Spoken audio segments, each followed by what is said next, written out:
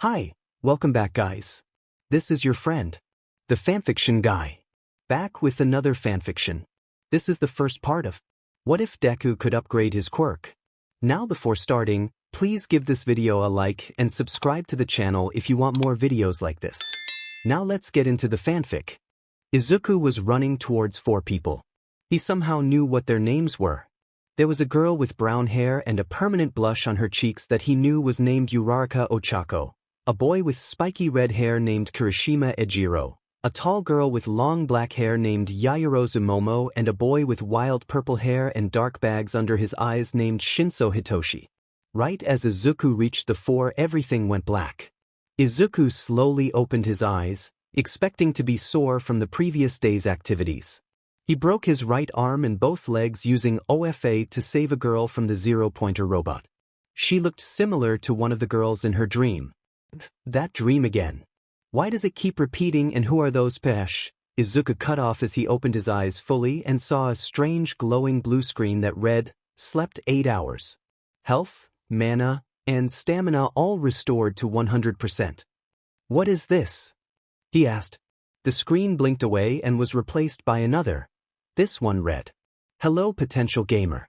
This system is the Gamer V2. If you accept, you will be granted access to everything the gamer has to offer. This includes skill trees, party system, setting, character sheets, minimap, and more. If you decline, the system will be offered to another and all memory of it will be erased. Accept, decline. What is this? Izuku asked. He read the message over and over again. Suddenly a countdown appeared that read, 1:59. Wait, what?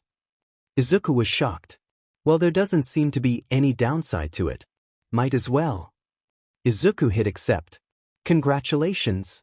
You are now the user of System the Gamer V2. If you would like a tutorial on all the systems, say Basic Tutorial or select the button below. More tutorials will be unlocked as you unlock more system. Basic Tutorial. Izuku decided to go along with it and said, Basic Tutorial. The screen once again disappeared and a new one popped up. The basic tutorial goes over the main functions of the gamer. These main functions are menu, character sheet, party, skill trees, skill shop, quirk upgrades, inventory, and settings. Please say or tap menu to continue. Menu. Izuku tapped menu and a new page appeared. This is your main menu. Here you can access character sheet, party, skill tree, skill shop, quirk upgrades, and settings. Please select one of them now. Character sheet, party, skill tree, skill shop, quirk upgrades, inventory, settings. I should start with settings. Izuku reasoned. After all, if the system was ever altered by accident or there was something he wanted to change about it, he needed to know about it. He tapped on settings and once again a new screen popped up. In settings you have access to who can see these screens, what language they show up in, and what time the clock on the main menu reads. To continue with the basic tutorial, select back or say menu. Back. Izuku quickly set the screens to be shown to everyone around him before closing the one in front of him and pulling out his phone. He sent All Might a text that read, I need to talk to you. Meet me at the beach in 30 minutes. It may have something to do with OFA. He then got dressed and told his mother he had to meet someone. When he arrived at the beach, he saw All Might in his small form waiting for him. Hello, young Midoriya. This better be important because I was filling out some important paperwork. He greeted as Izuku approached him. Sorry, All Might, but I lied slightly. I don't think this has to do with OFA, but it is still extremely important. Izuku said. This caught All Might's attention, so Izuku said, menu, and a screen popped up. Character sheet. Party. Skill tree. Skill shop. Quirk upgrades. Inventory. Settings. What is this? All Might asked in total shock. Did you lie to me about being quirkless? No. Izuku said frantically. It just appeared this morning. I'm not exactly sure what it is. I discovered I could show others the screens and set it so you could. Then I sent you that text so you could help me with this. All Might nodded. A wise choice. If anything goes wrong, I should be able to help. Izuku spoke again. It gave me a basic tutorial. I start with settings. After that I came straight here to work it out together. All Might thought for a minute. Okay, shall we start with character sheet then? It should be good insight on how to continue. Izuku agreed and selected that option. The character sheet shows many things. Equipment, stats, skills, quirkless, spells and character portrait. EXP, 0-100 until level up. 17. AGI, 16. Int, 25. Wis, 25. Dur, 15. Health, 150-150. Mana, 600-600. Stamina, 160-160.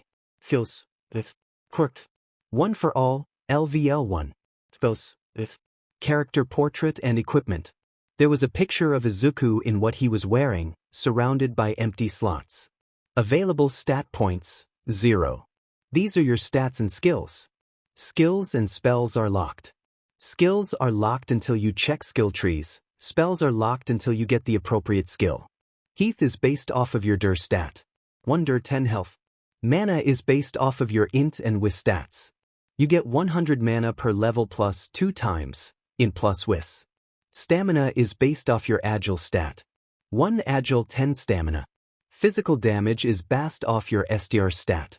Damage SDR times a roll of either 1.5, 1.75 or 2. Armor and skills can decrease these rolls but can go lower than a 75% reduction in damage no matter what combination.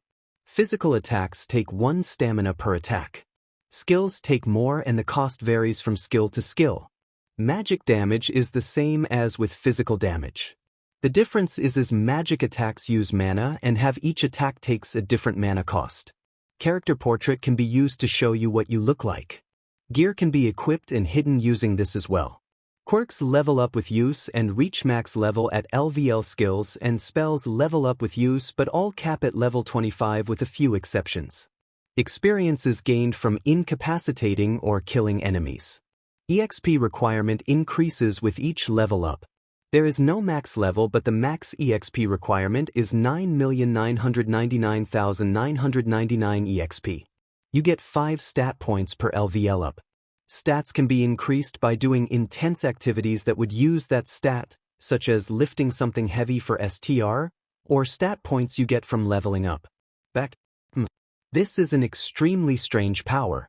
It seems to be incredibly detailed though. All Might noted. You should check out skills next. It will unlock more things and they seem useful. Okay, and these stats. I know I was only working out for 10 months but some of them seem underwhelming. Like strength only. Being at 17 despite the fact that I can easily lift over 200 pounds.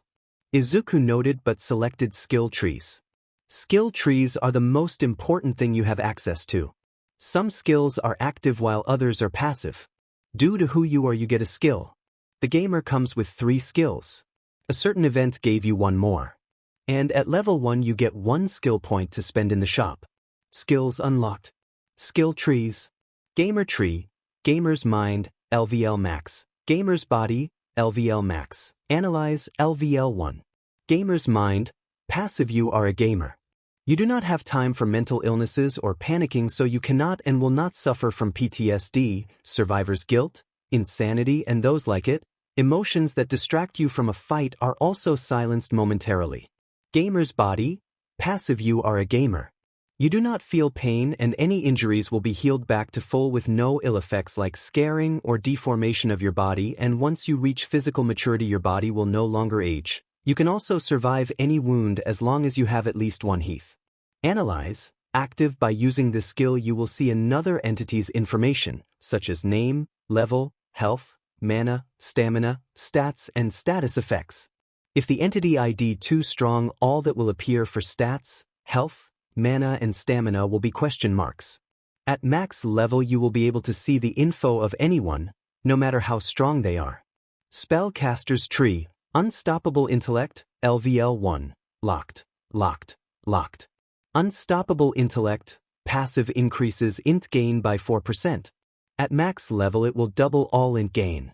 Immovable mountain tree, physical resistance, LVL 2, locked, locked, locked.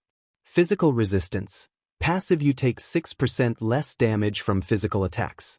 At max level, all physical damage will be reduced by 75%. Skills are leveled up from use. The same is true with spells. Truly incredible.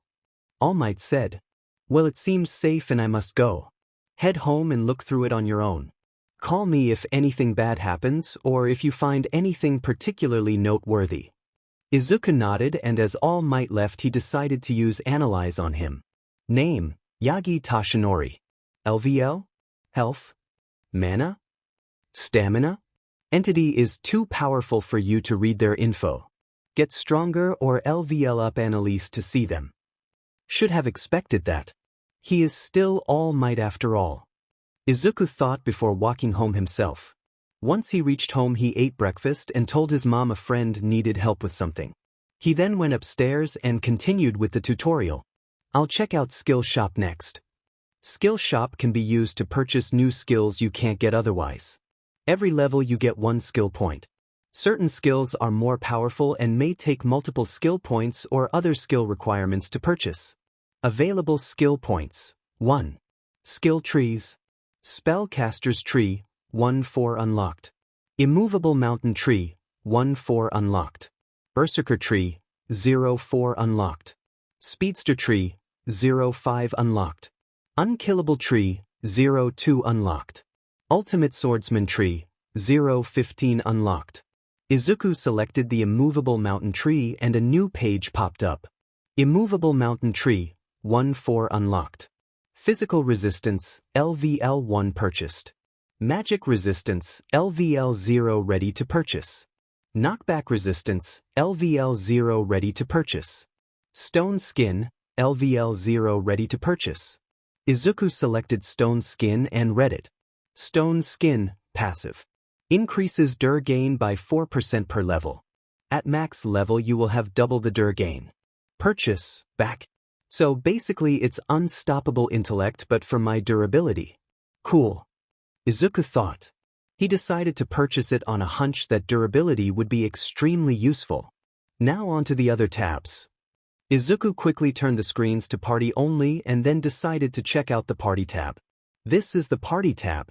You can add party members and remove them. You may only have 4 additional party members with you, but they share access to everything Gamer has to offer except their own party, and certain setting choices, such as who can see screens. Current party members. Warning. Key party members filled in all slots and cannot be removed. You must find them to have party members officially join the party and get the benefits. Party Leader, Midoriya Izuku. Party Member 1. Hidden. Party Member 2. Hidden. Party Member 3. Hidden. Party Member 4. Hidden. That's odd. Could it be the 4 I've been dreaming about? Izuku wondered aloud before exiting that tab. Okay, let's move on to the one that deals with quirks. But before he could do anything, he got an alert. Quest tab unlocked. Quest unlocked. Finding the team. Quest goal. Find the 4 members of your party and speak to them about the gamer. Quest rewards. 100 EXP and party members 1 to 4 obtained. Quests that new.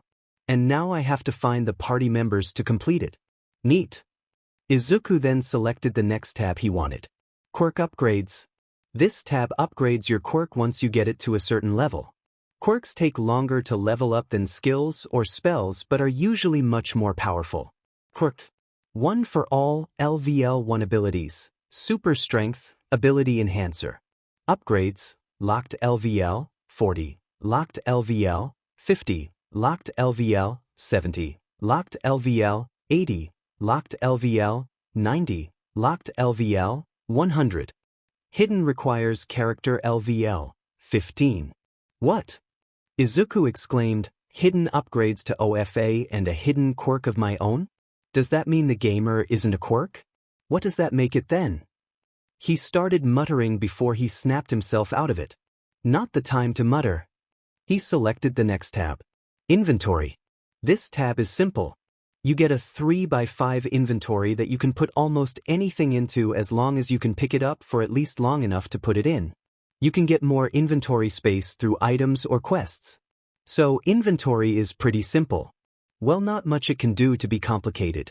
On to quests now. Izuku said to himself. Quests are important goals or missions you can do. They often offer rewards like EXP, items, or maybe even skill points. Current quests. Finding the team. Goal. Find the 4 members of your party and speak to them about the gamer. Rewards. 100 EXP and party members 1 to 4 obtained. So another pretty simple tab. I guess I should try to find a way to control OFA, he said. Just then he got another quest. Quest unlocked. Too many broken bones. Quest goals. Figure out a way to use OFA without damaging yourself before the first day at UA. Quest rewards. 400 EXP, 1 skill point and much fewer visits to the school nurse for injuries. Time limit. 6 days, 4 hours and 32 minutes. Oh cool, incentive to do it. I guess that's what I'm going to be working on today. Izuku noted, before closing all the tabs and going back to the beach to work on his quirk. Chapter end. First day at U.A. Where is Wane? There it is, this place is like a maze. Izuku said to himself, then thought, I hope there is at least 1 party member in this class. And it's a good thing I can control OFA at 5% now. I do have to focus to use it though. Flashback. Training OFA will be difficult. If I break my bones, then mom will take me to the hospital. After 8 hours I'll heal just fine, but that will raise suspicion and I don't exactly want to deal with that right now. Izuku was talking to himself as he sat on the beach. Excuse me, young man, what seems to be the problem if you don't mind me asking?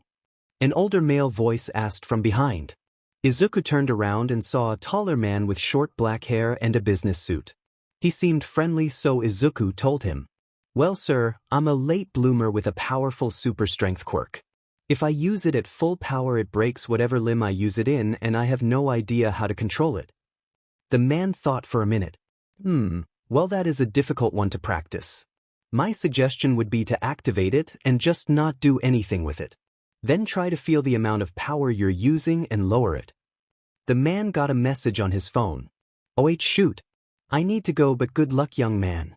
The man hurried off and Izuku thought about his advice. I'll try it, I guess. Izuku called on OFA and channeled it into his arm. He left his arm hanging limp and felt the power coursing through it. Focusing more, he managed to release the quirk a little. The glow on his arm shrunk and he managed to hold it. Okay, I think I got it. Izuku muttered. He then braced himself and punched the air. There was a very small gust of wind, but his arm was completely fine. He once again pulled on his quirk and remembered the feeling of OFA at what he assumed was 5%. It activated at 5% and he held it there. He once again punched and his arm was fine. His concentration dropped and he focused on the 3 bars in his upper left corner of vision. He could somehow always read them if he concentrated. They read health, 100%, mana, 100, stamina, 99%. It looks like using OFA costs stamina, but at lower percentages it doesn't cost much. Izuku noted before a screen appeared. Quest complete. Too many broken bones. Quest details. Find a way to use OFA without harming yourself. Quest rewards. 400 EXP, 1 skill point, fewer visits to the nurse's office. Accept. Decline. Nice. That quest is complete now. Izuku said before hitting accept. A new screen popped up when he did. LVL 1, LVL 4. Stat points 0 less than 15. Skill points 0 less than 4. Great. I should save those for now. Izuku said before continuing to practice until he was almost out of stamina to get a feel for it. By the time he finished, this was the result. OFA LVL 1, LVL 2. Flashback end. Izuku shook his head a bit and thought, enough stalling. Time to go in. The moment Izuku walked in the door, he got a notification. Party member 2 found. Kirishima Ijiro. Party member 3 found. Yayoro Zumomo. Party member 4 found. Shinso Hitoshi. So they are the ones from my dream. Izuku thought. His excitement was short-lived as he heard the tall, stern boy from the exam speak. You should not have you feet up on the desk. Have you no respect for this school? A voice Izuku recognized and hated replied, Your old school shove that stick up your butt, or were you born with it? Izuku just couldn't catch a break. His number one bully and tormentor, Bakugo Katsuki, was in his class yet again. Ida was about to reply when he saw Izuku. "It's you," he said quietly. Ida then walked over to Izuku, who definitely would have been panicking if not for Gamer's mind. Ida reached Izuku, bowed and said, "I apologize for how I acted in the exams. You are clearly the better student to figure out the additional point system." Izuku was about to correct him when he heard a voice and got a notification. "Falling boy. Party member 1 found, Uraraka Ochako." Izuku turned around and recognized and greeted her. "Oh hi, thanks for saving me back then. I'm Midoriya Izuku." The girl said, "You're welcome, you saved me first after all. That giant robot would have crushed me then. I'm Uraraka Ochako. Nice to formally meet you." Izuku was about to respond when a voice called out, "If you're here to make friends, get out." A yellow sleeping bag flopped into the doorway. "Welcome to the hero course. I'm Aizawa Shota, your homeroom teacher. I know this is sudden, but put these on and meet me at Field Alpha." Aizawa pulled a gym uniform out of his sleeping bag and tossed it to Izuku. "Get going, you have 15 minutes. Uraraka was about to leave, but Izuku grabbed her hand to stop her. "Get Yaoyorozu and meet me after class. I need to talk to you both." "Why?" Uraraka questioned. "I'll explain later. Just please try to get her to agree. I will be waiting in the classroom." Ochako nodded and they both went to the locker rooms. In the boys' locker room, Izuku tapped Kirishima on the shoulder. "Hey, Kirishima, right?" The redhead answered, "Yeah, but how did you know that? I never told you my name." "I will explain after class. Meet me in the classroom, okay? I promise I will explain everything I can," Izuku said. Kirishima thought about it, then said, "Fine, but you better explain how you know me, man." Izuku nodded, then moved on to his next party member. "Hey Shinso. I need to talk to you after class. Meet me in the classroom then and I will explain." Shinso nodded, then froze. "How do you know me?" he asked, willing his quirk to activate. "I will explain later," Izuku replied and got a new skill. Charm resisted. Skill tree unlocked. Status immunity, 1-4, skill unlocked, charm resistance. Wait, what? Does he have a mind control quirk or something? Izuku wondered. Shinso was also confused. I definitely tried to take control of him there. How did he resist it? In the girls' locker room. Tako's POV. A girl with bright pink skin and hair said, "Let's do a quick introduction. I'm Ishido Mina. But you can just call me Mina." As the rest of the girls got undressed, they introduced themselves. "Jiro Kyoka. Call me either, I don't really care." A short, thin girl with long earlobes that ended in headphone jacks introduced herself. "Hagakure Toru. Nice to meet you all." An invisible girl said, "I'm Uraraka Ochako." Ochako introduced herself. "Ajuitiu. Call me Tsu." Ribbit, a girl with frog-like features, croaked out, "I am Yaoyorozu Momo. Pleased to meet you all." A tall girl with long black hair introduced herself. Ochako finished getting dressed and walked over to Yaoyorozu. "Hey Yaoyorozu, I need you to come with me after class. There is someone who needs to talk to you." Yaoyorozu looked surprised at the sudden request. "Why do they need to speak to me?" "I'm not sure," Ochako admitted. "I'm sure it's nothing bad. But he did make it sound important." "Okay, I will meet with them. Lead the way after class." Yaoyorozu agreed. Field Alpha. Izuku's POV. Izuku walked over to Uraraka and asked, "Did she agree?" Uraraka nodded and asked, "What is this about? And how do you know her?" Izuku sighed and said, "It's a long story. But I will explain everything I can." Uraraka nodded. "Fine, but I'm gonna hold you to that." Aizawa appeared and told everyone what they would be doing. He had Bakugo use his quirk to throw a ball as a demonstration to what they would be doing. Izuku realized that he may lose control of his quirk if he wasn't careful, so he had a plan. "Okay, I need to get away to heal." He opened the skill shop menu and looked at the spellcaster's tree. Skill shop. Skill points. Spellcaster's tree, 1-4. Unstoppable intellect. Purchased. Basic magic. Available. Intermediate magic, locked. Advanced magic, locked. Izuku selected basic magic and read it. Basic magic cost, 2 skill points. Unlocks, basic elemental magic, basic support magic, basic recovery magic. Purchase, back, plus. Recovery magic, plus some of the other stuff may be useful too. Izuku purchased it and saw the spells unlocked. Basic magic purchased. Basic fire magic, LVL 1 spell, Fireball. Basic air magic, LVL 1 spell, Air Cuttet. Basic water magic, LVL 1 spell, Water Gun. Basic earth magic, LVL 1 spell, Rock Bullet. Basic support magic, LVL 1 spell, Speed Boost. Basic recovery magic, LVL 1 spell, Light Heal. Midoriya, Bakugo. 50-meter dash, you're up. Aizawa called out. Gamer's mind kept him from getting caught off guard and he walked up to the starting line. Izuku charged OFA in his legs at 5% and tried to keep it at that. Bang, the signal started them off and Izuku was only a foot behind Bakugo for the finish line. A robot read off their scores and he was 0.15 seconds behind Bakugo.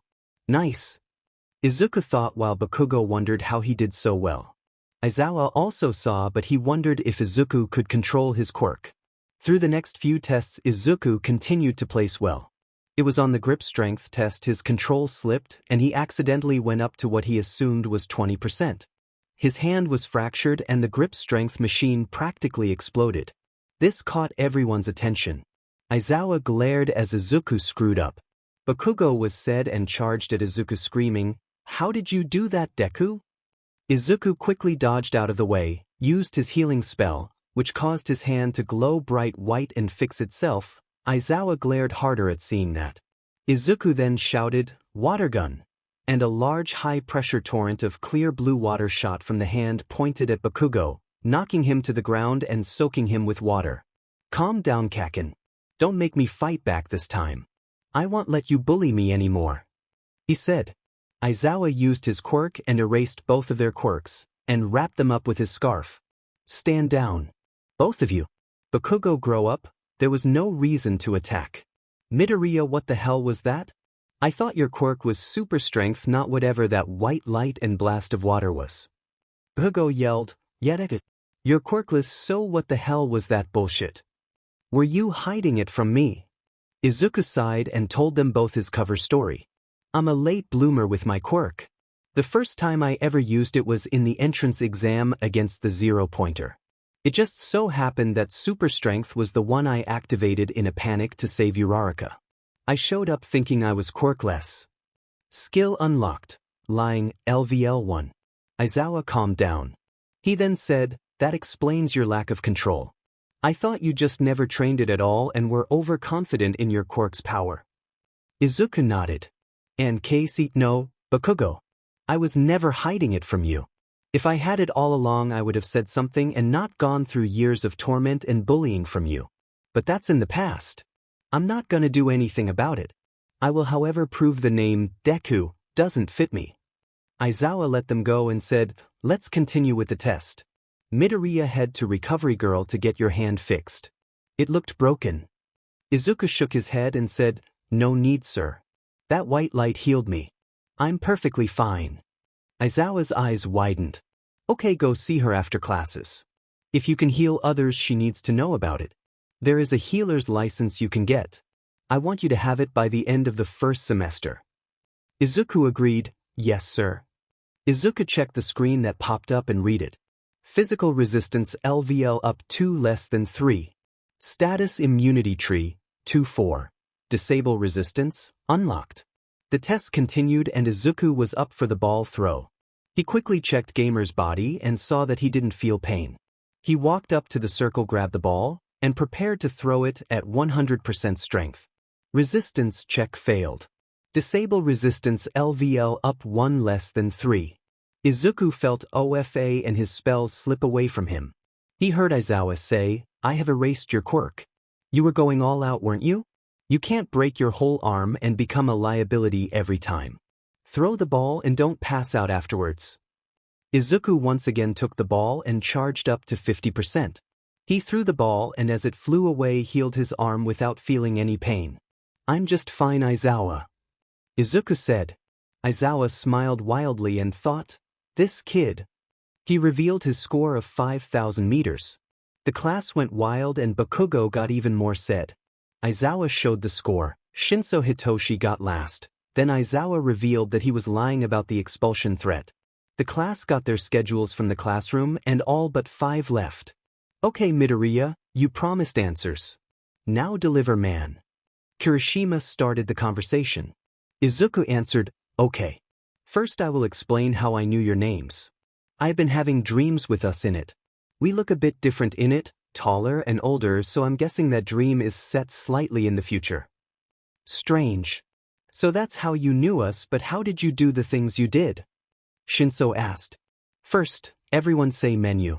That is the best place to start. Izuku answered. Everyone did, and then Izuku explained what the system was and what it could do.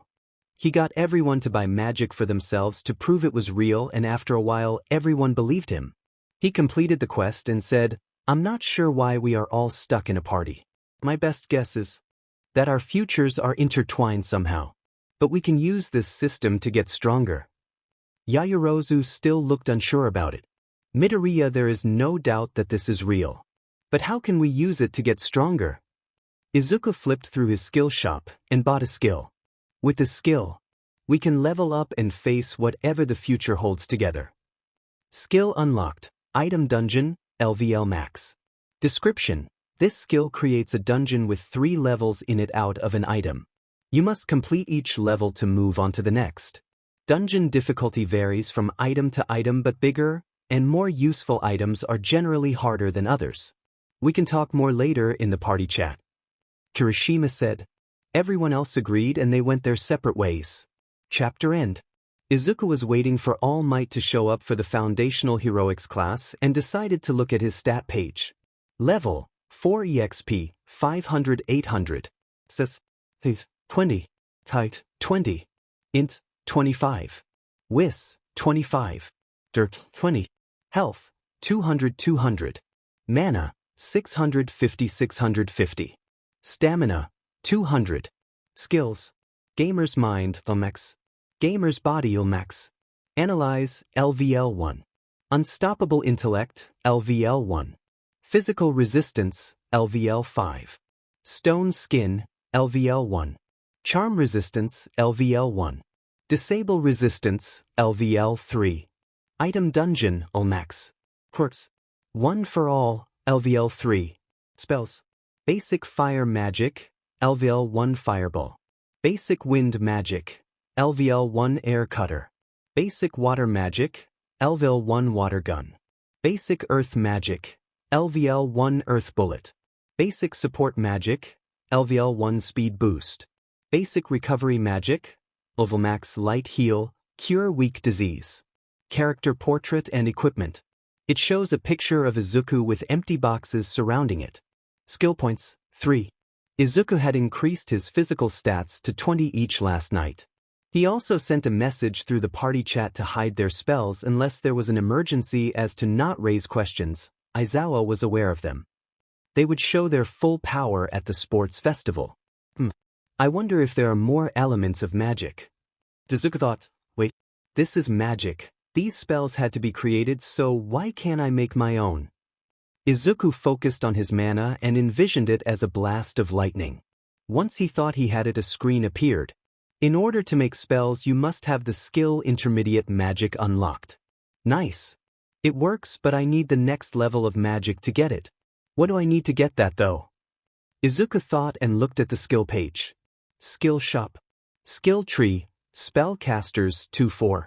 Skill, Intermediate Magic. Requirements, all basic magic elements, max.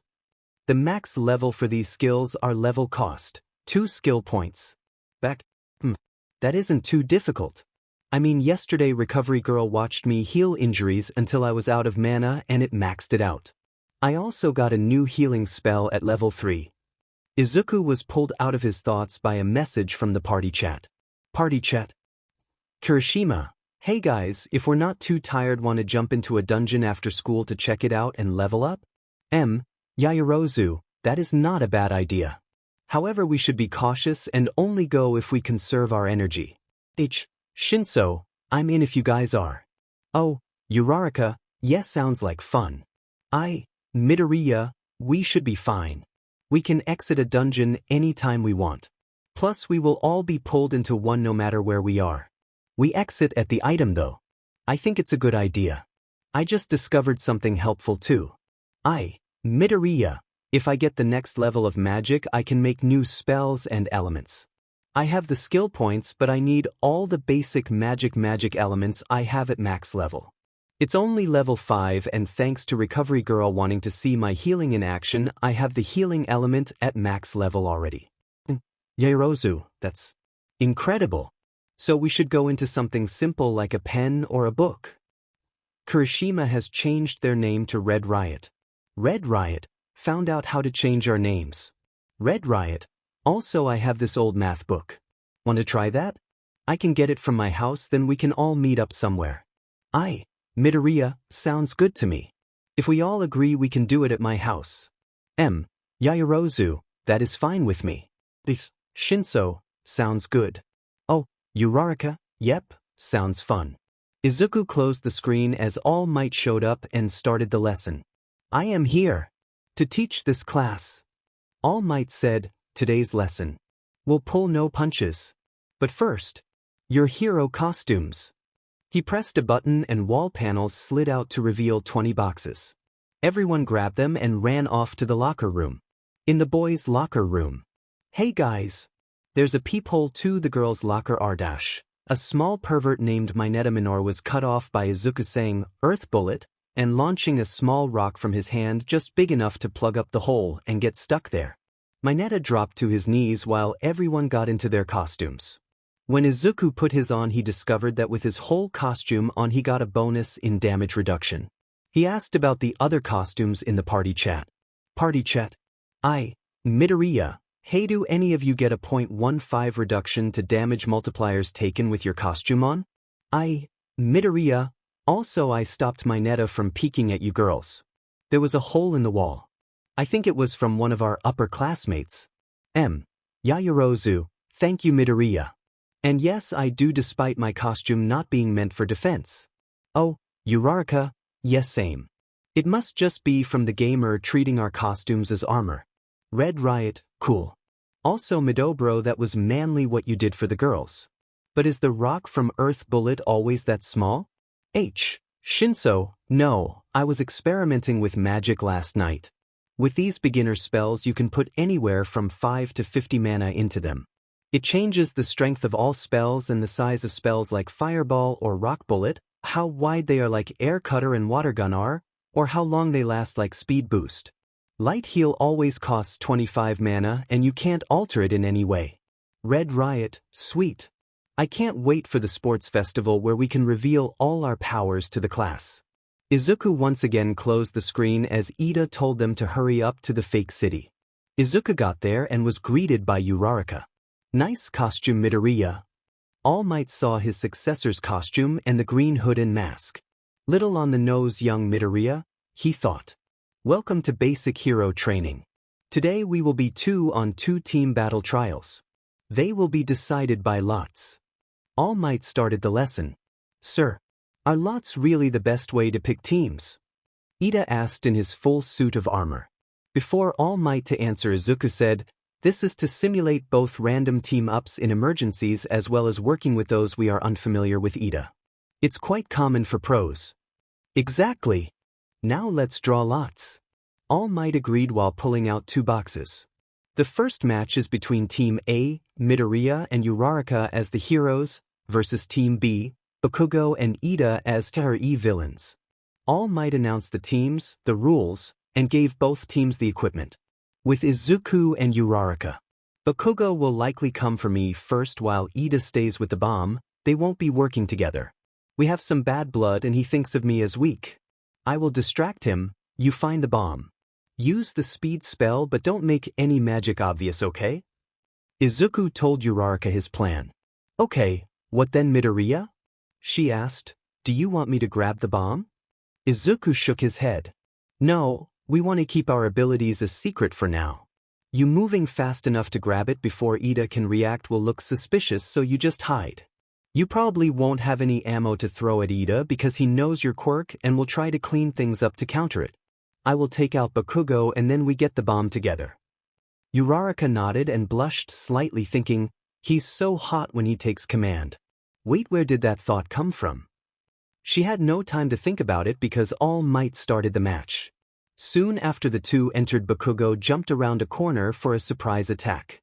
Izuku and Uraraka dodged, and she took off running while Izuku faced Bakugo. You won't escape me, Deku! Bakugo shouted before rushing him. Izuku saw the right hook coming and grabbed his wrist, then slammed him into the ground with 5% of OFA. Izuku then jumped back and used his fireball spell at max power, shooting a large fireball at Bakugo that hit head-on and knocked him back into a wall from the impact. That's your problem, Bakugo. I'm done running away. Izuku shouted. He prepared 2 more weak fireballs and got a notification. Subspell created, basic spell barrage, LVL1 cast 1 basic spell in rapid succession. With higher levels and more practice you can change spells mid-barrage and alter the strength of each spell. Subspell created? I can make subspells? Whatever, not important now. Izuku shouted out, Fireball Barrage, and launched countless fireballs at the weakest mana cost at Bakugo, knocking him out from the pain and allowing Izuku to capture him. Enemy defeated, Bakugo Katsuki. Rewards, all party members get rewards 900 EXP, Quirk Fragment, 110 Explosion. The following stats have increased from the fight. +1 SDR +1 AGI +2 DER. Quirk Fragment. Izuku thought. He sent a quick message to Yaoyorozu to find out about it and went to find Uraraka. Tako's POV.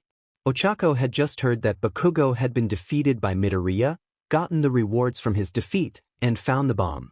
She told her partner as much. Midoriya, I found the bomb. 4th floor, in the center room. Ida cleaned everything up. Before she could finish speaking, she was spotted by Ida, who interrupted her and said, So you've arrived, Uraraka. I'm sorry to say, but that bomb is going off no matter what. Uraraka thought, crap, then called in on her earpiece again. Midoriya, Ida found me. Hurry. Right after she said that, Izuku burst into the room, with both green lightning from his quirk and the blue aura from his speed spell. Izuku's POV. Izuku had just burst into the room that healed the bomb. He took a quick look at his mana. Mana, 500-650. Ida, your fight is me. He yelled and fired off an air cutter towards Ida, who just managed to dodge the attack. Full power water gun. Izuku shouted as a huge blast of water hit the ground in front of Ida, soaking the speedster and knocking him off balance. This allowed Uraraka to grab the bomb and end the exercise. Back in the observation room. Now that we are all back, who can tell me who the MVP was? All Might asked. Yaoyorozu stepped forwards and spoke up. Midoriya should be the MVP. He swiftly took out Bakugo without causing any damage to his surroundings. He then met up with Uraraka and distracted Ida long enough for her to grab the bomb. Yaoyorozu continued, Bakugo refused to cooperate with his partner, and even though he did get a sneak attack in, he only focused on Midoriya. Ida similarly let Bakugo go off on his own, and then even though he kept Uraraka from using her quirk talked for too long. This allowed Midoriya to attack and distract Ida long enough for Uraraka to grab the bomb. She said more than I thought. All Might thought. Yes, that is correct. Midoriya is MVP. On to the next match. After classes, Izuku, Uraraka, Shinso, Yaoyorozu and Kirishima once again stayed behind to talk. Okay everyone, are you all still up for trying out a dungeon? Izuku asked. The 4 members of his party nodded, so Izuku said, okay, then Kirishima, go get the book. I'll send you my address so we can meet up. Sure, I'll get going, I don't live too far away so it shouldn't take too long. See you soon. With that, Kirishima left. Izuku then took out his phone. Now one last thing to do. Hopefully Mom doesn't flood the house with tears. This got everyone's attention. Flood the house with tears? What do you mean, Midoriya? Yaoyorozu asked. Izuku just sighed and answered, my mom has a habit of getting over-emotional. And we joke about a second quirk we have that makes us cry more than should be humanly possible. Izuku then called his mom, and when she picked up he said, hey mom, I have some friends that are coming over. Is that Alri dash? He was cut off by loud wailing and a voice yelling, yes of course it's okay. How many? When are you getting here? Should I get snacks ready? Izuku tried to answer the questions. After 10 minutes he finally hung up and said, we're good. Don't be shocked if you get crushed into a hug. Especially you too, Uraraka, Yaoyorozu. I've never had a girl over before and you saw how she reacted when I said friends. Uraraka asked, why did you never have any friends over? Izuku answered, for the longest time I was thought to be quirkless. My quirk is that super strength. The first time I ever used it was to save Uraraka. The next morning I woke up and had the gamer. I was bullied and had no friends. The last time I had someone over was when I was 4. Shinso gained a sad look as he replied, I went through something similar. Everyone except my parents thought I had a villainous quirk. They thought that it made me a villain too. I was avoided and feared by everyone, even my teachers. Uraraka decided to speak up. Enough of that gloomy talk. Let's get going. Midoriya, lead the way. Izuku nodded and said, yeah sure, I'll pay for all your train tickets. Let's go. They all left the school and Izuku texted Kirishima his address. At the Midoriya household. Izuku said, we're here. Brace yourselves. My mom is sweet but extremely emotional is an understatement for her. He then opened the door and walked in. His friends followed suit. Izuku, you're here. And you were telling the truth about friends coming over. Inko cried, crushing Izuku into a hug. Uraraka giggled and said, wow Midoriya, you weren't living about your mom. Hi Mrs. Midoriya, it's nice to meet you. Uraraka Ocheko. She finished with a yelp as Inko pulled her into a hug. I'm so happy to meet some of Izuku's friends. Please call me Inko dear. Inko released Uraraka from the bear hug and moved on to the next. Oh no, I'm not a hugger. Shinso's protests meant nothing as he too was pulled into a tight hug. Izuku laughed a little and said, there is no escaping her hugs Shinso. And I did warn you all. Shinso just glared as if to ask, how did I let you tall me into this? Yaoyorozu asked, there is no avoiding this is there? Inko shook her head and hugged the rich girl as well. Letting go Inko asked, is it just you 4? I thought you said you had 4 friends coming over Izuku. Izuku nodded. Yeah there is one more coming. He had to grab something from his house first. He should be here soon. Okay. Inko said. While we are waiting you can tell me what you are doing. You don't bring 4 people over for nothing after all. And I will know if you lie. She gave the 4 teens a stern look. Izuku, Uraraka, Shinso and Yaoyorozu looked at each other. They all nodded and Izuku spoke, this will take a while. I need to make a quick call and get someone else too. I hope he's not busy. Who do you need to call? Inko asked confused. Izuku's answer was vague. We'll see. One of you send a message to Kirishima and let him know about this. He then walked off and nobody else said anything. After a minute of nobody doing anything Inko asked, is nobody going to send a message? Uraraka answered. We already did Inko. This left the mother confused. 5 more minutes passed and there was a knock on the door. Inko got up and said, I'll get it. She walked to the door to find a teen with spiky red hair. Is this the Midoriya residence? The teen asked. Yes, I'm Inko, Izuku's mother. You're Kirishima I take it? Kirishima nodded and Inko let him in. Izuku walked into the living room and said, my trainer should be here any second. Thankfully he wasn't busy. Suddenly there was another knock at the door. That must be him. I'll get it. Izuku said. Izuku opened the door and saw the skeletal form of Yagi Tashinori. Hi Mr. Yagi. Thank you for agreeing to this. Izuku and the blonde skeleton walked into the room. This is my personal trainer, Yagi Tashinori. This is who you called? Inko asked. But what does Yagi have to do with what you need to tell me? Izuku nodded to Yagi who buffed up and said, I am here. What? Everyone minus Izuku yelled. All Might deflated and showed them the wound on his left side. I got this wound 5 years ago from a villain I took care of off the record. But that doesn't explain why you trained Midoriya. Kirishima noted. All Might nodded. I trained young Midoriya to be my successor. To both my title and my quirk. Your quirk? What do you mean? Yaoyorozu asked. Izuku switched the screens to public and pulled up his quirk upgrade page. Quirk upgrades. Quirk. 1 for all, LVL 3 LVL 40. Hidden, LVL 50. Hidden, LVL 70. Hidden, LVL 80. Hidden, LVL 90. Hidden, LVL 100. Hidden. Locked. Character LVL 15. This is a system called the Gamer. And I have both All Might's quirk, and apparently a hidden quirk I get at level 15. Izuku explained. What do those hidden upgrades? Asked Kirishima. All Might answered. I believe those are the quirks from the 2nd, 3rd, 4th, 5th, 6th and 7th users of One for All. I am the 8th user and was quirkless at birth, and the first user only had One for All, so there are only 6 upgrades to it. Wait, then just how strong is Izuku? Inko asked. All Might thought for a minute, then answered, without the Gamer his max strength would easily beat out me. With it I have no idea just how strong he will be. I take it you 4 have access to this system of powers. At that question every member of Izuku's party opened up a screen like his. Uraraka said, we are going to reveal these powers to our class at the sports festival. We want to keep it hidden for now. That way if a villain has a spy we hopefully know about it and can keep it hidden. Inko's eyes widened as she asked, a traitor at Udare? It's smart to be cautious but that seems impossible. Izuku shrugged. Better to be cautious than to have a power like this revealed to the world. All Might asked, but why the sports festival?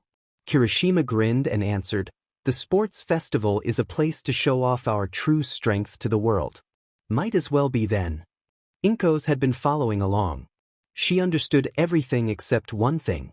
Okay, but what are you doing here? Why did you all meet up? Izuku flipped to his skill tree page and showed a certain skill. Skill tree. Dungeon crawler tree. 1-2 item dungeons, raid dungeons. Skill. Item dungeons. Skill info. Turns an item into a dungeon. Party is teleported to a pocket dimension where there are enemies based of the item. The number and levels of enemies depend on the item in question. Bigger and stronger dungeons are found in large or important items. Once a certain number of enemies are defeated, a mini-boss will spawn in the dungeon if that dungeon has one. After all enemies and mini-bosses are slain, the boss will spawn. Once the boss has spawned, players cannot leave until the boss are dead. To leave the dungeon, say exit dungeon and select confirm on the menu that appears. We are using that old math book to go into a dungeon to level up our skills and ourselves. Izuku explained as everyone read info on the skill. Inko grew pale at the thought of her son fighting potentially deadly enemies. Can't you take All Might with you to be safe? Izuku shook his head. No, nobody in my current party can be removed. This team is important to the future. Also, All Might can't stay in his hero form anymore today. All Might nodded. It's true. I barely have enough time to teach a class. This form is secret. Only my most trusted friends, the Udata staff, and now you know about it. So do not tell anyone about it. The same goes with my quirk. Only myself, the one who trained me, the school nurse, my closest friend, and now you 6 know about it. Everyone nodded. Inko said, please stay. Safe all of you. I couldn't bear the thought of you getting permanently hurt. Izuku said, we will be fine. We can all survive from any wound as long as we have at least 1 health left. Plus we all have the spell Light Heal, right? The group of gamers nodded again. Inko still looked worried and asked, is that strong enough? Yaoyorozu answered, it is based off of our intelligence stat. I have 30 in that particular stat and my quirk can be used to make first aid equipment. I even have it as a skill. Izuku continued, I used it to heal a broken hand. We will be fine. Inko calmed down and said, fine. How long will you be gone? I imagine you will be hungry afterwards, so I'll order some food. Kirishima answered, the book's old and not that important. Shouldn't take too long. Izuku thought for a minute, maybe an hour. The book is flammable and wet paper is easy to rip. So I believe most enemies would be similarly weak to at least one of those elements. What do you guys think? Shinso spoke up. It might not be that long. If my quirk can affect the enemies, then I can make them attack each other. If not, then I'll stick to magic. Uraraka said, they should take damage from a high fall. My quirk can do that. Kirishima added, I'll take the damage. If I can level up my quirk enough, then I might be able to resist almost all damage from any enemy. Izuku remembered something. Speaking of quirks, Yaoyorozu, did you find anything about that explosion quirk fragment that I got from beating Bakugo in today's lesson? Yaoyorozu nodded. Yes, it is an uncommon drop. Get 10 of them and you obtain the quirk permanently. The stronger the quirk, the more fragments needed. Everyone in the party gets the rewards, so we all got one. People with quirks that make explosions can drop them. The same goes for monsters that can make explosions. Everyone's eyes widened. Izuku said, that is incredible. Theppa's ability is serenless because if we find the right person like Seisamion the regeneration quirk dash. Inko tapped Izuku's shoulder to snap him out of his muttering spree. What was that, Midobro? Kirishima asked. Izuku looked sheepish as he explained. I get lost in thought and then start muttering. It creeps people out. Once I broke down a pro hero's quirk right in front of him and was muttering the whole time. Having his weaknesses laid out like that traumatized him. Shinso interrupted. As interesting as you traumatizing pro heroes is, we should get started. Izuku nodded and said, you're right. Let's go. Everyone ready? Everyone in his party nodded, so he touched the book and was about to make the dungeon when his mother said, stay safe everyone. Everyone nodded again to calm the worried mother. Izuku said, create item dungeon. While touching the book, everything went black around them and the 5 disappeared. In the dungeon they found a large field made of paper surrounded by mountains that looked like book covers. A notification appeared in front of them all. Dungeon, paper fields. Enemies, 2525. Boss, is 11, unspawned. Everyone read the notification and looked around. Yaoyorozu spoke up. It seems we are safe for now. How should we go about fighting these enemies? Divide and conquer? Kirishima suggested. Izuku shook his head. No, there are too many unknowns. Plus I doubt the boss could be fought one-on-one at our levels. True to Izuku's words, the group was low level. Izuku was the highest at level 7, everyone else was at level. Suddenly there was a shriek and the group turned towards noise. They saw 3 enemies. Izuku used Analyze on one and read its stats. Enemy, Paper Goblin. Health, 100-100. Mana, 0-0. Stamina, 100-100. Air Cutter. Yaoyorozu called out. A blade of air hit the goblin, dealing 35 damage. Izuku decided to test something. He charged up a fireball, then added OFA to it. The fireball grew in size slightly and turned bright green. Launching it at the goblin instantly incinerated it, netting them rewards. Rewards, given to entire party. XP, 100. IT worked. Izuku shouted. Uraraka looked confused and asked, what was that? A new spell. Izuku shook his head. I saw that OFA could enhance other abilities. I combined 5% of it with a fully charged fireball and that happened. After Izuku spoke, the other 2 charged. This time Uraraka made one float high into the air and dropped it, killing it instantly. Shinso tried to take control of the other but failed to. Apparently a shriek didn't count as a response to a question and just blasted it with a few fireballs, killing it in 2 hits. This time each person got 200 EXP. Okay, my quirk can't affect them, but fire seems to do double damage. Shinso noted. Uraraka said, dropping them from high up works, but grabbing him to do it was dangerous. He got a hit on me. Yaoyorozu healed the girl and Kirishima said, the next one's mine. I have an idea. That subspell Midobro made, I got an idea for one of my own. The next enemy appeared and Izuku used Analyze because it was different. Enemy, Paper Orc. 3. Health, 250-250. Mana, 50-50. Stamina, 100-100. Careful Kirishima, this one is stronger. Izuku warned, preparing another OFA fireball. Don't worry, I got this. Kirishima yelled as he made a fireball, then grabbed it, creating a new subspell. Subspell created, Elemental Fist. Kirishima then used the spell on his other hand. Both fists were on fire. He punched the orc twice and did 50 damage. He then used his quirk to block the hit from the orc and continued to attack, quickly defeating it and getting rewards. Rewards. EXP, 300. 1 quirk fragment, minor strength augmentation. Everyone opened their inventories and looked at the new fragment. Inventory. Quirk fragment, minor strength augmentation. 1 needed, not usable in combat or a dungeon. Oh yeah, that's super helpful. And I can use it because it's still not a visual quirk. Kirishima yelled. Izuku nodded. Yeah. It may also evolve into something incredibly strong if leveled up too. This got Kirishima even more excited, Shinso glad that he had more options for combat than just his quirk. His physical stats are low. Uraraka wondered just how strong she would be with it, and Yaoyorozu thought, it seems that at high levels we are going to be truly terrifying. The group kept killing enemies until they had killed 24 and a message appeared. Warning, rare enemy has appeared. Proceed with caution as this enemy can be dangerous. Everyone read the message and looked to see a red portal appear. A large black wolf stepped out of it and stared at them. Izuku analyzed the wolf to see how cautious they would need to be. Rare enemy. Black wolf. LVL, 25. Health, 700-700. Mana, 200-200. Stamina, 1,500-1,500. Warning message, beware the strength of the hunter's pet, but if you can befriend it you have an ally for life. Sheet. Izuku swore. Guys, that thing is strong.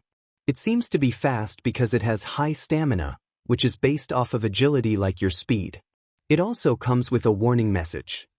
Everyone put their guards up. Yaoyorozu made a shield and a sword, Shinso charged up a spell, Kirishima lit his fists on fire and hardened his whole body, Uraraka stayed back but said, I'll play healer for this. And Izuku prepared to use OFA at 100% power.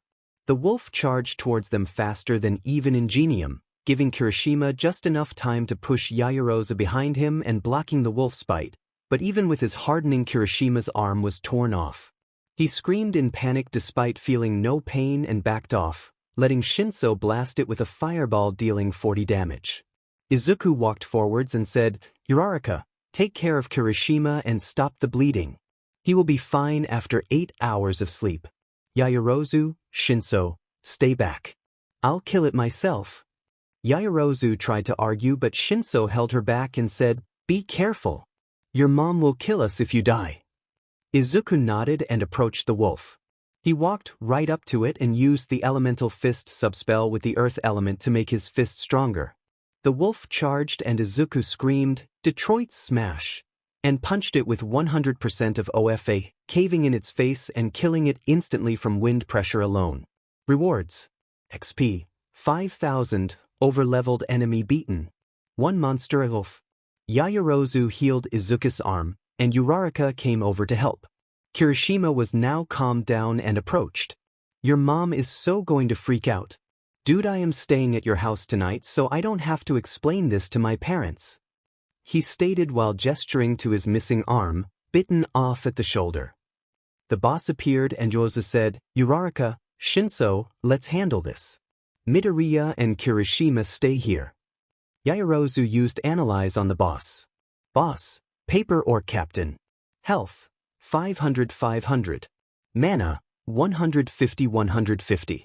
Stamina, 300-300. Warning message, stronger, faster and smarter than a regular paper orc. Fight smart and he is no threat. The boss was about 8 feet tall and bulky. He carried a short sword and shield. Yaoyorozu used her own weapon to fight him and gain the upper hand easily, while Shinso and Uraraka blasted him with Air Cutter Barrage, the most damaging basic spell they had, and quickly killed it. Boss rewards. XP, 1,000. Steel Gauntlets. Everyone checked the pop-ups they got from the dungeon. Izuku leveled up to level 12, got OFA to level 4, got physical resistance to level 10, and maxed out basic fire magic and basic earth magic. His STR and DUR each increased by Kirishima got to level 10, maxed out fire magic, got physical resistance and leveled it up to level 6, and leveled up hardening to level 10, unlocking the next upgrade which was called Unbreakable. His DUR increased by 10 and his street increased by Uraraka level up to level 10, got fire and wind magic to level 3 each, and maxed out healing magic from healing half of the wounds everyone got, and leveled her quirk up to level her AGIL increased by Yaoyorozu reached level 10, maxed out healing magic, leveled up her first aid skill to level 3, leveled her quirk up to LVL2 got sword fighting and leveled it up by 2 levels. Her STR, WIS, and AGIL each increased by Shinso reached level 10, maxed out wind magic, got the skill stealth, and increased all his stats by Izuku asked, "How are you feeling, Kirishima?" The redhead answered, "Ashamed mostly. My quirk and what I tried to be is a shield. But I wasn't strong enough to take even one attack before I had to retreat. Next time I will not let anyone else get hurt, I promise." Kirishima's eyes shone with new determination. Izuku nodded, then looked at the 2 new items they got. The gauntlets were nothing special, just increasing damage by 0.25 if it's an unarmed physical attack, but the monster egg made his jaw drop. "Guys, look at the monster egg," he cried. Inventory. Monster egg wolf. Time till hatching, 1 month. Info, a rare drop from a rare enemy. When egg hatches, a LVL1 wolf pup will appear. This is a tamed monster and will fight by your side. It will grow and evolve with level. It gives many new skills related to pets and tamed monsters. When Kirishima read that, he shouted, "That's badass." Everyone else was so shocked they didn't realize start to return to the real world till everything went black. In the real world an hour had passed and Inko immediately saw Kirishima's missing arm and shouted, "Oh God." Izuku, whose arm was still broken, said, "Don't worry, Mom. His arm will grow back by tomorrow. He does need to sleep here tonight to avoid causing a panic in his parents." Inko shouted, "How will it grow back? How did this happen?" Izuku told her about Gamer's body. Inko then said, "That doesn't explain why your arm is broken and his is missing." Izuku. Shinso said, "A rare monster spawned. It was a black wolf that was actually tougher than the boss. Kirishima saved Yaoyorozu at the cost of his arm. Midoriya used a full power punch and caved in the wolf's skull and killed it." Inko froze and asked, "Does a rare monster always spawn in a dungeon?" Izuku shook his head and explained, "It's 1 in 100 chance to spawn as the final enemy before the boss. We got unlucky, but it turned out okay." Inko finally calmed down and said, "Okay, that's good at least. And I'm guessing it's because of healing spells that it's not bleeding. Well, regardless, he does not leave until his arm is back." Kirishima nodded and said, "Yeah, I'll call my parents. And JT was Uraraka who did that. So thanks for that, Uraraka, since I wasn't in combat. Gamer's mind wasn't active and I was panicking hard." One phone call later and Kirishima was all set to stay the night, and Inko had gotten ramen from the nearby ramen restaurant, so everyone enjoyed the food and told Inko about the dungeon. All Might had left about 10 minutes after they went into the dungeon to talk to Nizu about the next Big Hero course lesson. The night ended with Kirishima and Izuku asleep on the couch, watching movies, and Shinso, Uraraka and Yaoyorozu had left hours earlier. The next day Kirishima's arm was good as new, just like they said, and he went home soon after breakfast. Chapter end. It was a few days after the first dungeon and Izuku had noticed something interesting about the information that came with Analyze. Since it leveled up to LVL, it now displayed a message that revealed something about an important intit like a person, rare enemy, or boss monster. He used it on the members of his party to see the messages. Name, Kirishima Ejiro. Level 10. Health, 600-600. Mana, 1,300-1,300. Stamina, 150-150. Quirk, S Hardening, LVL 8. Minor Strength Augmentation, LVL 1. Warning message, the coward turned fighter, the human shield. He who has fallen but raised himself up. Izuku was a little surprised by the message but moved on, making a mental note to ask about it later. Name, Shinso Hitoshi. Level 10. Health, 140-140. Mana, 1900-1900. Stamina, 300-300. Quirks, S Brainwashing, LVL 6. Minor Strength Augmentation, LVL 1. Warning message, the feared, the tired. He who has been lab-led villain, and proves those who doubted him wrong. Izuku wasn't too surprised by that one, as Shinso had said he was called a villain due to his quirk. Name, Yayoro Zumomo. Level 10. Health, 200-200. Mana, 1700-1700. Stamina, 250-250. Quirk, S Creation, LVL 10. Minor Strength Augmentation, LVL 1.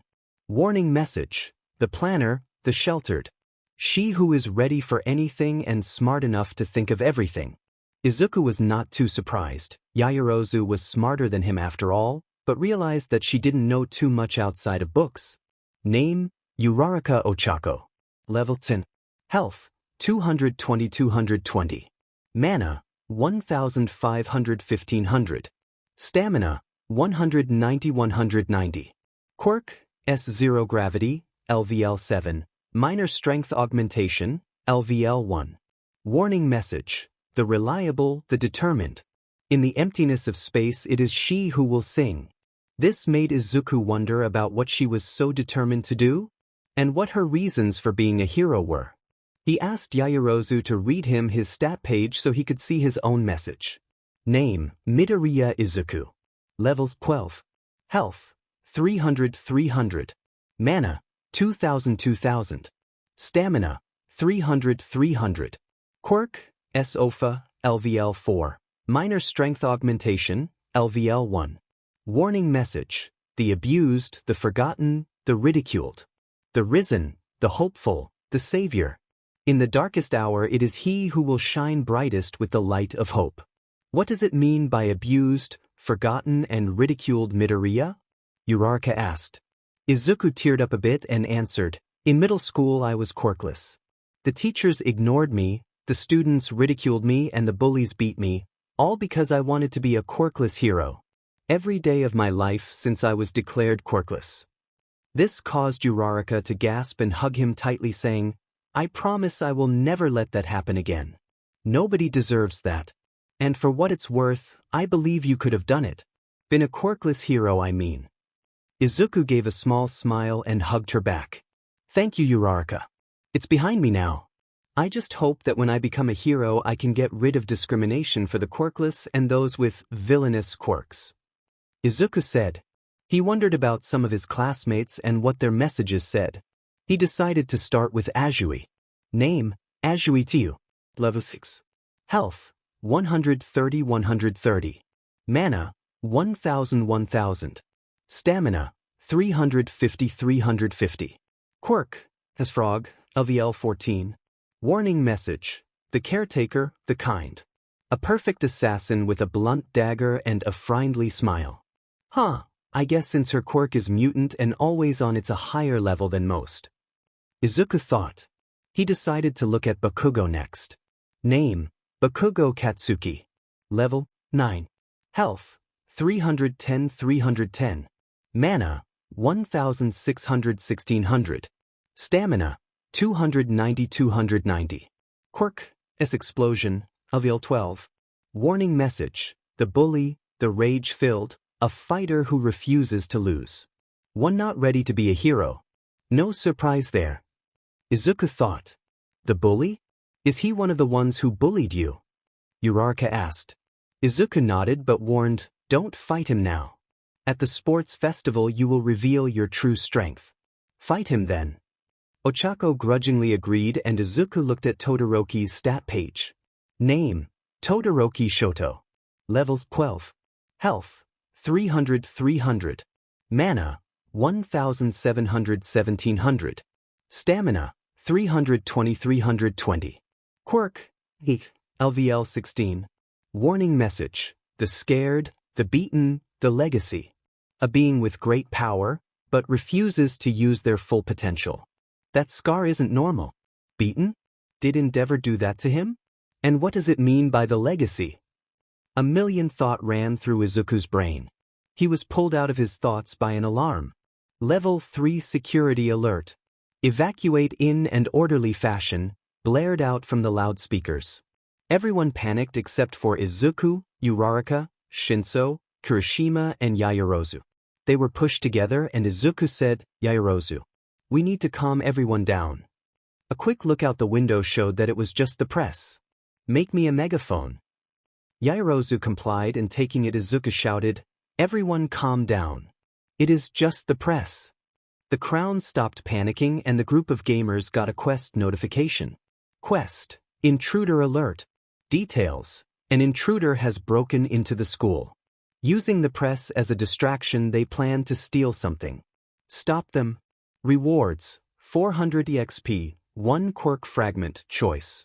Stopping the rise of the failure penalties. The successful rise of the possible death of students and teachers. Izuku read that and immediately realized that the only thing worth stealing was a particular teacher's schedule. He quickly sent a message through the party chat and soon the 5 ran off to the teacher's lounge. Quickly getting there, they saw a man in a black hoodie grab All Might's class schedule and take a picture of it.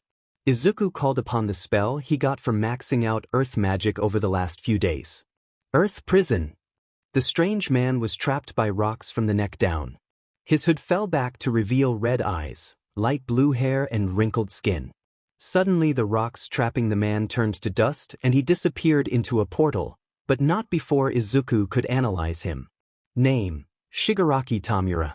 Level: 24. Health: 340-340. Mana: 2,700-2,700. Stamina: 480-500. Quirk: SDK, LVL 17. Warning message: The Destroyer, the new evil. The successor to the greatest villain who ever lived, FO. Beware this new threat as the world will shake and burn if left unchecked. Izuku gulped. The man's stats didn't seem impressive, they seemed slightly higher than his own, but his quirk and warning message worried him. We need to talk to All Might and Nizu about this. His whole party agreed. After school, Izuku knocked on the door to Nizu's office. He heard the principal say, "Come in." And the group of gamers entered. "Nizu," Izuku spoke. "Call All Might. We have some important information about today's press break-in that you both need to hear." The principal's eyes went wide and he immediately called the hero in question. Once he arrived, Izuku continued.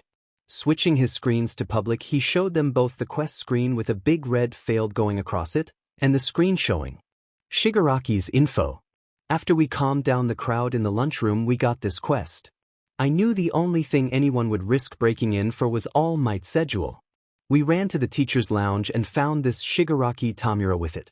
I attempted to trap him, but he warped away. Both Nizu and All Might read over the analyze page and grew more and more worried. Izuku continued, "His stats don't seem impressive. Us 5 can easily boost ours higher than these numbers show. What is worrying is his quirk and his warning message. Looking at your schedule, I believe he plans to attack the USJ trip and try to kill Class 1A, the Hero 13, and All Might." Nizu closed his eyes and thought for a moment. After a minute he spoke, "This is worrying. Not only was somebody able to break into U.A, but there might be an attack at the USJ. Not to mention that All for One, the villain who put that wound in your stomach, All Might, seems to still be alive." All Might asked, "What should we do, sir? If he is alive, even if he is as crippled as I am, I don't think I have the strength to beat him a second time. And young Midoriya is not ready to face him. He can only use 5% of OFA safely." Izuku corrected his mentor. 10%, and I believe in order to use it at 100% safely I will need at least 300 in all physical stats. This caught Nizu's attention and he asked, "How do you know that, Mr. Midoriya?" Izuku opened his stat page. Name: Izuku Midoriya. Level 12. EXP: 9,000 15,000. Says 30. 30. Int: 44. Wis: 36. Derp: 30. Stat points: 43. Health: 300 300. Mana: 2000 2000. Stamina, 300 300. Skills. Gamer's Mind, LVL Max. Gamer's Body, LVL Max. Analyze, LVL 3. Unstoppable Intellect, LVL 5. Physical Resistance, LVL 8. Stone Skin, LVL 4. Charm Resistance, LVL 1. Disable Resistance, LVL 3. Item Dungeon, LVL Max. Quirk, S1 for all, LVL 5. Minor Strength Augmentation, LVL 1. Spells. Basic Fire Magic, LVL Max Fireball, Fire Vortex. Basic Water Magic, LVL Max Water Gun, Aqua Sphere. Basic Earth Magic, LVL Max Rock Bullet, Earth Prison. Basic Wind Magic, LVL Max Air Cutter, Wind Cage. Basic Recovery Magic, LVL Max Light Heal, Cure Weak Disease. Basic Support Magic, LVL Max Speed Boost, Damage Boost. Character Portrait and Gear. Steel Gauntlets. All Might asked, wait, a few days ago you only had OFA as a quirk. How did you get another? Izuku explained quirk fragments. As for how I know that I need 300 in all physical stats is this. Right now I have 30 in physical stats and can only use 10%. 2 days ago I had 25 in them and could only use 8% without injury. At 300 in every state I could use the full quirk, no injury. But that is only if my calculations are correct. Izuku explained his reasoning. Nizu asked, are you certain it is not durability only? It would make sense, would it not? Izuku nodded and replied, yes, right now I cannot go over 10% if I am using it continuously.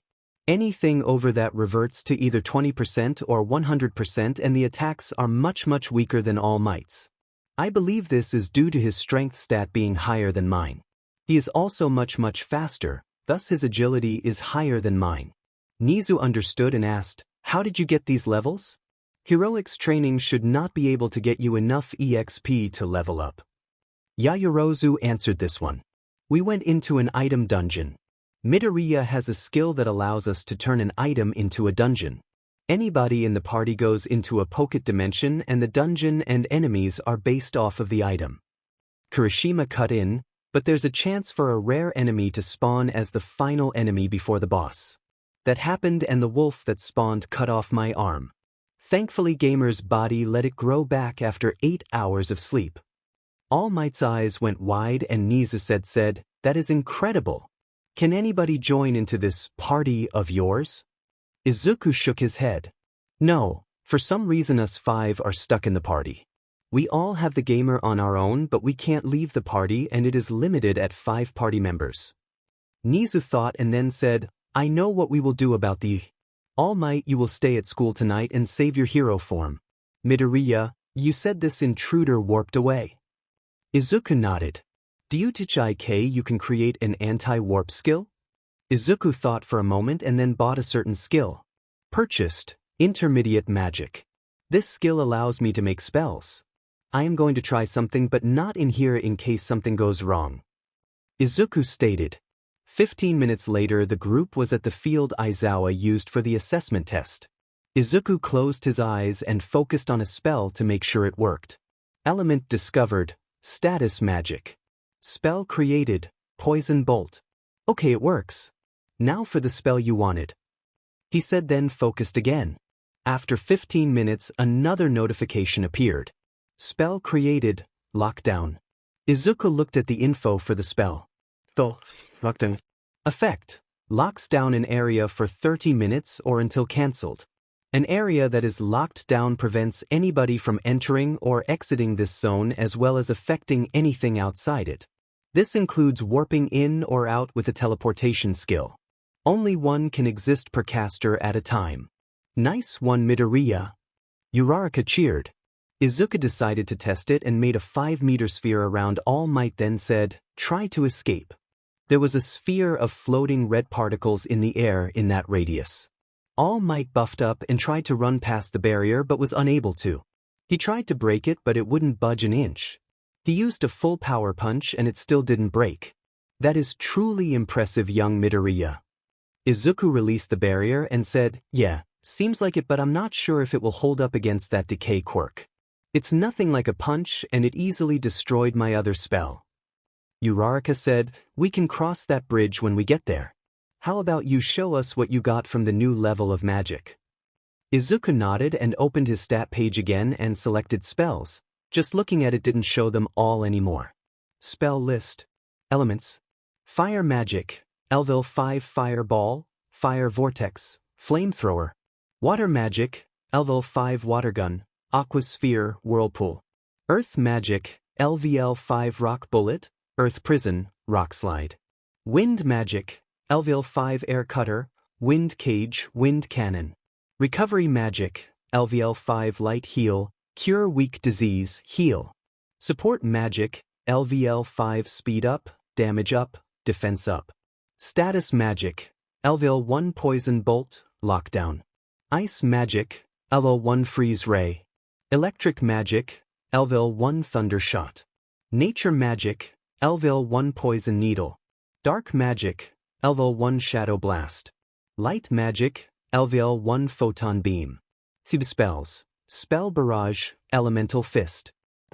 There's so many different elements now. Uraraka gushed. Can we test them out, Midoriya? Izuku said, yeah. All you guys' magic is maxed out too, right? Everybody nodded and Izuku said, you definitely have enough skill points. You get it too and we can spar with new elements. Soon after, the 5 gamers were facing one another ready to test out their new magical abilities. Nizu, who decided to be the referee, started the match and Izuku immediately jumped backwards. Kirishima ran right towards him preparing an icy fist. You never said no sub-spells. He taunted. Izuku laughed slightly and used a spell, Lockdown, and trapped Kirishima from moving. I'll deal with you later, he said, then shot off a shadow blast at the photon beam headed for him. You first, Uraraka? He asked the girl who shot at him. Uraraka giggled and said, Photon Barrage, before shooting countless beams of light at Izuku. Izuku decided to fire back with an attack of his own. Full Power Thunder Shot. The strong lightning blast shot out of Izuku's hand and plowed through the small beams of light and hit the girl head-on. Don't forget, Uraraka. A fully charged attack can easily get past a barrage attack. While those two were fighting, Shinso and Yaoyorozu were also blasting at each other with magic. Each one landed a good hit on each other. Shinso took a peek at his health and saw that it was at 70. Taking a look at his opponent, he saw that Yaoyorozu was at 130. He decided to try something slightly risky and fired off 2 spells at once. Shadow Blast, Thunder Shot. Yaoyorozu used a photon beam to add to her momentum and dodge the attacks. Full Power Photon Beam. She called out and the attack hit him head-on, forcing him to yield. Kirishima was pouting as he was still stuck in the lockdown spell. Izuku forced Uraraka to yield with a freeze ray. He then saw Yaoyorozu walking towards him and quickly released Kirishima. The redhead decided to once again use the Elemental Fist subspell but used lightning magic this time. The 3 charged at each other but Nizu stopped the match. Stop. I do believe that is enough for now. Go home and get some rest. Prepare for tomorrow and do be careful at the USJ.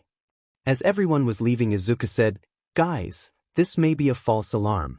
But if they do attack tomorrow, use your magic and don't be afraid to kill. I doubt Shigaraki is coming alone. Every villain there will be there to kill us and all might, so do not hold back. Nizu heard this and said, Midoriya is correct. Tomorrow will be a desperate situation if there is an attack. Heroes need to make a choice. If the situation calls for it, killing is one of those choices. I will personally crush any repercussions you might face, so do not be afraid to permanently deal with someone.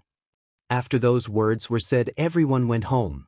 The 5 gamers didn't sleep well as they thought about what could come. Nizu told all the heroes at the school and got them on standby. If communications at the USJ cut out or the attack was confirmed, then every hero was to drop everything and get there as quick as possible. There was one thing for certain, this attempt to attack UA would not go unpunished. Chapter end. Izuku was on the bus to the USJ. His whole party was looking over their stats and decided to increase them to have a better chance at surviving and capturing whoever showed up today. He also taught everyone the spells he made. The previous night everyone had Shinso use his quirk to max out charm resistance for them in case of another brainwashing quirk. Shinso has it maxed out naturally due to his quirk. Name, Izuku Midoriya. Level 12. EXP, 9,000 15,000. Stats, 45. Till, 43. Int, 44. Wis, 36. Der, 45. Hit points, 0.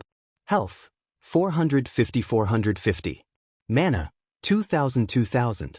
Stamina, 430 430. Skills. Gamer's Mind, LVL Max. Gamer's Body, LVL Max. Analyze, LVL 3. Unstoppable Intellect, LVL 5. Physical Resistance, LVL 8. Stone Skin, LVL 5. Charm Resistance, LVL Max. Disable Resistance, LVL 3. Item Dungeon, LVL Max. Quirks. One for All, LVL 5.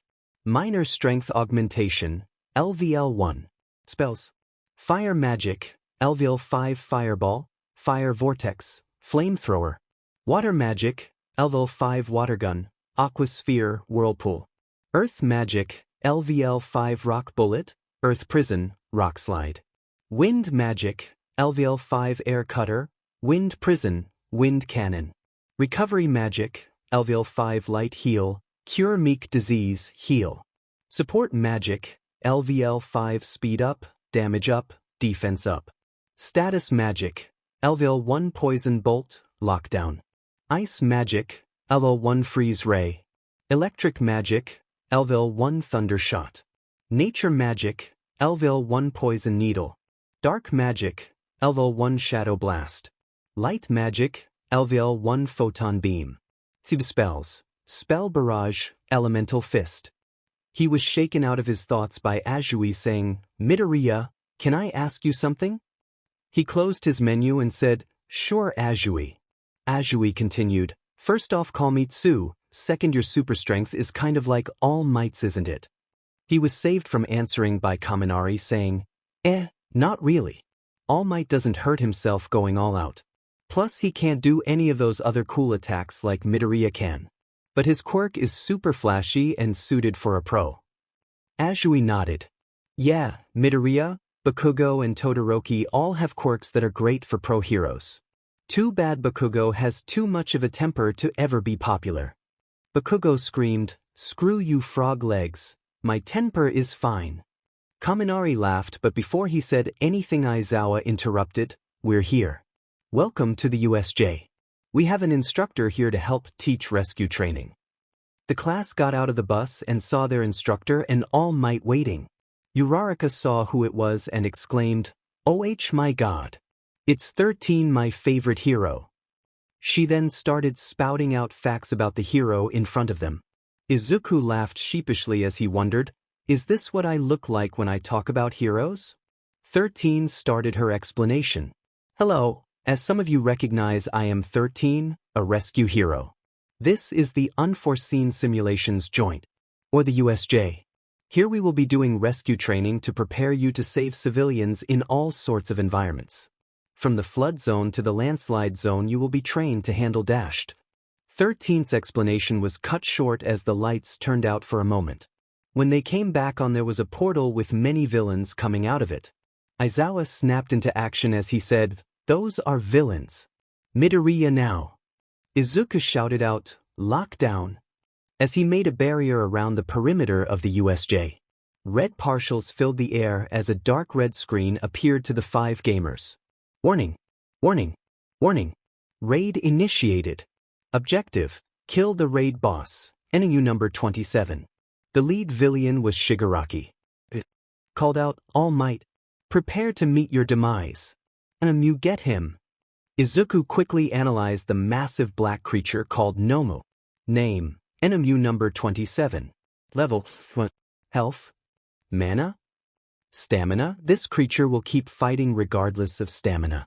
Quirk, S Titan Strength, level max. Super Regeneration, level max. Shock Absorption, level max. Pain Immunity, level max. Warning message. A creature no longer human. Made by AFO specifically to kill All Might. It has no will of its own and will only act after taking orders from its master. Izuku yelled, "Careful, All Might. That thing has 4 quirks. Super strength, regeneration, shock absorption, and I can't feel pain." Most of Izuku's classmates wondered how he knew that. Before they could ask how the living smoke appeared, he spoke, "My name is Kurogiri. We, the League of Villains, have invited ourselves onto the premises to kill the symbol of peace, All Might." Before the now introduced Kurogiri could do anything, Yaoyorozu also shouted, "Lockdown," and trapped the warp villain in another layer of red particles, keeping them from doing anything. Jiro asked, "How the hell did you do that, Yamamo?" Yaoyorozu replied, "Not the time." Suddenly another warp villain teleported everyone into different areas of the USE. The 5 gamers ended up in the center right next to Aizawa, who was fighting off the smaller villains. "Sheet! They had 2 warpers!" Shinso exclaimed. Izuku said, "No time for that. Let's take on Shigaraki. Then we can go help the others. They have to be here, so I assume they are in the different zones, where more villains are waiting for them." The other 4 nodded and surrounded Shigaraki. The villain was covered in hands for some reason. Izuku analyzed him again. Seeing that the villain's stats were lower than his own, Izuku said, "Change of plans. Kirishima, stay with me, you 3 go start with the flood zone. If I saw right, only Azui landed there and she needs help." Izuku and Kirishima got into fighting stances as Uraraka, Shinso and Yaoyorozu ran off. Shigaraki called out, "Sending over half your party away? Not smart." Izuku froze a little at his use of the word party, but then Shigaraki continued, "You stupid heroes will never win. My Nomu's con stat is way higher than All Might's." Izuku calmed down. Shigaraki is just a game nerd, most likely. He used con instead of dur, so he doesn't have our system. Izuku replied, "You already lost, Shigaraki. You will not escape this place. You will either be captured or we will kill you. Surrender and I won't make that choice." Shigaraki growled and said, "You, kill me? I thought heroes were supposed to protect others, not kill them." He then rushed forwards and tried to grab Izuku. Izuku easily dodged the villain's attack and said, "Kirishima, watch out for his speed. He's fast but not that skilled." Izuku then called out, "Fingalu," and let loose a stream of fire so powerful even Endeavor would have been impressed. Shigaraki barely dodged it and his left leg was singed. Kirishima came from behind and slugged the hand's villain in the back of the head with a hardened, flame-covered hand.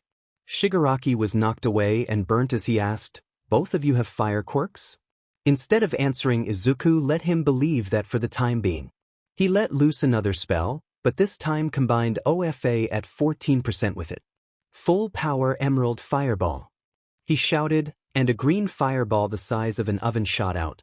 This time Shigaraki was too slow to dodge and got hit head-on. Izuku quickly looked at the villain's health and saw health, 270-450. He said, "Surrender, Shigaraki. You can't win this. I am stronger than you and I have been holding back. If you keep fighting, I won't." Shigaraki got up and yelled, "Nomu, kill these 2 brats." Izuku saw the Nomu stop hitting All Might and charge at him. He tried to dodge but was still hit, sending him flying back towards the big lake. Kirishima flew towards him less than a second later. A quick check to their health stats showed health, 124-20 and health, 350-600. Both got physical resistance leveled up 3 times from the strong hit and Kirishima leveled up his quirk twice. The Nomu was once again attacked by All Might, so the beast didn't hit them again. They got up and used their healing spells until they were at full health. Izuku taunted, "That was a nice try but it had no effect on us. Surrender or I fight to kill." Just as Izuku finished speaking, the other warp villain showed up. The new villain looked like Kurogiri but was tinted red. He warped Shigaraki away next to Kurogiri, who was still stuck and now very, very angry. The new villain called out in a raspy voice, "The young master is not ready to fight you yet, it seems. I will be taking his place as you opponent." Izuku analyzed his new opponent and read his stats. Name Okumer. Level 22. Health 270-270. Mana 2,800 3,000. Stamina, 200-250. Quirk, S Warp Gate, LVL 12. Gaseous Transformation, LVL 15. Minor Strength Augmentation, LVL 15. Warning message. This enemy may seem human but is not. He is a prototype that was successful enough for combat. Izuku and Kirishima read that and got into fighting stances. Izuku said, "You are nothing but a puppet, aren't you? Not even human. And a prototype at that. Warping around takes a lot of energy. Keeping up that smoky appearance does Oswell." The villain's eyes widened as he spoke again. "You are a smart boy if you figured all that out. If you joined us you could be even greater than you are now. Nothing could stand against you and you could have anything you wanted." Izuku laughed and replied, 1. You are trying to turn a hero in training against his school. 2. You making that offer just shows that you and your whole group are desperate for new members and weak. Surrender now or I will kill you without a second thought. Okumer flinched at the dark words, hard glare and cold tone. He dropped his transformation and prepared to fight using his super strength quirk. These two couldn't know that he had it, so it should catch them by surprise. "Fine, if you will not join us you will die." He then rushed the two teens attempting to kill them. Izuku said, "Kirishima, go help the others. I'll take him on." Kirishima nodded and ran off. Izuku fed up his arm with 14% of OFA. Green lightning sparked off his hand as he met the valiant punch with his own. Lighting shot. As he used that spell, green lightning blasted the villain, knocking him back and dealing heavy damage. Izuku kept up his onslaught as he used his next spell. Full power photon beam. A large green beam of light slammed into the villain. Humor stood up and coughed. "What is going on? It's like he knows all my quirks, weaknesses and abilities. And it seems like he has more than one quirk as well. What the hell is he?" Okumer glared and decided to use his trump card. Opening a portal, he warped around his opponent and hit him from different angles. Most landed but seemed to do little damage. Izuku was getting tired of all the warping around and analyzed Okumer again. Name Okumer. Level 22. Health 7,270. Mana 1,000 3,000. Stamina 160-250. Warning message. This enemy seems human but is not. He is a prototype that was successful enough for combat. Final warning. Surrender or I will have to kill you. Izuku warned. Okumer laughed and stopped his portal onslaught. "You kill me? You can't even fight back now." Izuku healed himself, looked at his mana 9002000 and said, "I can. Plus you have maybe 10 more portals before you can't make any more. But I already gave you your final warning." Izuku used speed up, damage up and OFA at 14% to shoot forwards and grab Okumer by the neck. Cold smoke curled off his hand. "Frozen fist," he said quietly, then squeezed, snapping the bones in his neck and killing him instantly. He saw All Might and the Nomo fighting still. He decided to help a bit. "Poison bolt." Izuku cried and shot a dark green liquid from his hand, hitting the Nomu on the back. He shouted to All Might, "That will slow down its regeneration for about 30 seconds. Take it down." All Might heard him and pushed himself harder. Izuku ran to the entrance to see Shigaraki and a free Kurogiri leave through a rapidly growing hole in the barrier that Shigaraki had made using his quirk. Right before the two warped away, Shigaraki called out, "You win this round. But even that weird barrier you made won't save you next time." The two villains disappeared and Izuku released the lockdown. Right as that happened, All Might punched the Noma back a few feet and the beast just stood there, not fighting back or moving at all. Everyone met up at the plaza to see all the villains beaten. Just to be safe, Izuku put all the defeated villains at the plaza in a pile next to the Nomu and used lockdown again. Once he did that, all 5 gamers got a notification. Raid beaten. Rewards, 5 quirk fragments, choose, 5 skill points, titles. Unlocked, skill unlocked for free, raid dungeons. Each person got a screen showing stat increases too. Stat increases. Izuku Midoriya. 7. Wis. 14. Skill level increases. Spell resistance, 0 less than 3.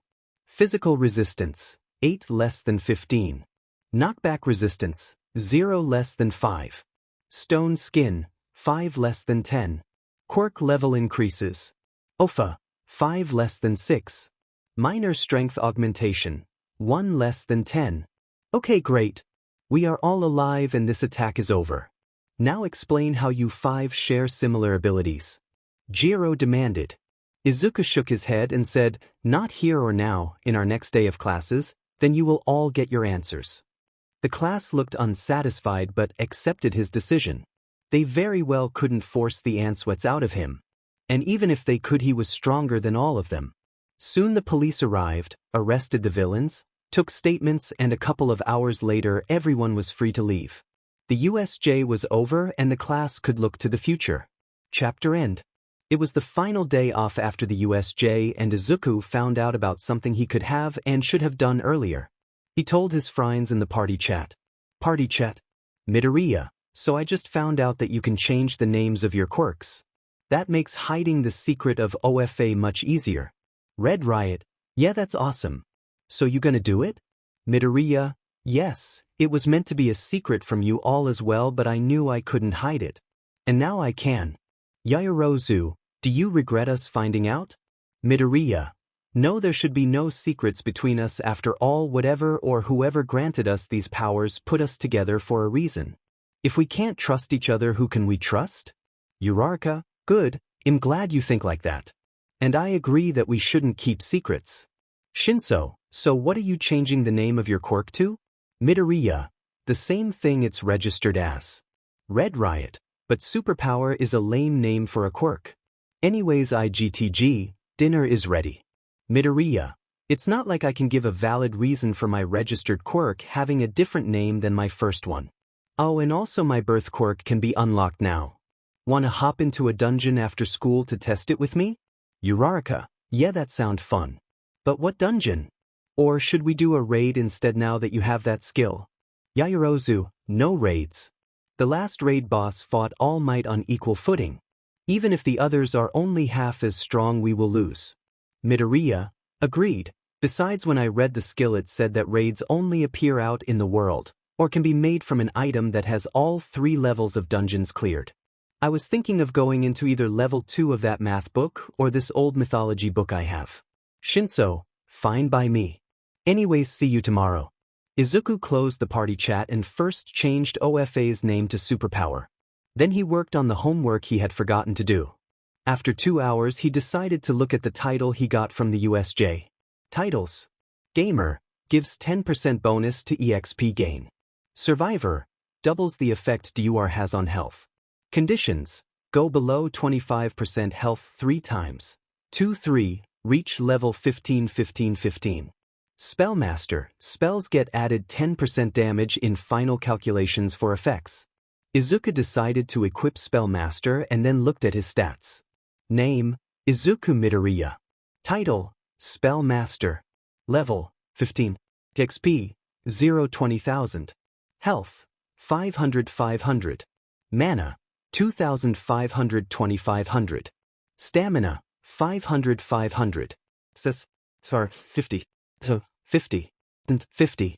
Wis, 50. 50. Stat points, 15. Skills. Gamer's Mind, LVL Max. Gamer's Body, LVL Max. Analyze, LVL 3. Unstoppable Intellect, LVL 5. Physical Resistance, LVL 15. Spell Resistance, LVL 3. Knockback Resistance, LVL 5. Stone Skin, LVL 10. Charm Resistance, LVL Max. Disable Resistance, LVL 5. Item Dungeon, LVL Max. Quirks. Superpower, LVL 6. Minor Strength Augmentation, LVL 10. Spells. Fire Magic, LVL 7. Fireball, Fire Vortex, Flamethrower. Water Magic, LVL 5. Water Gun, Aqua Sphere, Whirlpool. Earth Magic, LVL 5. Rock Bullet, Earth Prison, Rock Slide. Wind Magic, LVL 5. Air Cutter, Wind Prison, Wind Cannon. Recovery Magic, LVL 7. Light Heal, Cure meek disease, heal. Support magic, LVL 5 speed up, damage up, defense up. Status magic, LVL 3 poison bolt, lockdown. Ice magic, LVL 3 freeze ray, ice tomb. Electric magic, LVL 2 thunder shot. Nature magic, LVL 1 poison needle. Dark magic, LVL 3 shadow blast, shadow bindings. Light magic, LVL 3 photon beam, holy chains. Sib spells, spell barrage, elemental fist. I have a lot of skill points.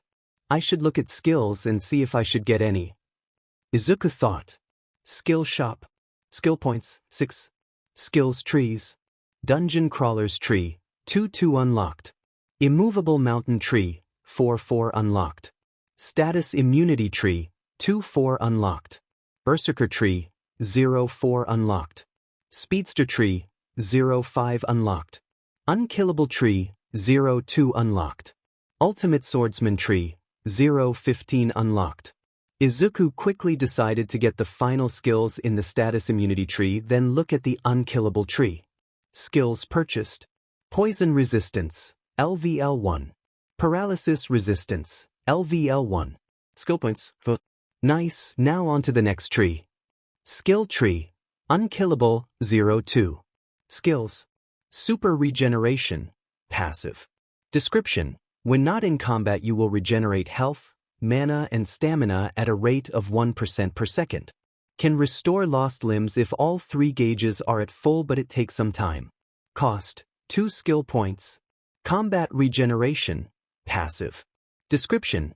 In combat you will regenerate health at a rate of 0.5% per 5 seconds and mana and stamina at a rate of 1% per 2.5 seconds. Cannot restore lost limbs. Lost limbs can only be restored by sleeping 8 hours. Cost, 9 skill points. Izuku's eyes went wide as he read those skills. The unkillable tree doesn't lie. With both those skills maxed out, it would take killing me instantly to actually beat me in a no-hold-bar fight. I mean, immobility and ring-outs in the sports festival can do it, but anywhere else then that's insane. He was considering whether or not to save up for combat regeneration. It would take him reaching level 20, and who knows how guard that would be, but that skill was incredible. He asked his party their opinion. Party chat. Midoriya, I need some advice. Look in the unkillable tree in skill shop and tell me if I should wait till level 20 to get combat regeneration or get super regeneration. Yaoyorozu, you are currently level 15, correct? Midoriya, yeah, I have 4 skill points. Arin. Yaoyorozu, well, it seems that with how strong these skills are extremely powerful. I actually have enough for super regeneration right now, so I will get it.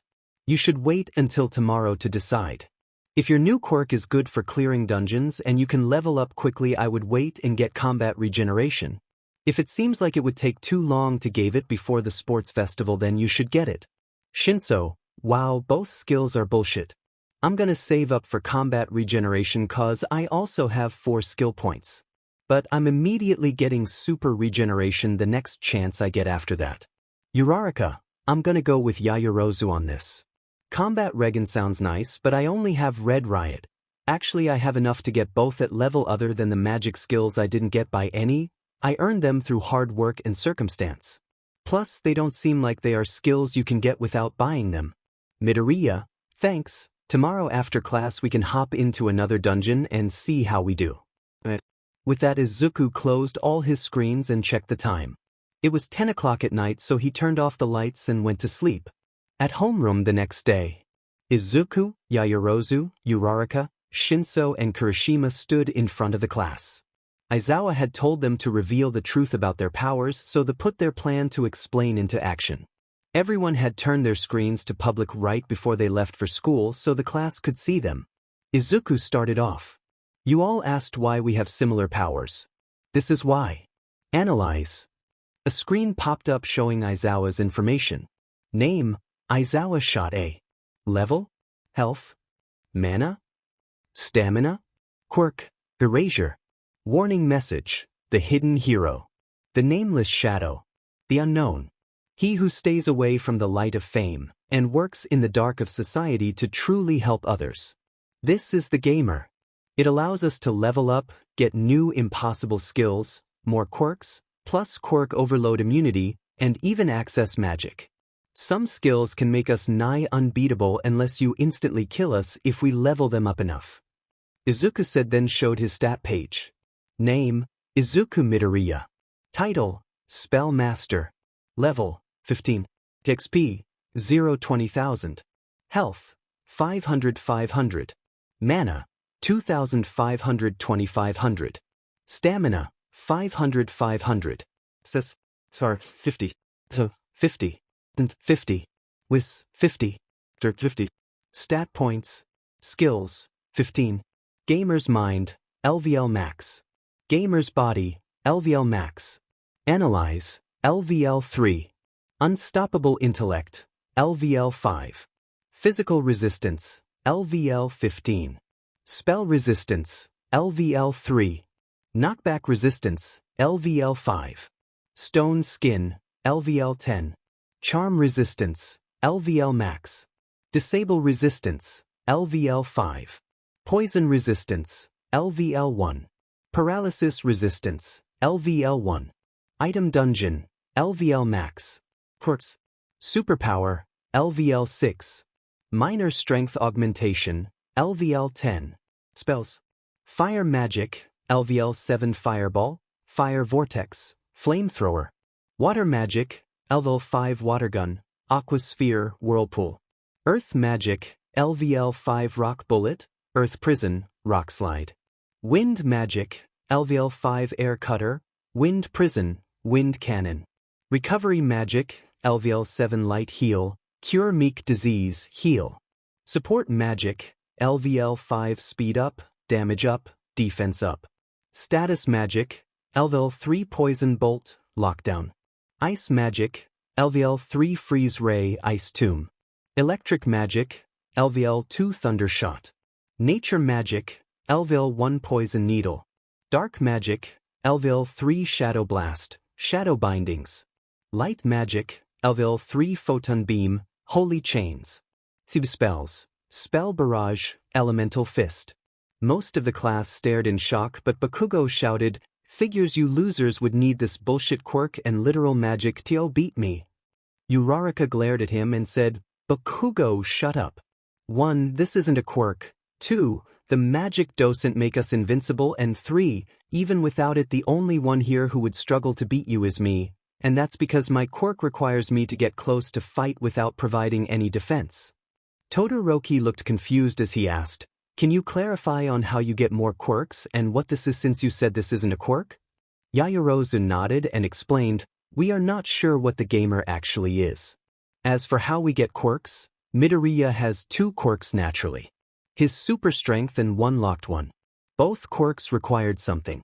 The intense physical strain on his body caused it to only manifest once his body could handle the power without completely killing himself.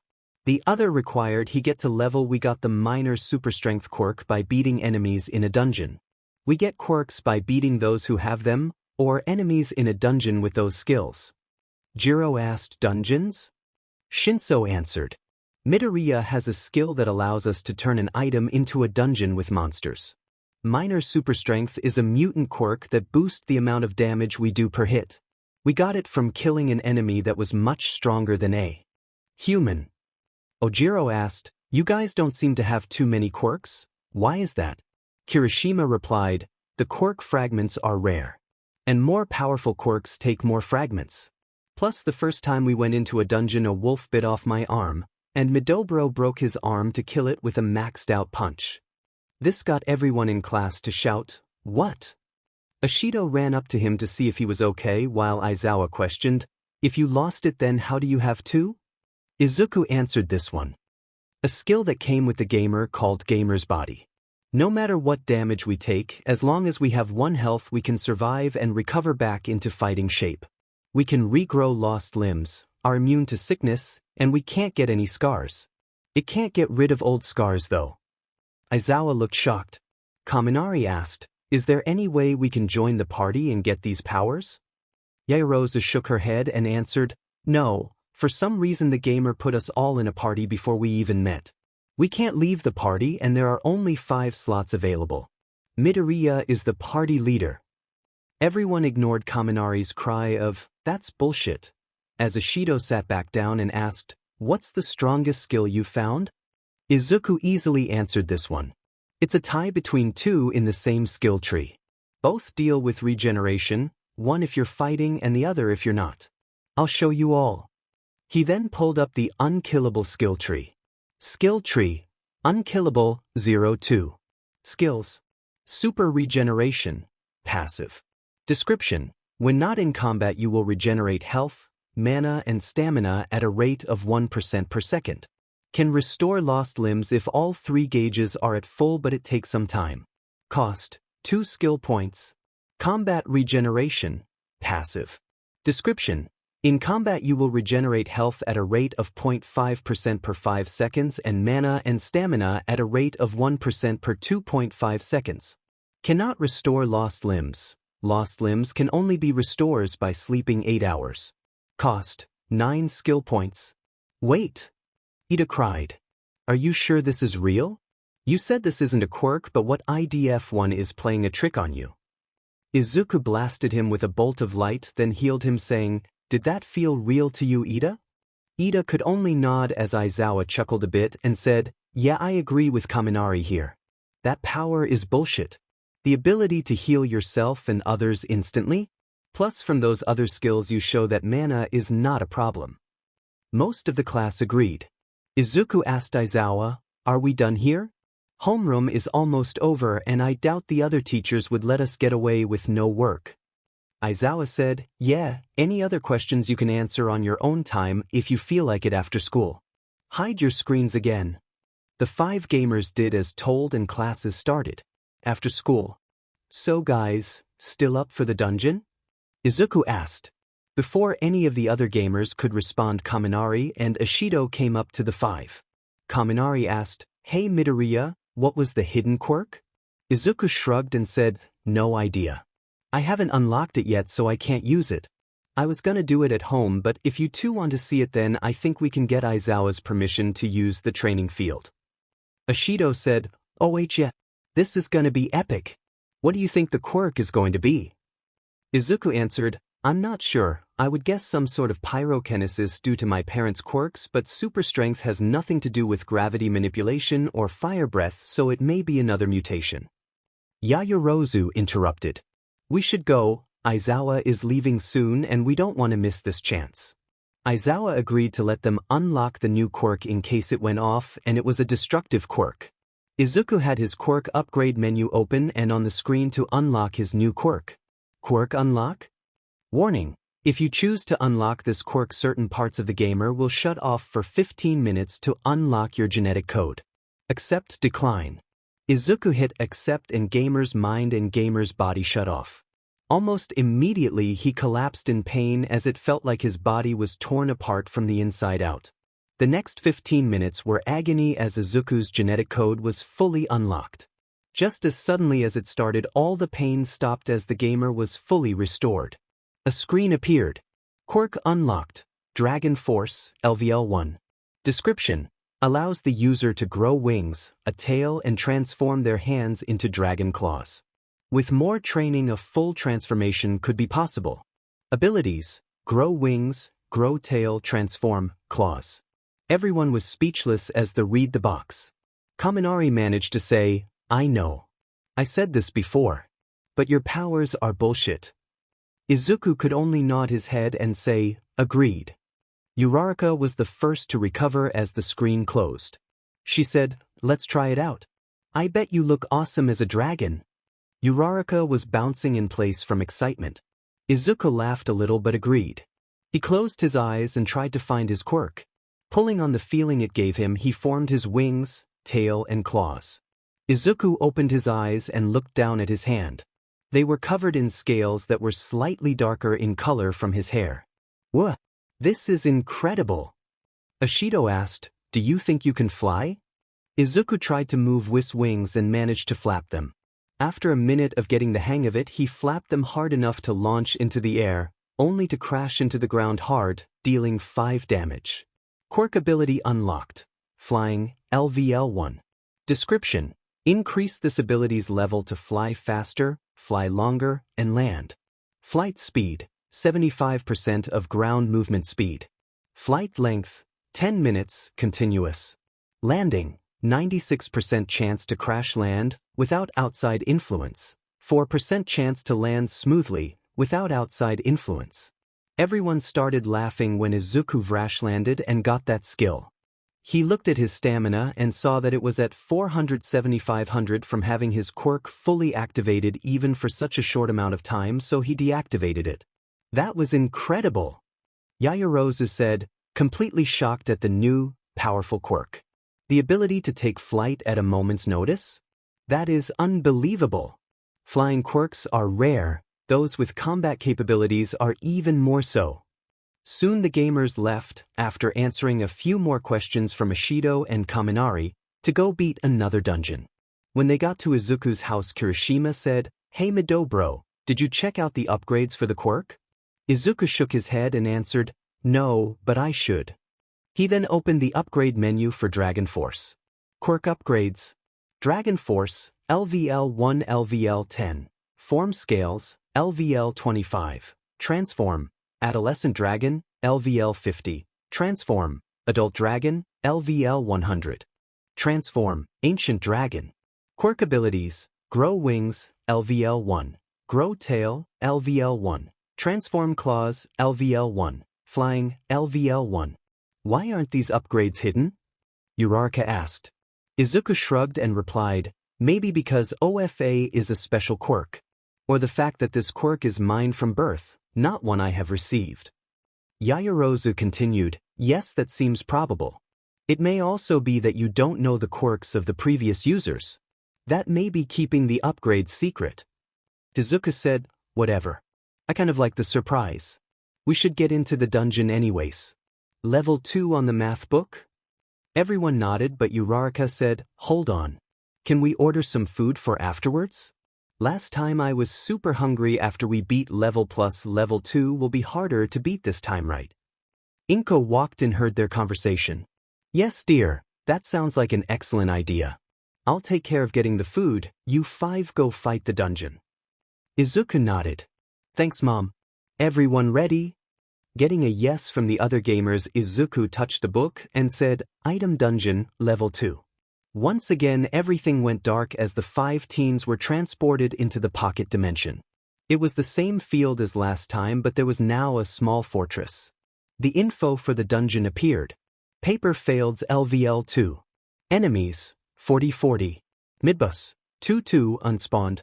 Boss, 1-1, unspawned. Yaoyorozu did a quick calculation then said, it seems every 20 enemies we beat a mid-boss will spawn. After the second mid-boss is beaten the real boss should spawn if I am correct. Izuku agreed. Yeah, it seems to be that way. Let's split up until there are 15 enemies left. I want to get better at flying and using my tail. He then formed his wings and took off. He quickly found a new enemy and unleashed it. Name, Paper Archer. Level 10. Health, 170-170. Mana, 2,500-2,500. Stamina, 800-800. That's new. He preto its sheet.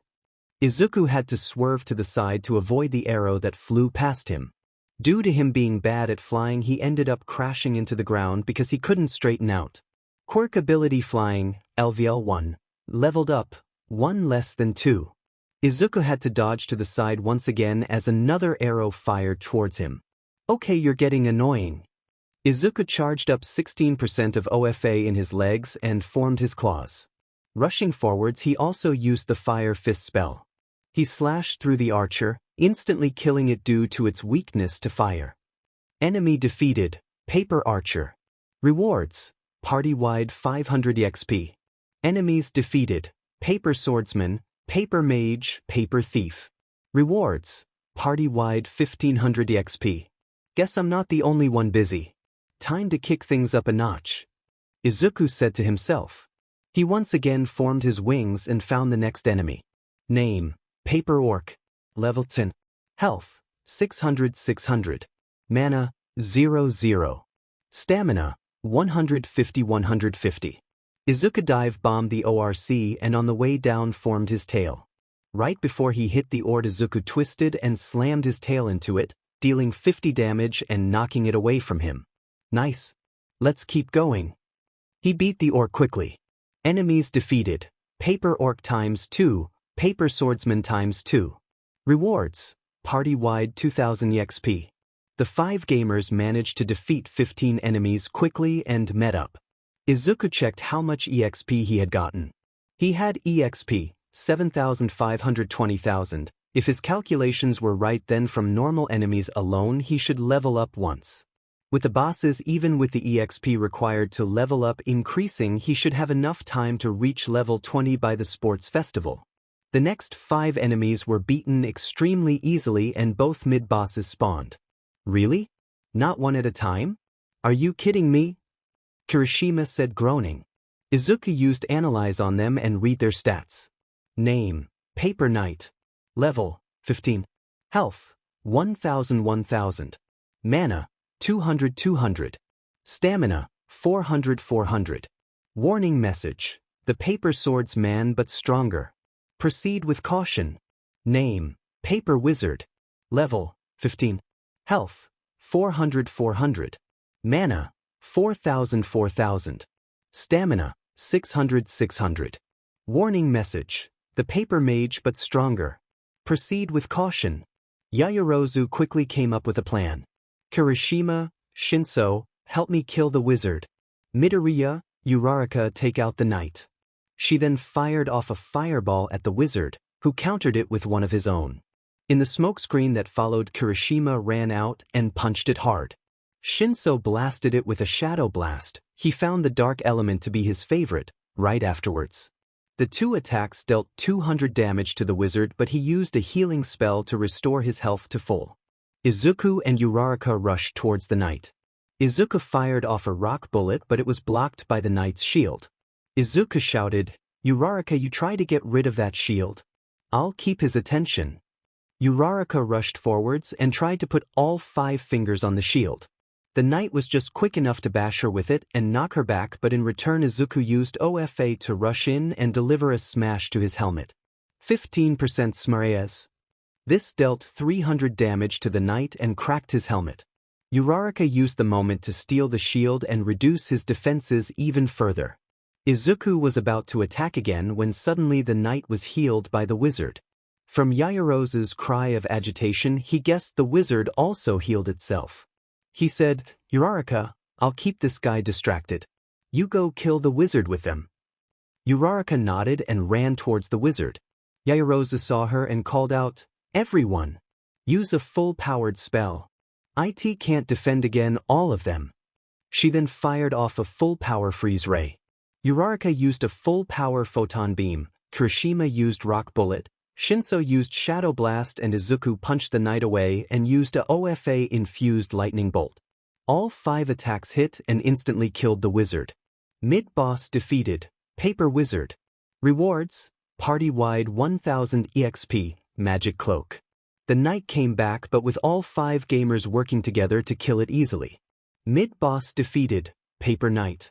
Rewards. Party-wide 1000 XP, Steel Shield. Nice. I guess when you stole the knight's shield you guaranteed it as a drop. And because we're all in a party we all got one. Izuku said. Keeping the shield showed that it was a perfect copy of the one used by the knight. Uraraka nodded. Yes. Let's see how useful it is. She then used it to block an attack from a paper archer. The next 20 enemies fell easily and everyone leveled up from it. The boss spawned and it was much different from the other enemies in the dungeon. The door to the fortress opened and a lone figure walked out. Izuku used Analyze and gasped at his stats. Name, Weapon Master. Level, 20. Health, 2000. Mana, 800. Stamina, 1000. Warning message. This enemy has mastered every weapon known to man. His truly formidable opponent. Kirishima read it and swore, Sheet. That's not good. Izuku said, Nope, he seems to be both more skilled and stronger than any other enemy we have faced. Shinso looked the slowly approaching boss over. So proceed with caution? Yaoyorozu answered, seems like it. As a last resort, do you think one for all will be able to kill him? Uraraka cried out, of course it will. That used to be All Might's power, remember? Izuku nodded. It should do so easily. He doesn't have any defensive quirks like that Noma did, plus his attacks still did 500 damage to it. The damage was just healed before it could make a difference. Kirishima asked, okay, then what's the plan to take him down? Izuku replied, first I'll shoot out a spell to see how he reacts. Then you four follow up and hit him. If we can't do anything to him, I'll use one for all at 100% and end it. Everyone nodded, so Izuku shot a small fireball. The boss just took the attack and it did 80 damage. It seems that fire works well here. I'm gonna try something. Izuku then walked forwards and met the weapon master. The boss drew 6 swords from seemingly nowhere. He stabbed 5 into the ground and held the 6th in his hand, then backed up. Izuku picked on up and got a notification. This boss has challenged you to a fair duel. If you accept, he will fight you one by one, not killing you unless you are all defeated. If you accept, quirks, spells and any skill not related to sword fighting will be temporarily disabled. If you decline, the weapon master will take back the swords and fight without mercy. Accept, decline. Izuku called forth the others and said, this sounds like a trap. Should I just use one for all to beat him? Yaoyorozu said, no, I think that if we beat him like this, then we will get some sort of special reward. Plus I'm confident us 5 can beat him. Uraraka said, well, if you trust us, then I'll try. Kirishima picked up a sword and shouted, and honorable duel sounds so manly. I am in. Shinso just shrugged and said, you get us killed with this and I haunt you in the afterlife. Izuku hit accept and said, I'll go first. Yaoyorozu, I know you have some experience with using a sword. Us 4 will tire him and beat him if we can. You will go last, so you have the best chance. Yaoyorozu nodded, so Izuku picked up a sword and stepped forwards. Both fighters got into a stance, Izuku a sloppy one and the boss a near-perfect one.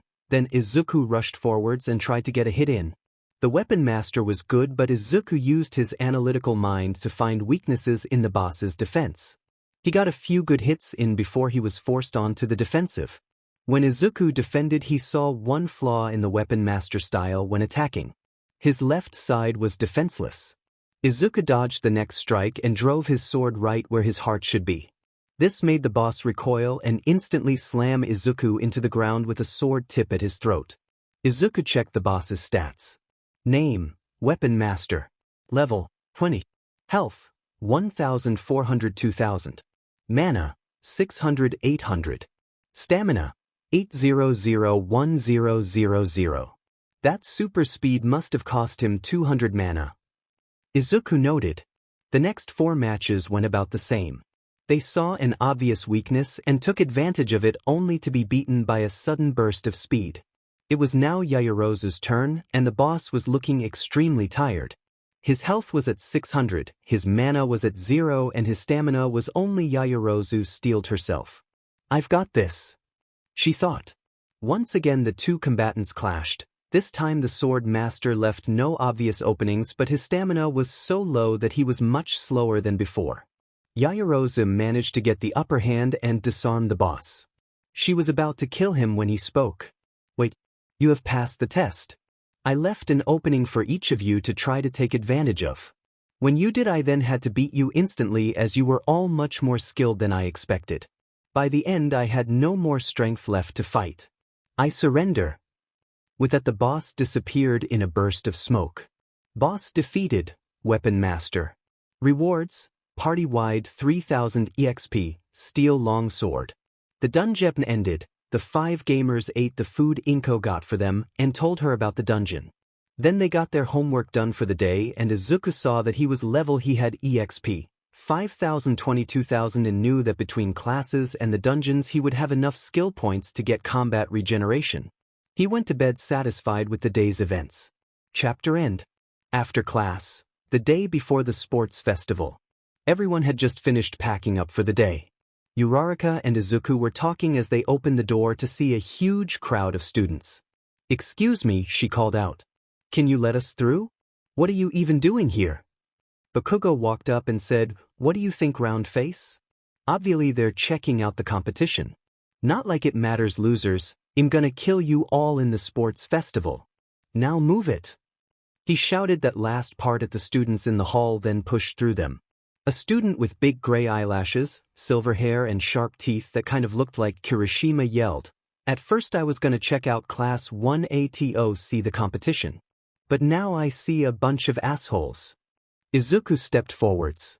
"Sorry about Bakugo, he's just a JRK. Very few of us are like him. Midoriya Izuku. And you are." The teen looked surprised by Izuku's politeness and said, "Oh, Tetsu. I'm from Class 1B. Nice to meet you." Izuku decided to use allies on the teen. Name, Tetsu. Title, Sun. Level 6. Health, 600. Mana, 860. Stamina, 180. Quirk, Steel, LVL 8. Warning message: the sturdy, the strong, the brave. A shield in your time of need. Huh, he's like a Class 1B copy of Kirishima. Izuku thought, then said, "Well, I look forward to competing against each other. You better give it your all." Tetsu yelled, "This sports festival is gonna be so manly." He then slammed his fists together and turned to Steel to show off his quirk. Izuku and most of Class 1A thought, "Holy shit, it's another Kirishima me." The night before the sports festival, him and his friends had just finished a dungeon run, then they all left. Izuku was looking at his stat page, satisfied with the work he had managed to do. Along with going into a dungeon every day with the other gamers, he had been working out at the gyms in Utare to increase his stats without spending stat points. Those needed to be saved for an emergency boost in power after all. He had also been training his quirks and found that Dragon Force leveled up much quicker than OFA. Name, Izuku Midoriya. Title, Spell Master. Level, 20. XP, 028,000. Health, 650. Mana, 3,230. Stamina, 640. 70. 64. 50. Whis, 52. Dur, 65. Stat points, 40. Skills. Gamer's Mind, LVL Max. Gamer's Body, LVL Max. Analyze, LVL 4. Unstoppable Intellect, LVL 5. Physical Resistance, LVL 18. Spell Resistance, LVL 5. Knockback Resistance, LVL 7. Stone Skin, LVL 12. Charm Resistance, LVL Max. Disable Resistance, LVL 7. Item Dungeon, LVL Max. Quirk. Superpower, LVL 8. Minor Strength Augmentation, LVL 14. Dragon Force, LVL 8. Spells. Fire Magic, LVL 8. Fireball, Fire Vortex, Flamethrower. Water Magic, LVL 6. Water Gun, Aqua Sphere, Whirlpool. Earth Magic, LVL 6. Rock Bullet, Earth Prison, Rock Slide. Wind Magic, LVL 6. Air Cutter, Wind Prison, Wind Cannon. Recovery Magic, LVL 8. Light Heal, Cure Meek Disease, Heal. Support Magic, LVL 6. Speed Up, Damage Up, Defense Up. Status Magic, LVL 5. Poison Bolt, Lockdown. Ice Magic, LVL 4. Freeze Ray, Ice Tomb. Electric Magic, LVL 3. Thunder Shot, Lighting Web. Nature Magic, LVL 2. Poison Needle. Dark Magic, LVL 4. Shadow Blast, Shadow Bindings. Light Magic, LVL 4. Photon Beam, Holy Chains. Spells, Spell Barrage, Elemental Fist. Izuku grinned as he realized he had enough skill points to get the combat regeneration skill. Right as he was about to do it, a quest alert popped up, but this one was slightly different. Quest, to the top solo. Details, the Utah Sports Festival is tomorrow. Face off against your party and classmates to prove your strength. The further you get, the more rewards you get. Rewards are given to only you, no matter if others are in your party or not. Rewards, ranked. Rank 1, win first place in the sports festival 1 gold medal, 5,000 EXP, 5 skill points. Rank 2, win second place in the sports festival 1 silver medal, 4,000 EXP, 4 skill points. Rank 3, win third place in the sports festival 1 bronze medal, 3,000 EXP, 3 skill points. Rank 4, make it to the final event 2,000 EXP, 1 skill point. Rank 5, make it to the second event 1,000 EXP. This quest is already accepted. Izuku read the quest, then heard a message on the party chat. He closed the quest pop-up and opened up the chat screen. Party chat. Red Riot. So, guess tomorrow we're competing against each other for more than one reason, huh? Midoriya, looks like it. So the second event is always a team event. Want to make a team of 5 for it if we can. Uraraka, oh, I'll be on your team, this whole festival has me nervous. I can't wait to compete though. Shinso H, I'm down for team him in the second event if we can. Gonna beat you guys in the others though. Sorry not sorry. Yaoyorozu M, yes it seems advantageous to work together in the second event. I also will not be holding back in the first and final events. Apologies in advance. Red Riot, oh that's it. Now I'm crushing you too, no mercy. Uraraka, oh, wow Midoriya, it's like they forgot about us. Should we teach them their mistake tomorrow? Midoriya, yep, let's teach them not to forget the one who can turn off gravity, or the one with the strength of all might and more. They have sealed their fates now. Red Riot, oh sheet. We're fed now. Midoriya, yes you are. Uraraka, oh, you shouldn't have ignored us. Now pay the consequence. Yaoyorozu M, would 500,000 yen be enough payment? Shinso H, I can't tell if you're joking right now Yaoyorozu. Uraraka, oh, nope sorry, pray to whatever god you want. Midoriya, spoilers though we won't be listening. Midoriya, good night. He closed the screen before anyone could respond.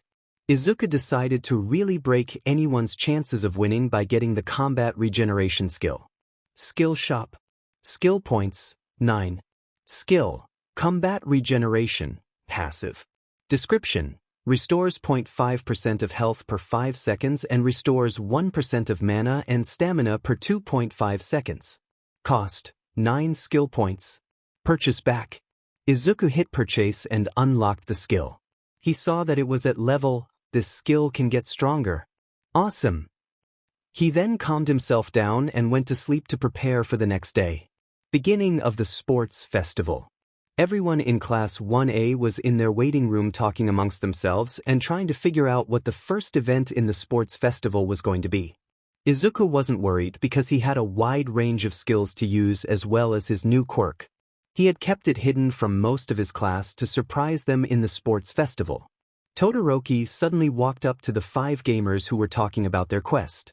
Midoriya, arguably you and I are the strongest students here. You may have All Might's attention and some special power, but I will beat you only using my ice. Izuku turned towards Todoroki. Todoroki, 1, power isn't everything. 2, you are not the second strongest or the strongest here. Kirishima, Uraraka, Yaoyorozu and Shinso can all easily beat you. You will not win with only your ice. Todoroki glared coldly and replied, power is everything. Nobody here could fight us except each other if either of us went all out. And I will crush everyone here with only my ice. I will never use my fire in battle. Kirishima butt in. Hey dude, don't pick a fight you can't win. Besides if you only focus on Midobro the rest of us will knock you to the ground and not let you up. And everyone will surpass you easily if you never give it your all. Todoroki said, can't win? I will show you how wrong dash. BZZ the buzzer that signaled them to enter the arena sounded and cut off Todoroki. Shinso said, well, you set him off. Izuku nodded and walked into the arena with the rest of his class. Once there they saw the entire stadium filled with fans and pro heroes. Up in the announcer's booth present Mike called out, hey listeners. To kick off this sports festival we have Class 1A. The survivors of the day. The whole crowd cheered for the class. The students from 1B came out next. The crowd cheered again and Mike said, These guys haven't gotten as much action, but they have been working just as hard. Give it up for Hero Class 1B. He then announced the resit of the classes almost lazily. And let's not forget Gen Ed classes C, D, and E, support course classes F, G, and H, as well as business course classes I, J, and K. Now we have Midnight as our judge to explain the events. Midnight walked onto the stage in her hero costume. Tokoyami blushed and rhetorically asked, should she be allowed to wear that on live television? Midnight turned on her microphone and said, hello everyone and welcome to this year's sports festival. Saying our player pledge today is the one who got first in the entrance exam Bakugo. Katsuki. Everyone thought, oh boy, this isn't gonna be good. As Bakugo walked up to the stage, took the microphone and casually said, I vow to win. Then walked off. The other classes were said and all yelled about how overconfident he was. When he got back to stand with his class, Kaminari yelled, what the hell was that? Now they're all gonna be coming after you. Bakugo shrugged him off and said, whatever. Those losers don't stand a chance against me. Midnight took control and said, after that pledge I am going to announce our first event. This wheel will decide your fate in the qualifier round. Many students drink their tears here every year. And our first event is an obstacle course. She spun the wheel and read the results. Midnight said, please turn your attention to the big screen. The screen showed the track and how long it was. Everyone went to the starting line, only the first 42 students will pass. The start line is also the finish line. Go! All the students rushed forwards and Mike asked Aizawa, who we had forced into the booth, what part should our students pay extra attention to, Eraserhead? Aizawa answered, the exit. True to the underground hero's words, all the students were pushing past each other. There were shouts about it being too narrow, and then Todoroki froze everyone to the ground and made an ice wall to slow them down. He looked ahead and saw Izuku, with his wings formed, flying far ahead of him. The satisfied smile Todoroki wore dropped instantly and he ran after the Dragon Boy. Mike asked, W. It seems Todoroki froze the competition. But it looks like he missed one student with wings. When did he even get ahead of everyone? Back in the ice, Uraraka yelled, everyone back up. Flamethrower. A large stream of flames shot out of her hands and melted the ice in front of them. Bakugo blasted forwards with his explosions and everyone else ran after him. He yelled, you won't beat me icy hot. Do you? The two students in question had a far lead on everyone else. They approached the first obstacle. Mike yelled, and here we have our first obstacle. The robot inferno. Izuku just flew over them all. He had to dodge a hand from a zero-pointer that surprised him, but other than that he ignored the rest and flew forwards. Time to step it up a notch. Izuku thought. He then channeled 24% of OFA into his wings and shot forwards even faster. He cleared the second and third obstacles before Mike could even announce them. Whoa! Todoroki just froze all the zero-pointers. Wait, what? I'm not sure how, but Midoriya is already finished with the race. We have our winner for the first event. Eraserhead, how did he do that? Aizawa sighed and answered, Midoriya and a few other students have extreme grab bag quirks.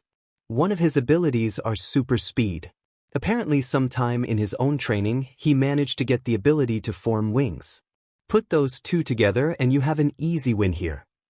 Mike yelled, Eraserhead, your student's quirk is bullshit. Aizawa just replied, yep. Todoroki and a few others had just managed to reach the second event. Mike actually managed to announce it this time before someone cleared it. The second obstacle is the fall. Watch out, because if you fall in there you won't have enough time to pass. Todoroki simply froze a rope and slid along the ice. A student from the support course laughed. Mwee! This hole will be no problem for my newest babies. Uraraka was next to her and asked, can you really bring all that? The crazy pink-haired inventor replied, those in the hero course get training and know ways to better use their quirks. To make up for it, anyone in the support course can use any gear they make. Now see ya. Yaoyorozu tapped Uraraka on the shoulder. Uraraka, grab my hand. When we're in the air, use an air cannon to launch us on our way. The rich girl had a hang glider strapped to her back. Uraraka grabbed her hand and the two jumped. Before they stared, falling Uraraka made Yaoyorozu weightless and yelled, "Air cannon!" She then shot a huge blast of wind from her hand that was pointed behind them.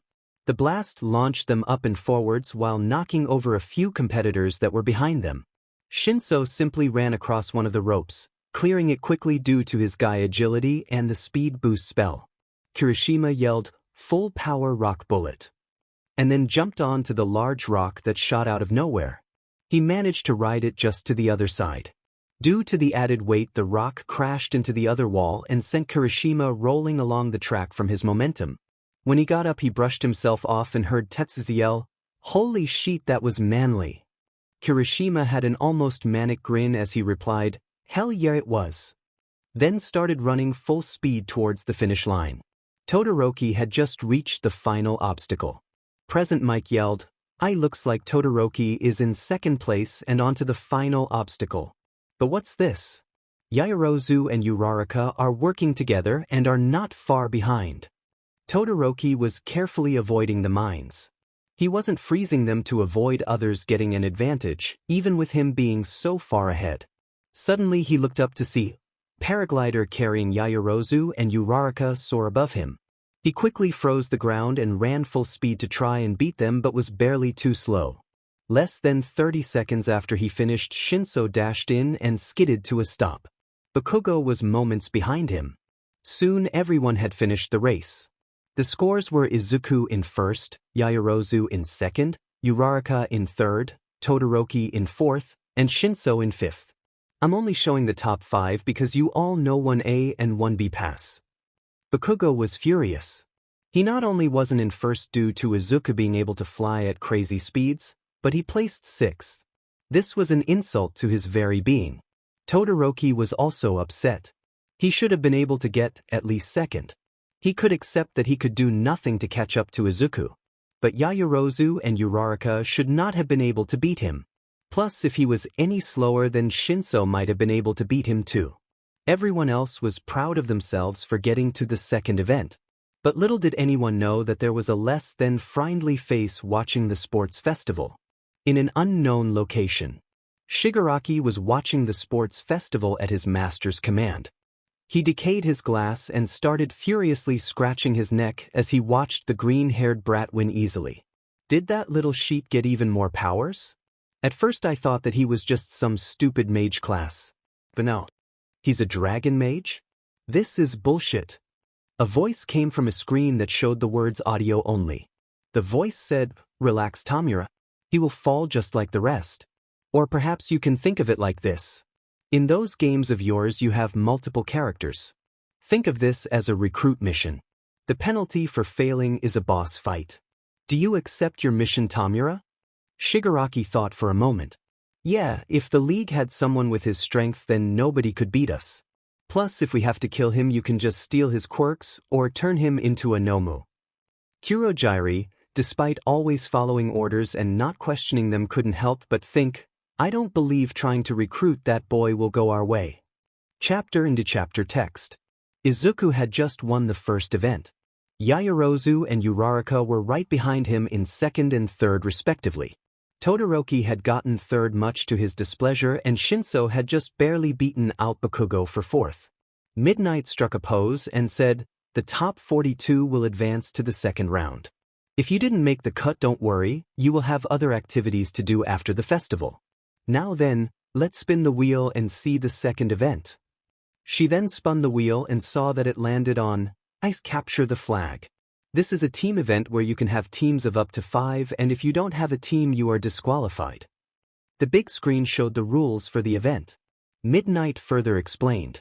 Each team will have a base. Your flags will be in the base. Every member of a team gets a flag. The point values go up by 5 each time. Izuku muttered to himself. Since I got first, I will have 210 points if my calculations are correct. The winner of the first event will have 10 million points. Crap. Instantly everyone else turned to look at Izuku. Thankfully the other 4 gamers stuck with him. Midnight spoke again after listening to something in the earpiece she had on. And to make things actually challenging for certain students, the ability they call lockdown is banned for this event as it would guarantee the user's victory. Most of the student looked confused. Class 1A looked relieved and the 5 gamers looked almost annoyed. Kirishima said, "Well, look at it this way, now we can really test ourselves and prove how strong we are instead of just making an unbreakable barrier. This is gonna be so manly now." Izuku chucked at his eagerness to have a good fight. One certain blonde-haired, purple-blue eyes student with a smug grin from Class 1B walked up to them. "Oh, you think that just because you're from 1A you're so much better than us?" Before anyone could say anything else, Midnight cracked her whip. "There sure is a lot of talking even though I'm not done explaining." Both Kirishima and the smug blonde let out a small eep as they quieted down. "Thank you now then. The event lasts 15 minutes. You have 10 minutes to make your teams. Your time starts now. Cementos, start making the bases." Instantly the 5 gamers grouped up. The smug blonde came back over with his team. "I am Monama Nito. I will thoroughly crush you to dust." He then held his hand out for a handshake. Izuku quickly analyzed him. Name, Monama Nito. Title, Son of Health, 200-200. Mana, 700-700. Stamina, 190-190. Quirk, Escape, LVL 6. Steel, temporary. Warning message. The cocky, the mocking, the mocked. A boy who takes the individuality of others and thinks it makes him better. He has been mocked his whole life for never being able to use his own power to win. Izuku stopped Kirishima from shaking his hand and said, "Sorry, but I'm not falling for that. You just want to copy our quirks." Manama's jaw dropped as he sputtered out, "How? How do you know my quirk?" Izuku said, "I know everything I need to know about you. I know you copied Tetsutetsu's quirk. I know you were mocked your whole life for never being able to do anything on your own. I was mocked too, you know, but that doesn't give you an excuse to be a JRK. So grow up, you got here just like us. We are equals, so if you want to make a rivalry, then make one that pushes both classes to be greater than before." Monama paled as he ran off. He told his team, "That's it? They think they're so much better? We are taking them out. And how does he even know about my quirk? Or my past?" Izuku just sighed. Uraraka said, "That wasn't nice, Midoriya." Izuku looked down in shame. "You're right. I'm sorry, I'll go apologize to him after the event." Ochako smiled at him. "Good, now let's crush them all." Her kind smile suddenly turned into an aggressive glare as she said that. The main teams consisted of Team Midoriya, Izuku, Uraraka, Shinso, Kirishima, and Yaoyorozu. Team Todoroki, Kaminari, Ida, Tokoyami, and Azui. And Team Bakugo, Ashido, Siro, Shoji, and Ojiro. The flags were handed out and every team went into the base. Mike started the event. 3, 2, 1, go! Now personally, who do you think is going to win, my sleepy friend? Mike asked. Aizawa sighed then spoke. While I normally don't condone gambling, I have $50 on Team Midoriya. The rest of the students yelled, "Not cool, Aizawa," while everyone else charged forwards as Izuku made a plan with his team. "So I'm thinking we make a new spell.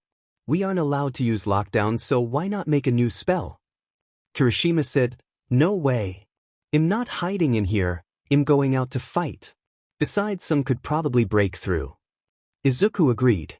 "Okay, here's the plan. Kirishima, you go out and distract them. We will make the new spell to seal up every entrance, then I'll fly out to join you and help keep anyone else from going above." Kirishima nodded and ran out. Izuku focused and tried to make a new spell. He quickly finished it. Spell made, Earth Barrier. Description: make a large wall of stone to block off an area as long as it is connected to the ground in some way. The stone is incredibly durable. It can be used to fill a hole or entryway. Izuku taught the spell to the others and then flew out to block Bakugo from flying over the wall. Mike yelled, "Amazing! It seems that somehow Team Midoriya has sealed off their base and is not fighting a defensive battle. How do they even do this stuff?" Aizawa answered his question. The 5 members of Team Midoriya are the students with the grab bag quirks. With the intellect of the 2 smartest students combined in that group, they are able to adapt to almost anything. I banned their lockdown ability to keep them from easily keeping everyone away from their flags. Now with the main 2 frontline fighters of the group defending as well as every ground entrance sealed, it is nearly impossible to entree their base. So that was futile. Mike then yelled, "Should those 5 even be allowed to work together?" Aizawa snorted. Like anyone could stop them. Todoroki glared and made a massive pillar of ice to try and knock Izuku out of the sky.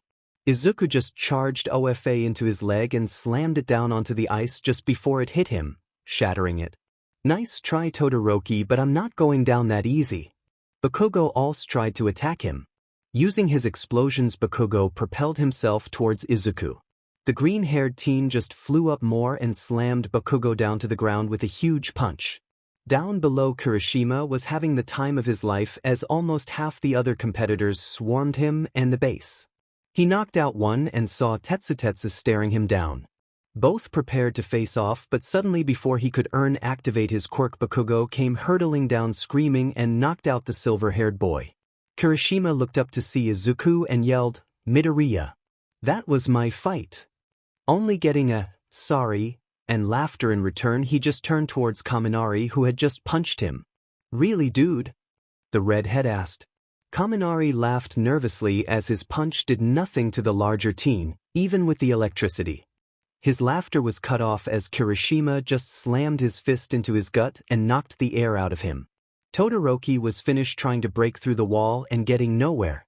The teen decided that if he couldn't go through, he would go over. He called out to Ida. "Ida, get ready to go over the wall. I'm making an ice bridge." The speedster nodded and ran up the bridge. On the other side, Ida saw that Shinso, Uraraka and Yaoyorozu were waiting for them. Suddenly a barrage of fire, air and lightning was flying towards them. Todoroki managed to make an ice wall to shield them from the barrage. "Sheet! We're pinned down," he cursed. Ida said, "Something I have been saving. I won't be useful afterwards, so make it count. I'm getting you that flag, so you need to escape with it." Before Todoroki could question, Ida suddenly had blue flames coming out of his engines. Recipro burst. The barrage of attacks stopped as all 3 gamers were shocked by the speed Ida moved at. Ida was back behind the ice wall and handed Todoroki the flag. 5 minutes left. Mike yelled. Ida yelled, "Go!" And Todoroki made another ice bridge to escape. As he was running, he heard Uraraka yell, "Midoriya." Todoroki got the flag. After those words were said, Todoroki looked back to see Izuku flying behind him and ran faster, but it wasn't enough. Just before Todoroki entered his base, Izuku slammed down in front of him. "I believe you have something that belongs to me," Izuku said as he yanked the flag out of Todoroki's hands. Mike yelled, "Oh," and upset to Team Midoriya's victory. With 1 minute left on the clock, can Midoriya get his flag back to his base in time and win? Izuku panicked and immediately launched into the sky. Charging OFA into his wings, Izuku flew at speeds that almost matched Ida's recipro burst. He had just returned the flag to its spot when Mike yelled, "Hey!" The screen showed the winners. We have our winners. In first place is Team Midoriya with over 10 million points. In second place is Team Bakugo with 6,125 points. In third is Team Todoroki with 4,275 points. And finally we have Team Tetsutetsu with 2,300 points. Midnight cut in. Unfortunately, only one person from Team Tetsutetsu can enter. Please choose that member now. Tetsutetsu was the one who entered. Even if he was knocked out by Bakugo falling on him when he woke up, he managed to get their team enough points to move on. Midnight once again spun the wheel and got the result. The final event is chapter into chapter text. 1-on-1 tournament. Midnight called out. This was of course how they finished every year, so nobody was surprised. Now we are taking a half-hour break so we can make the bracket and for you all to have lunch. Before anyone could leave, Ojiro and Shoji walked up and Ojiro said, "Excuse me." Midnight turned back to the students and everyone stopped leaving. "Yes?" the R-rated heroine asked. The tailed teen said, both of us are dropping out of the tournament. Midnight looked confused and asked, why are you doing that? This is a huge chance for you. Ojiro just looked down, so Shoji replied, neither of us felt like we actually earned this spot. Todoroki and Ida almost made it back to our base with the 10 million points, and Ishido and Siro are the only reasons we passed. Midnight said, oh, the passion of youth gets me turned on. Okay, you two can drop out. We will replace you with 2 members from Team Tetsutetsu. Please discuss this now. Tetsutetsu's team started discussing who they wanted to fight in the tournament and who had the best chances of winning. Monama walked up and joined the conversation. After a few minutes, Shiozaki and Monama walked up to Midnight. The girl with long green vines for hair and long lower eyelashes said, we will be joining the tournament. The rest of my team decided to step aside for Monama if that is allowed. From the announcer's box, Mike, who had the speakers turned off, asked, is that allowed? Aizawa shrugged. Midnight's the ref. She gets to decide on things like this. Now if you'll excuse me, Vlad, Snipe and Hound Dog all owe me $50. Mike chuckled and asked, who did they vote for? Aizawa replied, Kendo Itsuka, Tetsutetsu and Shishida Jiroda respectively. He then left to collect his money. Back on the judges' stand, Midnight said, I will allow it. So Monama will replace Shoji and Shiozaki will replace Ojiro. Now then, everyone go to lunch as we make the brackets. Before Izuku could leave, he was tapped on the shoulder. Turning around, he saw Todoroki. Oh hey Todoroki, what do you need? The hybrid quirk user just said, we need to talk privately. Uraraka tried to argue. Midoriya, we need lunch to be at our best for the tournament. Can't you talk later? Izuku said, save me a seat, Uraraka. I'm sure this won't take too long. She reluctantly nodded. Izuku gave her a bright smile and said, thank you. Lead the way, Todoroki. Uraraka blushed at the smile and thought, it's that same feeling again. Why do I always feel so strange around him? She decided to try and figure it out at lunch. A certain pink-skinned girl saw the blush and decided to tease the gravity manipulator at lunch because she knew what that blush meant. In an empty tunnel, Todoroki was just staring at Izuku. You said you wanted to talk. Izuku asked. Todoroki stayed silent. We're gonna miss lunch. More silence. Listen, start talking or I'll leave. Todoroki finally spoke. I was overpowered. Nobody, not even your own team who know your full capabilities, felt it but me. You overpowered me to the point I almost broke my oath to never use me left side in combat. Izuku looked confused. Todoroki, where are you going with this? The teen in question looked down at his left hand and watched as smoke curled up from it. What I'm saying is that the aura you had back then seemed familiar. Almost exactly like All Might's. So what I'm asking is, Midoriya, are you All Might's secret love child? Izuku couldn't help but laugh at the idea and think about how wrong he was. Oh god, that's a good one, Todoroki. But no, I'm not All Might's kid. That's not it at all. How did you even come to that? Todoroki narrowed his eyes at Izuku's word choice.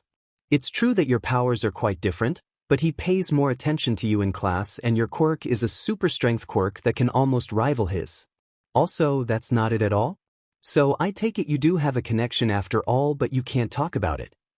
Crap. I really need to be careful about that. Izuku thought. Todoroki, why do you refuse to use your fire? Todoroki shook his head. It's not my fire. Tell me, Midoriya, have you ever heard of quirk marriages? Izuku nodded. Then you know that they were outlawed decades ago. Another nod. Well, my father is Endeavor, as I'm sure you know. He has enough money and influence to make everyone look the other way about most things. He bought my mother from her family and used her for her ice quirk and get a child with both quirks. Izuku looked shocked, but Todoroki continued. After 4 attempts he finally got me. He abused my mother for years and put me through hellish training the moment my quirk manifested. My mother finally broke and poured boiling water on my face. That bastard acted like he never did anything and put her in a mental hospital for damaging his perfect creation. So to prove that I don't need him and he doesn't control me, I will beat you and win this tournament with only my ice. Izuku finally said, you're an idiot. First you say it's not your fire, it's Endeavor's, then you say the ice is yours. After that you act like only using half your quirk won't hurt you. Plus you compared me to All Might just so you could prove you're better than him even with half your power. Todoroki tried to say something but Izuku wouldn't let him get a word in. You say you will prove he doesn't control you? Well, by doing all of this you let him control every aspect of your life. You won't win with half your strength, Todoroki. Todoroki glared. No, I don't need his fire and I will fight with only my ice. Izuku walked away. Turning around he had a sad look in his eyes. Then you will lose. I'm sorry to say this, but as you are now you won't be a hero ever. He then left without another word. Todoroki looked shocked and Bakugo, who was spying on them, thought, okay, I definitely heard some things I shouldn't have. But it does put some things into perspective. In the lunchroom, Uraraka had just sat down with her food when Ishido sat down beside her. Mina? I'm saving that seat for Midoriya. The pink girl grinned and replied, I know, I'm just here to talk about that blush you had earlier. What was that about? Uraraka blushed again and said, I don't know what you're talking about. Ishido put on a fake scowl as she said, Don't lie to me, Uraraka. You have a crush on him, don't you? Uraraka sighed and said, I don't know how I feel about him. Sure, he's amazing, but we just met not too long ago. Ishido's expression softened. Okay, then let's find out. Let's play a little game. I'm gonna end a question and you need to answer. Sound okay? Uraraka reluctantly agreed, so Ishido asked, When he enters a room you're in, do you feel your heart beat faster? Uraraka nodded slowly, a small blush on her cheeks. Do you blush any time he smiles at you? Another nod and a slightly bigger blush. Do you think of ways to make him smile more in your free time? Another nod and an even bigger blush. Okay, last question. What do you find amazing about him? Uraraka quickly said, Everything. When we first met I saved him from falling on his face. Later that same day he saved me from a giant robot in the entrance exam. Then when I got to meet him he was so kind and smart. And his nervous muttering is adorable. Her cheeks were now practically glowing red at her confession. Ishido was laughing as she said, Oh God. You have it bad for him, don't you? That's adorable. Uraraka pouted, making Ishido laugh harder. Mentally sighing she thought, Mina's right. I do have a crush on him. Little did she know she muttered her realization. Ishido heard it and said, Great. Now that you admit it, what are you going to do about it? Uraraka's blush now covered her whole face as she said, Nothing. Ishido stated, booing. Oh. You need to tell him. Uraraka tried to argue, but Ishido continued. If you don't tell him, then this will just keep eating you up inside. Even if he rejects you, then you can move on. Uraraka realized Ishido was right, but that she had to do something before she even thought about confessing. You're right, Mina. I'll confess, but first there is something I need to do. Suddenly she got another quest. Personal quest, beat Bakugo Katsuki. Details, beat Bakugo Katsuki in the Sports Festival 1-on-1 tournament. Bracket has been fixed to pit you two against each other. Rewards, a possible date with Midoriya Izuku, confidence in yourself, getting revenge for Midoriya's past. Accept, decline. Uraraka immediately hit accept after reading the quest. Ishido asked, What do you mean? And why were you tapping the air? Uraraka replied, That was a quest. And as for what it is that I need to do, that's private. Ishido whined, so Uraraka told her about a reward. One rewards is a possible date where Izuku.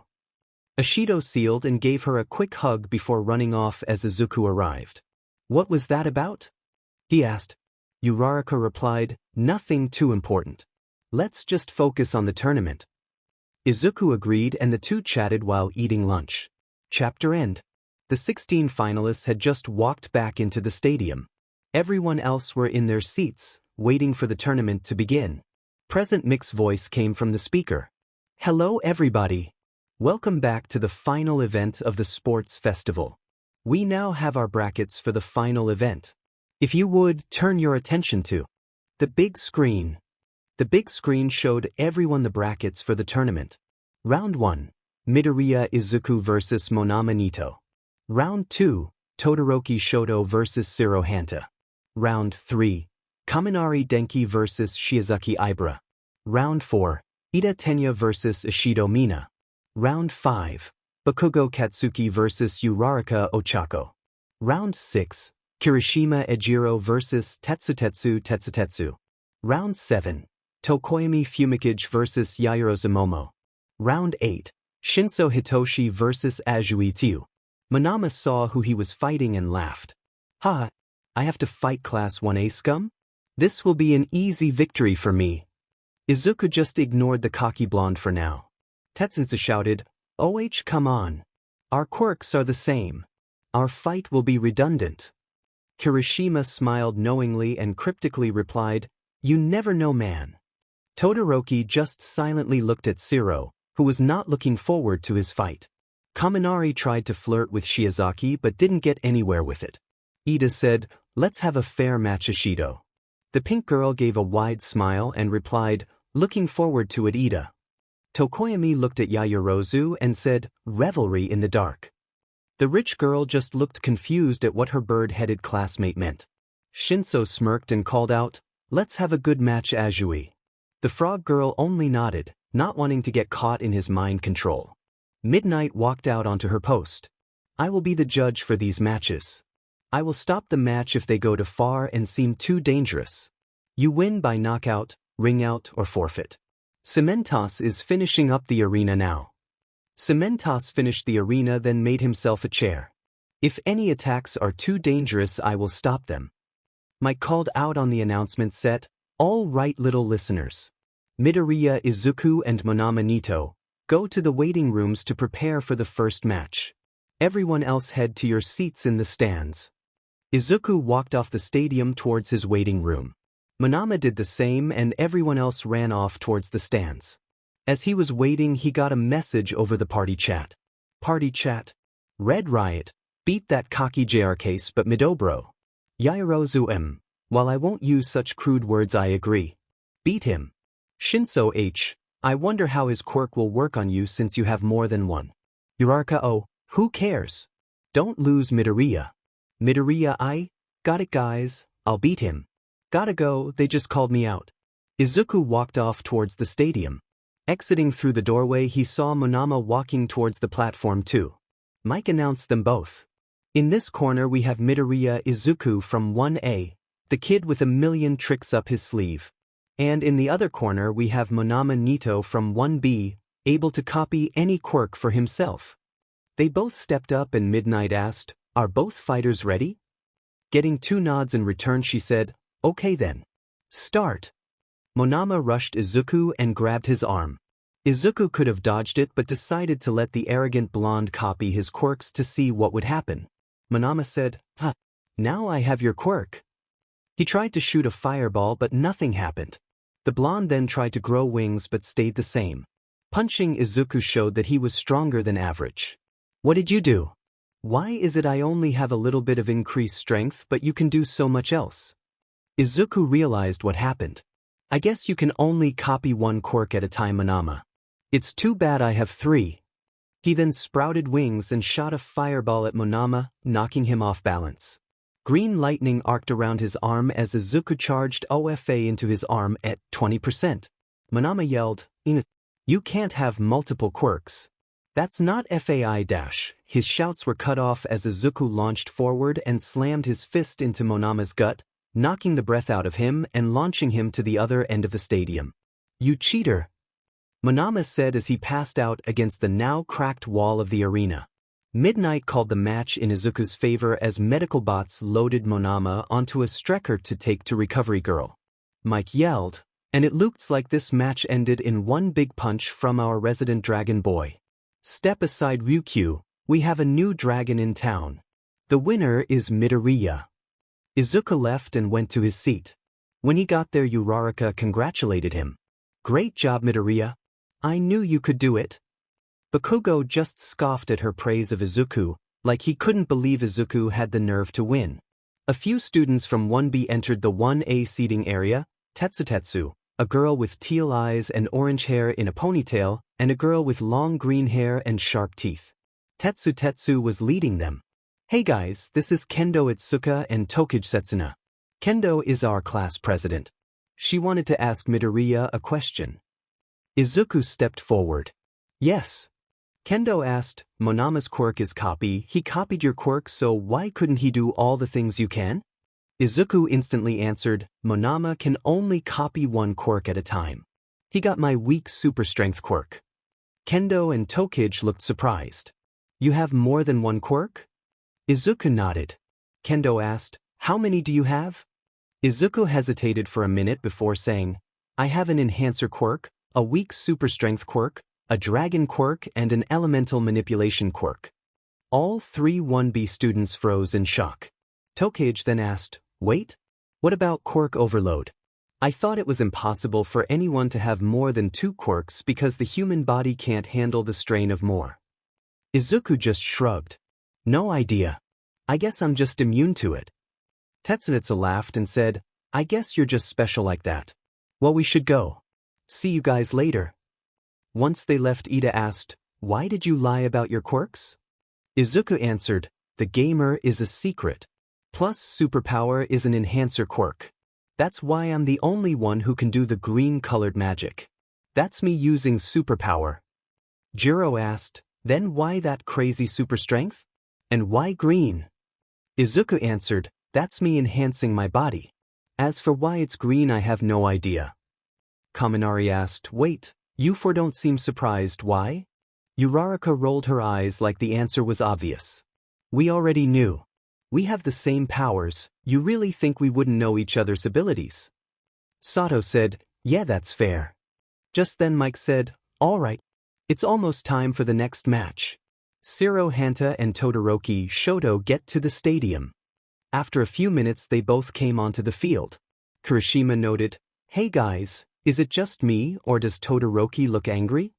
The moment the match started, a massive glacier appeared in the arena, almost touching the stands. Azui instantly fell unconscious from the cold. Izuku saw this and said, as soon as the match ends, let's get rid of the ice. The other 4 gamers nodded.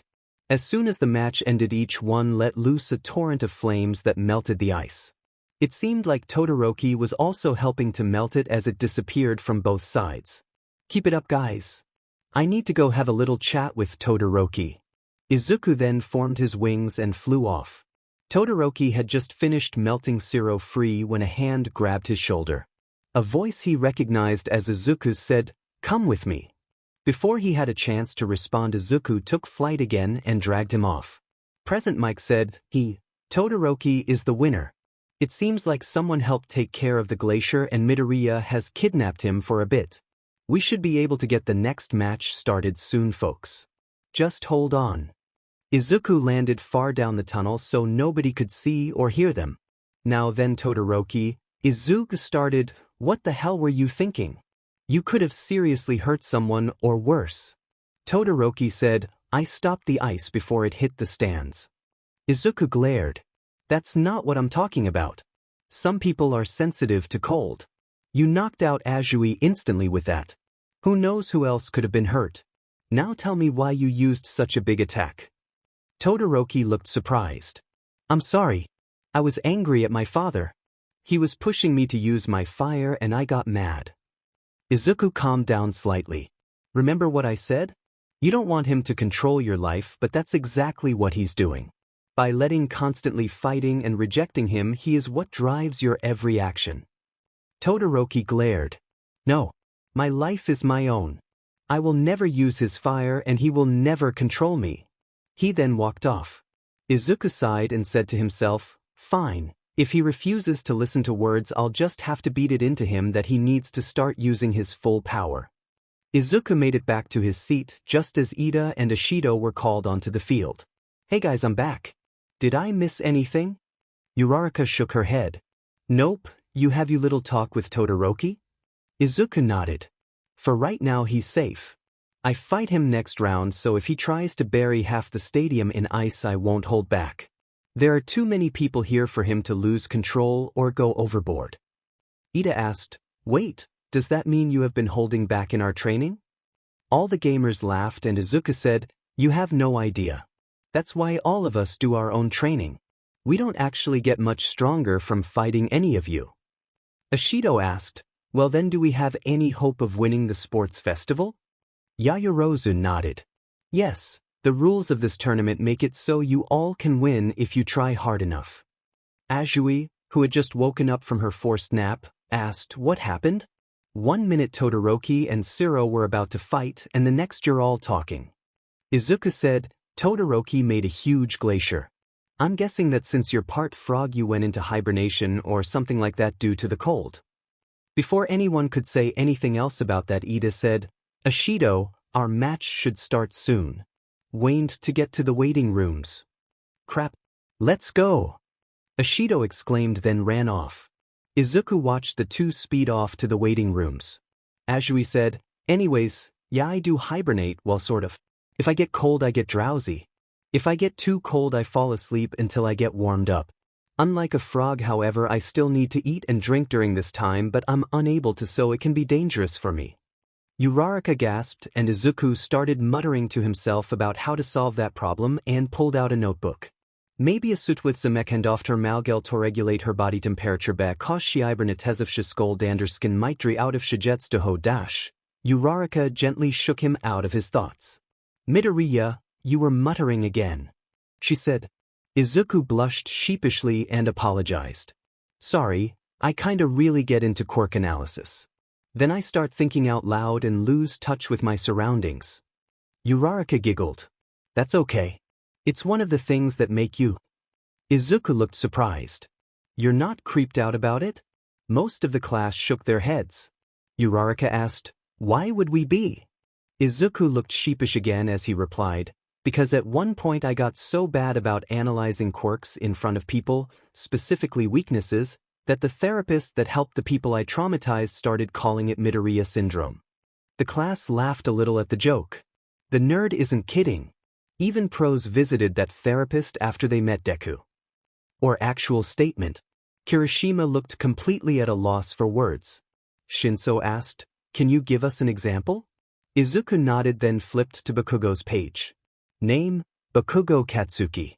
Quirk, explosion. He sweats a nitroglycerin-like liquid that explodes with even the smallest spark, which he can produce.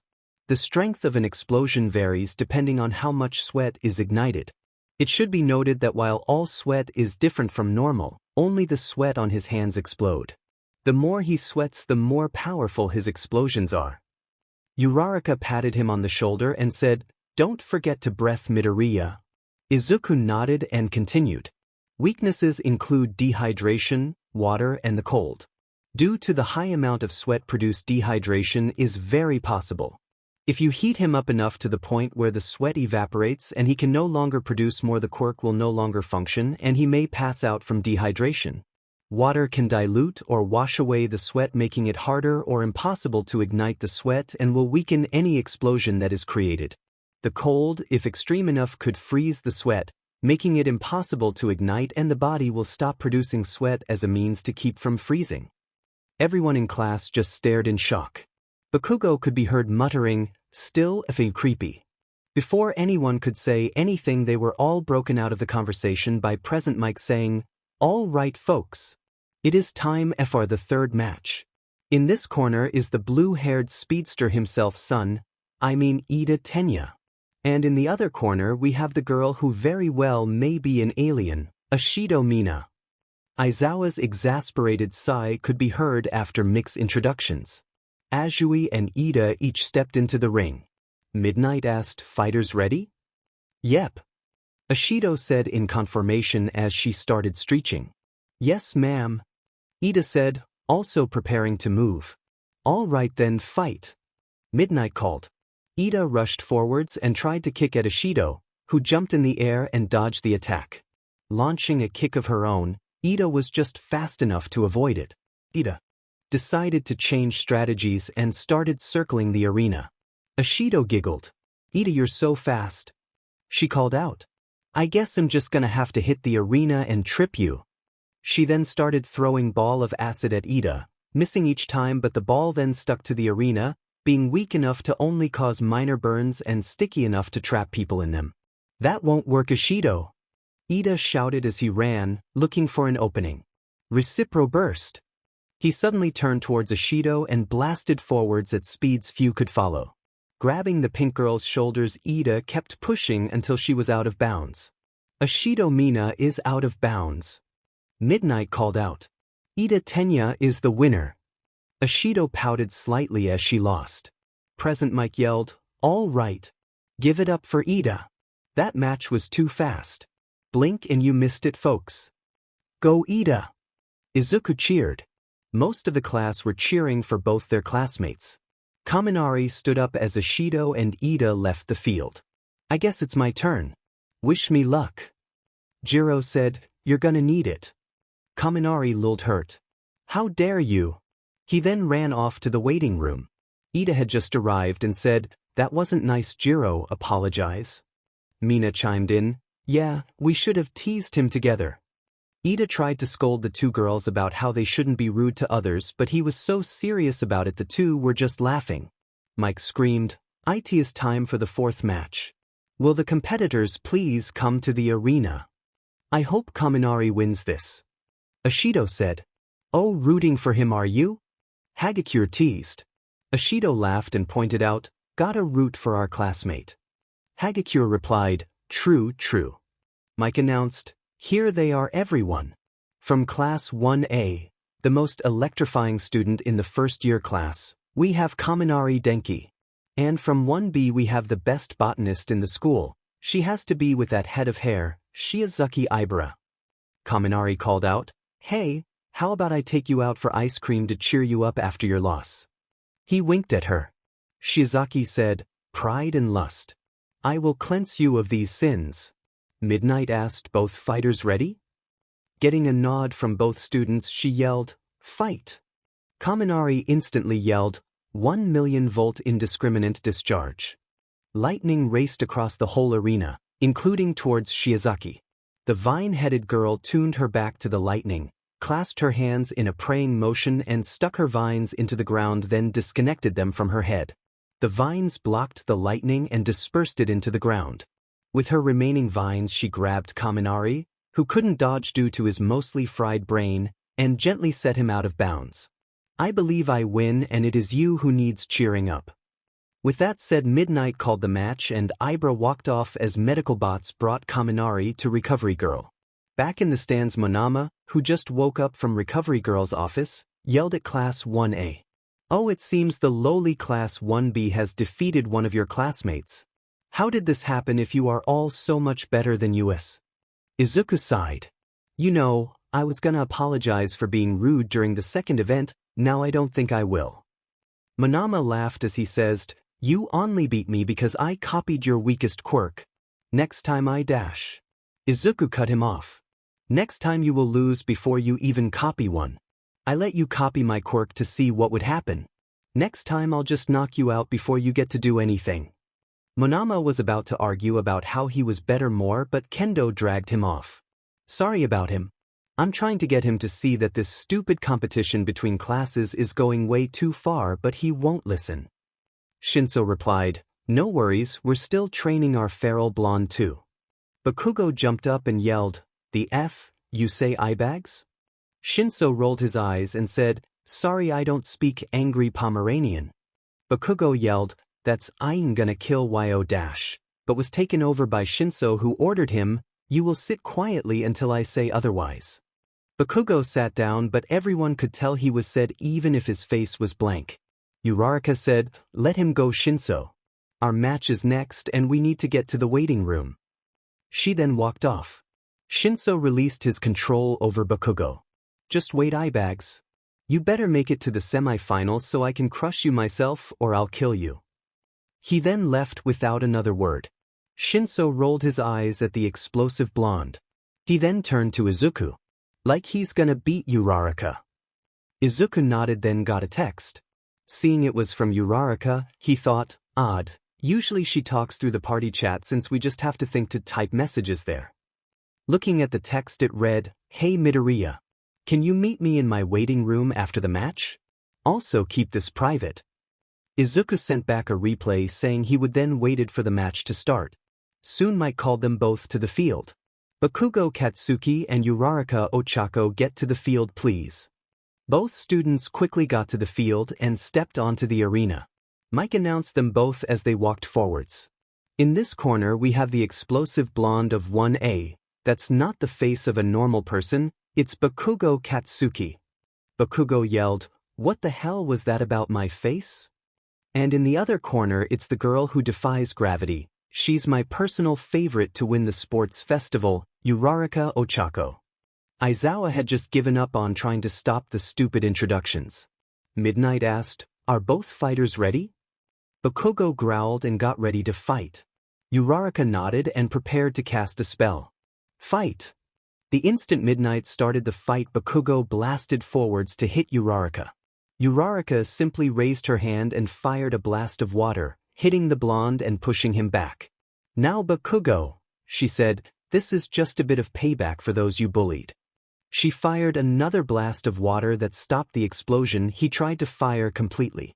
Bakugo rushed forwards and led with a right hook that Uraraka easily sidestepped. She then punched him in the gut and fired an air cannon, sending Bakugo flying back to the other side of the arena, just barely staying in bounds. "Did you put you up to this?" Bakugo shouted. "Did he send his obedient little beach after me?" Uraraka glared at him.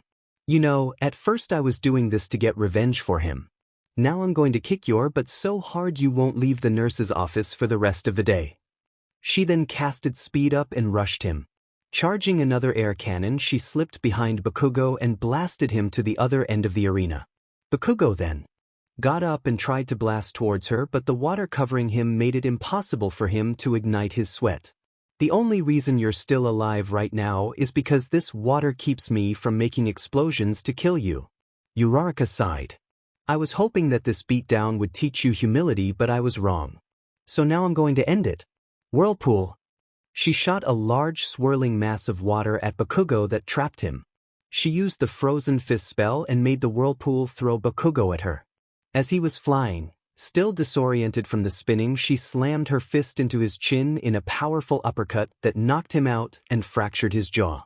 Midnight was gaping at the one-sided beatdown and brutality from the normally kind girl. She also heard about the bullying and made a mental note to bring it up to Nisa later. Uraraka Ochako wins by knockout, Mike announced, and in a total one-sided beatdown Uraraka shows her skill and power. "I'm not sure how she did all that, but it was incredible." Uraraka ran off to the waiting room to wait for Izuku to show up, but got a call from her dad. "Hi Daddy. Are you and Mom watching the sports festival?" Her father's voice came from the phone. "Yes we are. You did amazing in that fight, but I have to ask, how did you do all that? You shot water and sent that boy flying around without using your zero-gravity quirk." Uraraka hesitated. "I'll tell you later. I'm sorry I hid my new powers from you, but it was a big secret. I'm not the only one who can do this stuff after all." Her father asked, "What do you mean?" A knock at the door interrupted them. Izuku said, "Uraraka? You said you needed to talk to me?" Uraraka quickly said, "Sorry Daddy, I need to go. I'll see you tonight, okay?" She then hung up and opened the door. "Hey Midoriya. Come in." Izuku stepped into the waiting room. "So, what did you need to talk about?" Uraraka blushed slightly as she replied, "Izuku, I've been thinking about us. We first met when you saved me from that giant robot. Then we both get in and are in the same class. So much has happened and all of it has drawn us closer. What I'm saying is, I like you a lot. Will you go on a date with me?" Izuku couldn't believe it. The girl he was crushing on was asking her out. "Yes, I would love to, Uraraka." Ochako smiled brightly. "Please, call me Ochako Izuku." "Okay then Ochako. So Thim means we're dating, right?" Ochako nodded. "Then that means I can do this." Izuku then leaned forwards and gave her a small kiss on the lips. Ochako started blushing harder. "That was my first kiss," she mumbled. Izuku pulled back a bit. "I'm sorry, did I go to ch?" He was cut off by Ochako pulling him into a deeper kiss. They froze when they heard the door open and Yaoyorozu walk in. The rich girl stared at the new couple for a minute. "I saw nothing, but you should be more careful if you want to keep this a secret for a while longer." Ochako and Izuku quickly separated, thanked Yaoyorozu for keeping the secret and then ran off. Once they were alone, Izuku asked, "So do you want to keep this a secret or not?" Ochako thought for a moment then answered, "I say we don't say anything about it, but we don't hide it either." Izuku nodded just as Mike announced the next match. "We should go watch," he said. The two then ran off towards their seats. They got back just in time to see Midnight start the match. Yaoyorozu quickly made a staff and grabbed the shield from her inventory. She reacted just in time to block Tokoyami's dark shadow.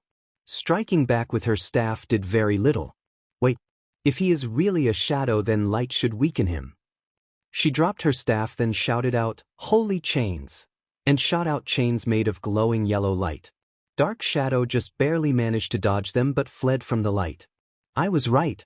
Photon beam. This time when Dark Shadow dodged the light, it shot right towards Tokoyami and hit him in the chest hard enough to knock him out of the arena. Yaoyorozu Momo wins the match by ring out. Midnight called the match. Mike said, "Well, it looks like we only have 2 more matches to go, folks." With Yaoyorozu winning against the dark side, she moves on, and so do we. Yaoyorozu helped Tokoyami up and the two walked back to the stands. Kirishima stood up and walked away saying, "My match is next. I better get down there. Wish me luck. This fight is gonna be so manly." He then started walking off but turned back as Izuku said, "Hey Kirishima, you don't need luck." Shinso chimed in, "Kick his but so I can kick yours next round." Azui croaked in annoyance of being written off like that but otherwise stayed quiet. Kirishima smirked and nodded then ran off. Jiro started laughing a bit. Uraraka asked, "What's so funny, Jiro?" The punk girl answered, "Tetsuya just said the exact same thing as Kirishima. It's like they're twins or something." Uraraka giggled a bit too. "You're right, that is funny.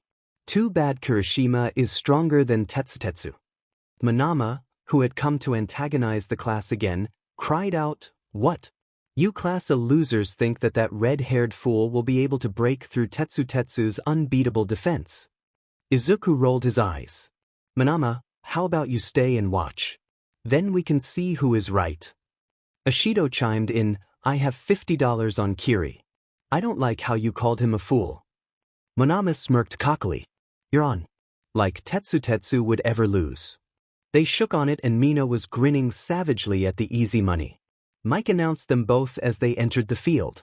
"This next match will be something special, folks. 2 masters of defense facing off. Will the hard-as-rock Kirishima Eder manage to stay strong, or will the strong-as-steel Tetsu win the day? Let's find out." Aizawa just tuned out Mike and his stupid introductions. Kirishima and Tetsu both cracked their knuckles in anticipation. Midnight asked, "Are you both ready?" Tetsu said, "Oh yeah," and slammed his fists together. Kirishima answered with a wide grin and a, "Let's do this." Midnight yelled, "Start," and both teens activated their quirks and ran forwards. Kirishima was slightly faster and met Tetsu on the other side of the arena. Both punched the other in the chest and both slid back a foot. "You're strong." Tetsu grinned at the praise. "Guess that means I don't have to hold back." His grin faltered at Kirishima let loose a barrage of punches. Tetsu tried to do the same but was too slow to match the punches. He took a hit to the jaw and was knocked back a few feet. "Dimin, what kind of training do you do?" Tetsu asked. "Those hits hurt." It rubbed his jaw. The steel-coated teen then rushed forwards and landed a solid hit on Kirishima's chest but the redhead didn't even flinch. Kirishima grinned, "The kind you will never be able to replicate.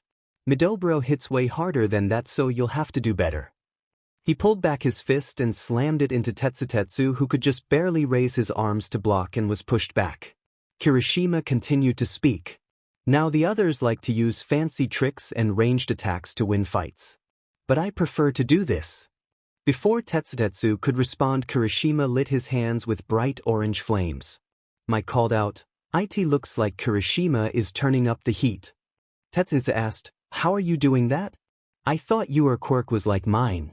Kirishima replied, "Oh, it is, it's just not my only quirk. I'm like Midobro. Let's see how you handle my full power." Kirishima launched another barrage of punches. This time they were too strong for Tetsu to block and too fast to dodge, so he took the hits and forced his quirk to stay active. Kirishima dropped his fire and let Tetsu recover. Now for one last trick. Lightning Fist. Both of Kirishima's fists started crackling with yellow electricity. He slammed both hands into Tetsu's chest, causing the battered teen to be blasted away by a huge bolt of lightning. Up in the stands, Kaminari asked, "Wait, he can use lightning?" Izuku nodded. "So can we?" See. The four gamers present coated their hands with lightning. Kaminari then asked, "Wait, does that make me irrelevant?" Nobody answered. "Guys?" Silence. "Guys." Midnight called the match in Kirishima's favor and Mike called out, "Now that was an electrifying finish." Kirishima Itaro moves on to the second round. Kirishima then helped up his competitor. "Sorry I took you down so hard, but I wanted to put on a show." Tetsu laughed.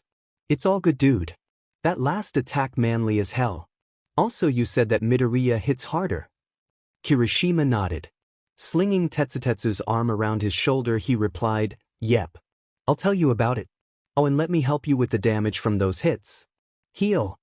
Kirishima's hands shone with a bright light and Tetsu instantly felt better. The two had just entered the tunnel when Tetsu pulled his arm away and stood on his own. "That's incredible. Can Midoriya heal too?" Kirishima said, "Yep, so can Shinso, Uraraka and Yaoyorozu. But Uraraka is the best at it. She's what you would call our party's healer, but I'm no slouch either." Tetsu went wide-eyed at that. "That's incredible. Now just how hard can Midoriya hit?" Kirishima smirked as he answered, "You know those 0-pointers from the entrance exam?" Tetsu nodded. "He broke it in one hit. Too bad that it destroyed his arm in the process. His enhancer quirk is too much for his body at full power, so he constantly holds it back to avoid breaking his bones and killing us with it." Tetsu's jaw dropped. "Dude, is there any way I can get him to help me toughen up my quirk?" Kirishima laughed a bit. "Maybe, but we will do it together. Trust me, Midobro is super fast and strong. He can easily take us both on, no problem." Tetsu cheered in anticipation. Up in the stands, Monama was gaping. Ashido tapped his shoulder. "You lost, now pay up." Monama argued, "No. You tricked me. That's not fair." Ashido glared.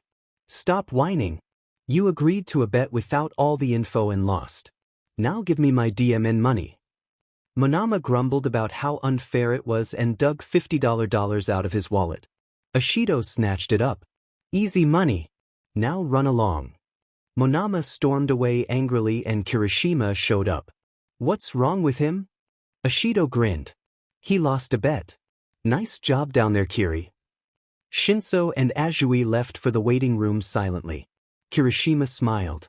"Thanks, Mina. It was a fun fight. Oh, by the way, Midobro, do you mind helping me and Tetsu train with our quirks? You are the hardest hitter here, so it would really help." Izuku thought for a moment and, considering his date with Ochako, replied, "Maybe. It depends on when you want me to. I already have some plans, but when they ate isn't really set." This caught Ashido's attention and she saw a chance to tease others. "Oh, you have plans? Like perhaps a date?" Izuku nodded. "Yep, I have a date, but we haven't really discussed where we want to go or what we want to do." Ashido looked slightly surprised as she asked, "Who's the lucky lady?" Izuku just smiled slightly and didn't answer. "Oh, come on. Tell me already." Ashido whined. Izuku shook his head. Before anyone could say anything else, Mike said, "Thus is the final match for the first round. Next we move on to the quarter-finals. But first, we have the tired teen that may very well be Aizawa's kid, who knows what he can do. It's Shinso Hitoshi. And we also have everyone's favorite frog. She may be Kermit's cousin. It's Aizu." Both fighters stepped into the ring. Midnight asked, "Both fighters ready?" Getting a nod from both, she said, "Fight." Shinso called out, "I don't suppose you will let me win without fighting back?" Azui's answer was to launch a flying kick that Shinso barely managed to dodge. "Fine," Shinso grumbled, "the hard way it is." He blasted the frog with water, soaking her thoroughly. Azui asked, "Really?" Getting me wet is your plan? Shinso just fired of a freeze ray, the cold from it making Azui shiver. Oh, she croaked out. Azui then resorted to hopping around the arena to dodge the icy blasts and get closer. Due to the water on her movements were getting slower and slower. Deciding to take her chance, she jumped at Shinso and tried to kick him in the head, but her leg was caught. Yield or I fry you. Shinso threatened as lightning arced around his hand. Azui slipped up and croaked out, Neve dash, and Shinso took control. Walk out of the arena, he commanded, letting go of Azui's leg. The frog girl then slowly walked forwards and went out of bounds. Midnight called the match. Shinso wins by ring out. Mike said, well folks, that's I for round 1, but don't worry. The next round will start shortly. Azui croaked angrily at herself as she regained control. Damn it. I got caught in his mind control and lost. Shinso said, sorry I beat you like tgat, but I figured it would be better than blasting you with lightning. Azui calmed down and accepted the apology. The two then walked back to the stands where Ashido was still pestering Izuku about his date, to no avail. Chapter end. There was a short break between when Shinso beat Azui and when the brackets for the next round were shown to give the students time to recover from the last match. Round 1. Midoriya Izuku vs Todoroki Shoto. Round 2. Ida Tenya vs Shiozaki Ibara. Round 3. Uraraka Ochako vs Yayuro Zumomo. Round 4. Kirishima Ejiro vs Shinso Hitoshi. Izuku got up from his seat and started walking towards his waiting room. Todoroki also left. On the way there, Izuku was stopped by Endeavor. Using Analyze OM in him, Izuku confirmed his suspicion. Name, Endeavor. Level, Health, Mana, Stamina, Quirk, the self-flametomx. Warning message, the abuser, the cruel, the unworthy. This is a hero who has used his own family for his own personal gain. Endeavor said, you boy. Izuku stopped and the hero continued. It is Shoto's duty to surpass All Might. That is the very reason he was born. He is my perfect creation. You are similar to All Might. Your strength is impressive, so you will make Shoto use his fire and then he will beat you. Izuku glared. I am not All Might. Endeavor said, that is obvious dash. Izuku cut him off. That's obvious, right? Todoroki is not you. The only reason I talked to you in the first place is to confirm what I already suspected. You only had Todoroki to make a strong quirk. Endeavor smirked as he, believing himself to be legally untouchable, said, of course. He exists to fulfill my desire. That is his duty and he will carry it out. Izuku started walking away. We're done here. I will save Todoroki from himself and his duty that you have forced on him to cover up your own weakness. Endeavor growled out, watch your tongue, boy. I am the number 2 hero and you will respect me. Izuku didn't even turn around as he replied, I know exactly who you are. Endeavor was burning with anger to the point his flames got more intense. It set the smoke alarm off, so he forced himself to calm down. Little did he know that his perfect creation was not strong enough to win. Izuku also forced himself to calm down as he was called out to the arena, so he didn't do anything reckless. Mike announced them both, without the stupid introductions this time, because Aizawa threatened him, and Midnight started the match. Izuku called out to Todoroki. Your father talked to me before I got here. Todoroki glared and launched a large sheet of ice at Izuku. Izuku melted it by using a flamethrower with OFA. He's a JRK, but you can't let him hold you back from your full potential. Todoroki fired off more ice, but Izuku destroyed it. I am nothing like that yesterday. Izuku sighed. I never said you were. But everyone here is giving it their all. You will never win with only half your power. Todoroki screamed, I can and I will. Izuku asked, then what will you do when your ice isn't enough? Izuku grew his wings and dodged the next ice attack. Due to combat regeneration, his mana and stamina were still full. Your ice can't hit me. Even if it does, I will just heal. It isn't enough. I can fight all day, but you can't. What will you do? Todoroki yelled in frustration as he made a glacier as big as the one he hit Zero with. Izuku charged up 25% of OFA and used his flamethrower spell. The massive stream of flames almost instantly melted the glacier and easily outclassed anything Endeavor had been seen doing. Izuku landed. Well, Todoroki, you will never be a hero if you continue like this. So who do you want to be? Todoroki tried to launch more ice but he couldn't. He was too cold. I will never be like him. Izuku asked, am I fighting you? Or am I fighting Endeavor? This is your ice. Your fire. Your power. Now I will ask again. Who do you want to be? Todoroki fell to his knees. Memories of his mother and him played through his mind. Tears flowed out of his eyes and fire burned on his left arm. A memory of his mother said, it's okay to be who you want to be, Shoto. He may have given you this power but it is yours to use how you want to. Todoroki said, I want to be a hero. Endeavor shouted, now you can properly take on my legacy, Shoto. Mike sounded confused as he said, Endeavor suddenly offers encouragement? What a doting father. Izuku smiled as the flames grew bigger. Todoroki stood up and asked, why are you smiling when you're about to lose? Izuku replied, I'm glad. Now I don't have to hold back anymore. Once again Izuku spread his wings and took to the air. Now let's see who's stronger with both of us using our full power. Izuku flew towards the ground and used Frost Fist. Punching the ground sent a wave of ice towards Todoroki, who matched it with his own. Izuku then shot a stream of fire towards Todoroki, who did the same.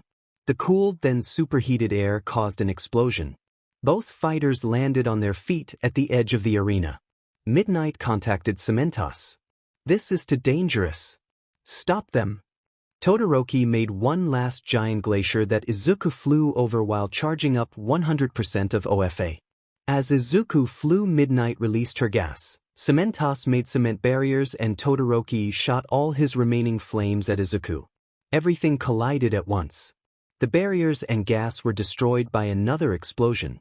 As the dust settled, the crowd saw Izuku standing in the center of the arena. Todoroki was knocked out against the back wall that had a large crater in it. The crowd went wild and Endeavor was said. Cementos stood up and told Midnight, I know strength isn't everything, but these two are impressive. Midnight agreed. I know, right? It's insane.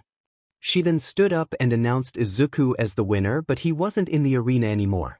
Mike called out, now that was one explosive finish. What even was that? Aizawa explained, the ice from both students cooled the air. Todoroki's fire heated the air so quickly it then expanded, leading to the explosion. Mike said, that's nuts. How hot did that fire get? He was standing over Todoroki, who had regained consciousness. One hell of a fight, huh? Todoroki nodded then groaned in pain. Izuku slung the other teen over his non-broken shoulder and carried him to Recovery Girl's office. The elderly nurse was not pleased. She smacked both of them with her cane and refused to heal Izuku's arm, so he had to do it himself. Todoroki had to stay in the nurse's office, so Izuku headed back for the stands alone. In his seat, Endeavor was still angry. Shoto failed me, he thought. He must be stronger to never fail me again. Endeavor left the arena. In his eyes there was no reason to watch after his child's failure. But how can I do that? Suddenly he had an idea. If he is not strong enough, perhaps his children will be. And I know just who to set him up with. Getting in his limo, he told the driver to drive and pulled up the sports festival on the TV in it. Izuku had just gotten back to his seat when Ida and Shiozaki stepped onto the arena. Ochako said, great job in your fight. Izuku replied, thanks. Now let's see how Ida does in his. Midnight started the match and Ida decided he wasn't going to waste any time. Recipro burst. Blue flames came out of his engines just then and Ida shot forward and pushed Shiozaki over the boundary line. Midnight said, Ida Tenya wins by ring out. Mike announced, that was an easy victory for the blue-haired speedster. Give Ida Tenya a hand, folks. Manama could be heard shouting about how 1A thought they were so much better than 1B just because nobody from 1B made it to the semifinals, but everyone ignored him. Yaoyorozu said, it is time to go, Uraraka. Our match is next. Ochako stood up and nodded. Yep. Let's go. This is gonna be fun. We haven't actually fought much. The two left and Ishido asked, so Midori, do think we'll win? Uraraka or Yamamo? Izuku thought for a minute then said, it's hard to tell. Uraraka is slightly faster and stronger than Yaoyorozu, but Yaoyorozu is smarter and more skilled in direct combat. I would say it comes down to if Uraraka can get around Yaoyorozu's defense and keep the pressure on. If she can, Uraraka wins. If not, then Yaoyorozu. Ishido could barely follow along but asked, how will their magic affect the battle? Izuku said, not all that much. Uraraka is best with healing and wind elements. Healing takes a lot of mana but wind takes very little. Yaoyorozu doesn't really specialize in any element and uses them all equally, so even with her larger mana pool she can run out quickly if she isn't careful. Jiro asked, what elements do you specialize in? Shinso said, I'm good with dark and water. Kirishima said, fire and earth. Izuku said, I haven't used much more than fire in this tournament, but lightning, ice and fire are my best. Kaminari asked, wait, since you're good with lightning, can you tell me why I short-circuit so easily? Izuku used Analyze on Kaminari. Name, Kaminari Denki. Title, Sun. Level, 7. Health, 320-320. Mana, 940-940. Stamina, 270-270. Quirk, S Electrification, LVL 8. Warning message, the Joker, the Fool. He who will stand by his friends when needed, even if it is dangerous. Izuku said, I have a theory. Most emitter quirks use mana. Raise your mana and you can use your quirk for longer. It short-circuits you when you run out. Kaminari asked, isn't that a gamer's only thing? Izuku shook his head. Nope. Bakugo has gotten more mana since the beginning of the tear and he can now use his quirk for much longer before he runs out of sweat. Kaminari then asked, okay. So how do I get more mana? Izuku snickered as he knew this was Kaminari's weak point. You need to be smarter. Your INT and WIS stats are each about that is super low. The average youth at a first year has 17 in WIS and 20 in INT. Ishido snickered as Kaminari groaned at the thought of studying. Izuku said, why are you laughing, Ishido? This goes for you too. The pink girl froze. Before anyone could say anything else, Mike called Ochako and Yaoyorozu to the arena. As both girls walked to the arena, Mike announced their arrival. This next match is bound to be exciting. Both of these girls are full of tricks. Midnight, get this match started. Midnight asked, fighters ready? Getting 2 positive responses, Midnight said, start. Ochako called out, no hard feeling, right Yaoyorozu? Yaoyorozu nodded. Of course. But if you win, I may have to tell the class about that little scene I walked in on a little while ago. She said this as she pulled her sword and shield out of her inventory. Ochako gasped. You wouldn't dare. Up in the stands, Jiro and Shoji wondered, what does that mean? Ochako rushed forwards. Dodging the sword strike from Yaoyorozu, she tried to get behind the taller girl's guard, but the shield slammed into her side, making her flinch enough for Yaoyorozu to cut her leg. That won't work, Uraraka. You know I'm not one to fall for tricks like that. Yaoyorozu said, preparing to defend again. Ochako decided to change strategies. Air cannon. The large blast of wind forced Yaoyorozu to dodge and move forwards toward Ochako. That is a dangerous attack. If it hits me, it may be enough to knock me off this platform. Yaoyorozu considered her options. If defense is too risky, I'll go on the offensive. Ochako smirked slightly as her plan came together. Quickly healing her leg, Ochako started moving backwards, occasionally using wind magic to deflect the sword strikes she couldn't dodge while preparing another spell. Yaoyorozu kept advancing and saw they were nearing the edge of the arena. She decided to try to bash Ochako with her shield and knock her out. Right as Yaoyorozu rushed forwards, Ochako cast the speed-up spell and moved behind Yaoyorozu. The rich girl panicked and spun around, face to face with Ochako, who now had a sword in her gut. Oh God! Oh, I am so sorry. Yaoyorozu freaked out and dropped the sword. Gamer's mind calmed her just in time to see Ochako raise her hand and say, Air cannon. The following blast of wind hit Yaoyorozu point blank and was more than enough to knock the rich girl out of the tournament. Ochako then pulled the sword out of her gut and healed herself. Taking a quick look at her health and mana, she was glad she got the super regeneration perk as they were at health 20560 and mana 1500-2800. Her stamina was fine and she would heal quickly with the perk, but without it she would definitely have lost her next match. Midnight recovered from the shock of seeing one student pull a sword out of her gut and heal herself like it was nothing. Uraraka Ochako wins. The crowd went wild in applause at the match, and Mike asked, "How did Uraraka just take a sword to her gut then pull it out like it was nothing? Can you please explain that, Aizawa?" Aizawa, who was probably the only one other than the gamers not frozen in shock after seeing the sword in the girl's stomach, said, "I can. All the students with all those abilities are able to heal themselves and others. Plus they don't feel pain from anything." Mike said, "All their abilities are bullshit. How are you supposed to beat them?" Aizawa replied, "If anyone finds the answer besides each other fighting, I will let you know." Down in the arena, Ochako helped Yaoyorozu up. "Good match, Yaoyorozu." The rich girl smiled. "Yes, it was. Though I apologize for stabbing you like that. I panicked when you went behind me." Ochako smiled. "It's fine. I wasn't expecting it, but I do specialize in healing and it is nowhere near the worst injury I've healed." The two laughed slightly as they walked back to the stands. Once they got there, Kirishima and Shinso left. Izuku congratulated Ochako for her win. "That was an amazing fight, you two. Great job on the win, Uraraka. And you did great too, Yaoyorozu." Ochako blushed slightly at the praise and Yaoyorozu smiled. Uraraka said, "Thanks, Midoriya. Now let's see who I'm fighting in the semifinals." Ashido saw the blush on her cheeks but decided to tease her later. The next match was about to start. Once again she asked, "So who do you think will win?" The other three gamers all said, "Shinso," at the same time. Ashido was slightly surprised at the immediate answer. "How can you be so certain?" Yaoyorozu explained, "Kirishima is strong, that is for sure. But his durability is his greatest strength. Shinso is strong enough to damage him even with Kirishima's durability and much too fast to be hit back." Izuku continued, "Kirishima's quirk runs on his stamina.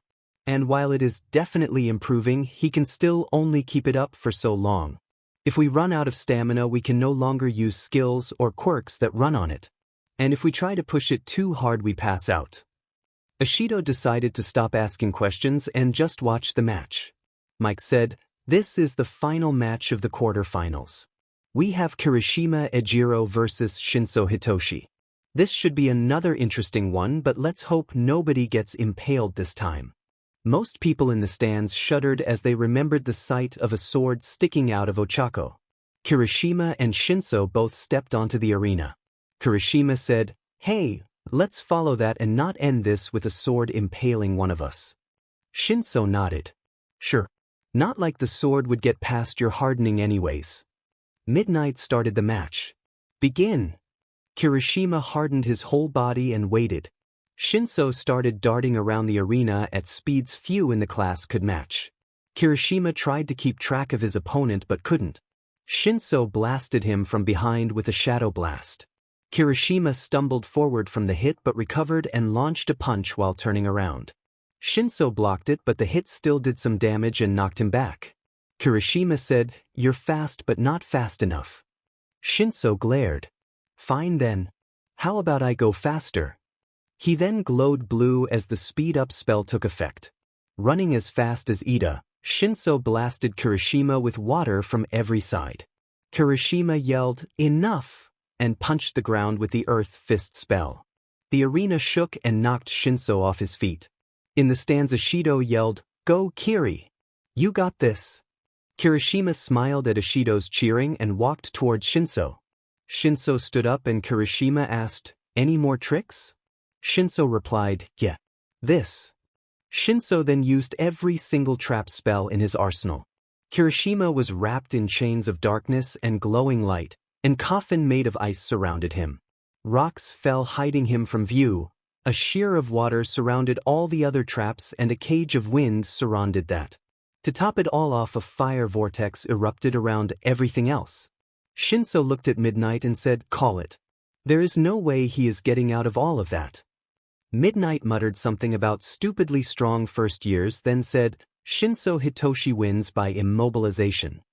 All the different traps disappeared and Kirishima fell to the ground. Standing up, he said, "That is to get trapped with." In the stands, Ishido asked, "What the hell was that?" Izuku ignored Ida shouting language and answered, "Every element has a trap spell. Shinso used them all. It takes a lot of mana, but you would have to be extremely powerful to break it." Ochako added, "Midoriya is the only one who has done it, and he had to use half of superpower to do it." Everyone stared in shock. Izuku had beat most of them with only superpower before, and he only used around 20% to do it. For someone to force him to use half of his power was crazy. Mike said, "Next is the semifinals. But first we will take a small break so the four competing can recover a bit." Ishido groaned as she said, "You five are way too strong. I don't see how anyone can beat you. I mean, even Todoroki going all out lost." Izuku laughed a bit. "We can be beaten, Ishido. Our weaknesses are easy to spot if you really look." Ishido just glared as they waited for the next matches to start. Chapter into chapter text. Immediately after Mike showed the brackets, Izuku got up and Ida followed suit. Both went to their waiting rooms. Everyone else started chatting about the next two matches. Hagakure asked, "So who's faster? Ida or Midoriya?" Uraraka thought for a moment, then answered, "It depends on what you mean. If you mean top speed, then Ida because of his reciprocal burst. If you mean in like over a long PRD of time, then Midoriya due to his much higher average speed." Siro asked, "So in this match, who do you think wins?" To everyone's surprise, it was Todoroki, who had just recovered enough to leave Recovery Girl's office, who answered the question. "Midoriya wins. Even if Ida uses his reciprocal burst straight away, which I doubt he will, Midoriya can react quick enough to dodge. And if he does get hit, he can just start flying and recover. Ida then lacks the firepower to bring him down."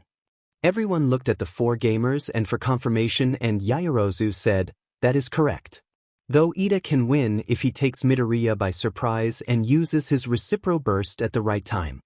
Ojiro asked, "Who wins between Uraraka and Shinso?" Both shrugged. Uraraka answered, 50 Shinso is much faster than me, but I have more health and mana. I can heal myself easier, but Shinso can hit me quicker. It kinda depends on who has better aim. The moment one of us is out of mana, the other wins." The questions stopped as Mike announced both competitors walked onto the field. "Welcome to the semi-finals. Whoever wins this match will be moving on to the finals. First up we have Midoriya Izuku, the boy with every trick up his sleeves and then some. We also have Ida Tenya. This kid's speed is no joke. Let's see who wins. Off to you, Midnight." Midnight asked both students, "Ready?" Getting two positive answers, she shouted, "Fight!" Ida immediately shot forwards quickly, though not using his reciprocal burst, and Izuku did the same. Izuku charged up 12% of OFA into his legs. Both fighters kicked out at the other. As their legs connected, a small shockwave sent dust everywhere and cracked the arena. Ida was overpowered and sent back. "You are holding back." The tall blue-haired teen noted. Izuku replied, "So are you." Both once again charged forwards, but this time Ida managed to land a solid hit to Izuku's ribs, dealing quite a bit of damage and sending the green-haired teen skidding across the arena. Up in the stands, Sato said, "Why are they holding back? Midoriya can do so much more and move so much faster. Ida is going way slower than usual too." Bakugo realized what was happening and he scoffed. "The DMN nerd is helping Four Eyes get stronger." Most of the class questioned what the blonde meant. Bakaigo responded, "I'm not a massive quirk nerd like Deku, but I do know how they grow. Mutant quirks like Four Eyes get stronger when pushed to the physical limits and then forced past that. Deku is fighting at just above his level right now. This will cause Four Eyes to get stronger and faster." Azui asked, "I get that Midoriya wants to help, but is this the best time?" Todoroki replied, "That's just who he is. He knew that I was holding back half my power and decided to help me with my issues." Ochako said, that's not all. Midoriya has a skill called combat regeneration. It levels up when it is used. It regenerates his health, mana and stamina over time. By letting himself get hit, then heal, his regenerative capabilities are getting stronger. It's a win-win for both. Back in the arena, Ida asked, why are you letting me hit you? You can easily dodge my attacks, especially since I am holding back my speed right now. Izuku smiled as his bruises disappeared. So my regeneration gets stronger. Plus I refuse to take an opponent seriously if they don't fight at their 100% unless they have a valid reason to like their full power hurting them. Ida's eyes widened as he realized that he was breathing slightly heavy, but Izuku wasn't even sweating. Knowing he had to end this quick, Ida said, fine. I will be going all out from here on out. Ida blasted forwards even quicker and Izuku's smile widened. He charged up to 12% again, and this time the kicks met with a slightly bigger shockwave and both fighters getting knocked back. Izuku said, not bad, Ida. Let's see how you do against this. Izuku glowed blue along with the green lightning and blurred forward. His next kick left Ida sprawled out on the ground. Ida got back up. So fast. That speed would even impress Tensei. Ida thought. No. I must not let my brother down. I need to move faster. Ida pushed his quirk harder and shot forwards at the same speed. Izuku dodged the next strike and switched OFA to his arm. Using 15%, he slammed his fist into Ida's chest, knocking the speedster off balance and towards midnight as his forward momentum knocked him over. Come on, Ida, Izuku called out, use your recipro. Show me some real speed or I will end the match right now. I know you're stronger than you show. So stop holding back. Ida grunted in pain as he got up. Fine. I will show you. Recipro burst. Blue flames came out of his engines as Ida shot forwards, not seeing Izuku's smirk. Izuku formed his tail and spun to the side, smacking Ida's back as he shot past and let physics do the rest. Izuku checked his stats to see all his bars regenerating.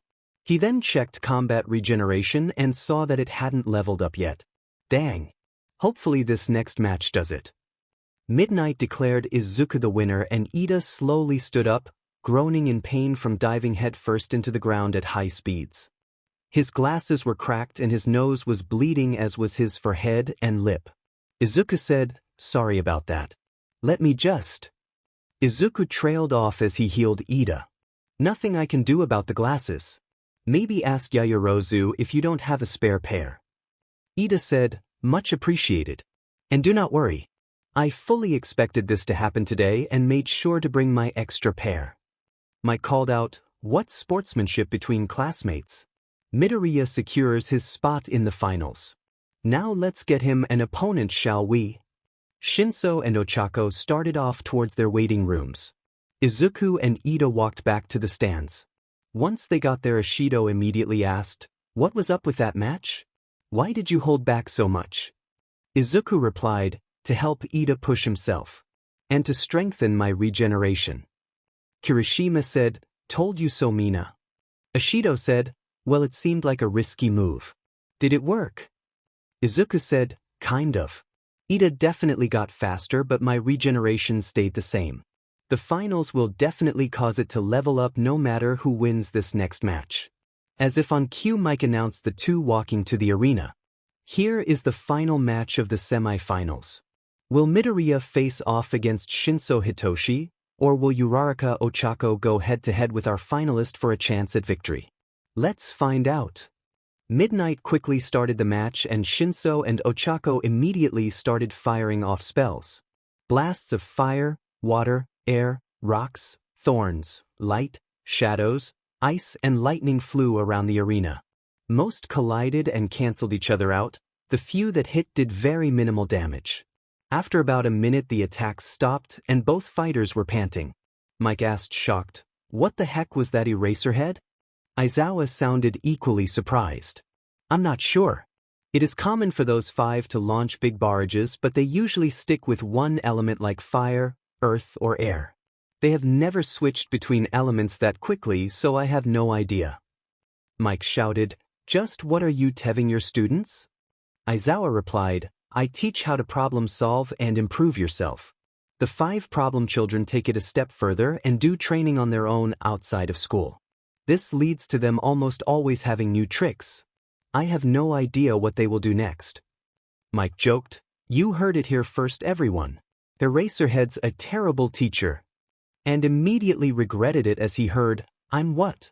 From Aizawa and felt his glare burning holes in the back of his head. He tried to ignore it as Shinso and Ochako recovered. That was tiring, Shinso said. Ochako nodded in agreement. Yep. Good thing I will be able to recover in time for the next match. Shinso laughed at the friendly banter and charged forwards. He punched Ochako in the face, making the girl recoil. Then he started floating and felt a hand on his arm. Ochako giggled. I don't use it much anymore, but don't forget. I can still make you weightless and easy to move. Shinso used an air cannon to blast himself away from his opponent. It worked a little too well as he shot away at high speeds. Ochako released her quirk and Shinso slid to a stop just inside the boundary line. Sheet. That was too close. I thought. Mike said as much. Oh. So close to a ring out. Shinso better be more careful or Uraraka might take him out. Shinso got up and dodged to the side as an air cutter shot at him. It still cut into his right leg, damaging it and slowing his movements unless he could heal it. He didn't get that chance as Ochako was quickly next to him and blasted him out of the arena. Shinso sighed as he healed himself and Midnight announced, Uraraka Ochako wins by ring out. She will face Midoriya Izuku in the finals. Mike said, all right folks. Give us some time to prepare for the finals and let our 2 finalists rest a bit. Take this time to go get some food or do whatever you need to do. I have a feeling that this next match will be one to remember and you don't want to miss it. 30 minutes later. Izuku and Ochako walked onto the field as Mike announced the finals. This is it, everybody. The moment we have all been waiting for. In this final battle, will Midoriya Izuku take home the gold medal or will Uraraka Ochako become the champion of the first years? The new couple walked onto the arena and Izuku asked, want to up the stakes a bit, Ochako? Ochako asked, sure. What did you have in mind? Izuku smiled. Winner chooses the place and time for our first date. Ochako replied, you're on. Midnight smirked as she thought, I'm giving the first years their Izzy Ed class early. There is a new couple here and they need to know how to be safe after all. She then started the match. Up in the stands, Jiro overheard the 2 finalists bet. She turned to Ashido and said, hey Mina. I found out who Midoriya has a date with. Ashido's eyes lit up. Who? She demanded. Jiro pointed at the arena. The winner get to choose the date. Ashido smirked. Oh, I am so teasing them about this. Back in the arena immediately after Midnight called start, Izuku charged up OFA in his arm at 25%. His punch launched a large gust of wind that hit Ochako. She stood against it, but the wind pressure still managed to knock her back a bit. Seeing that she was almost out of bounds from that one strike, Ochako fired an air cannon at Izuku. The 2 blasts of air cancelled each other out and Ochako moved away from the edge of the arena. Izuku smiled at her and asked, ready to really get started? Ochako nodded. Yep. I'm going all out, Izuku. Izuku formed his claws and said, well then, let's go. He then charged forwards and slashed out with his claws. Ochako dodged most of them but still got cuts on her arms. She jumped back and shot a fireball at Izuku. Izuku did the same and the 2 attacks caused a smokescreen in the arena. Ochako charged through it to catch Izuku off guard but reached the other side to see nothing. She quickly spun around only to be slapped in the face by a tail. Izuku had formed his wings and tail then flown up and landed behind her as she ran through the smokescreen. Izuku smacked her with his tail and landed.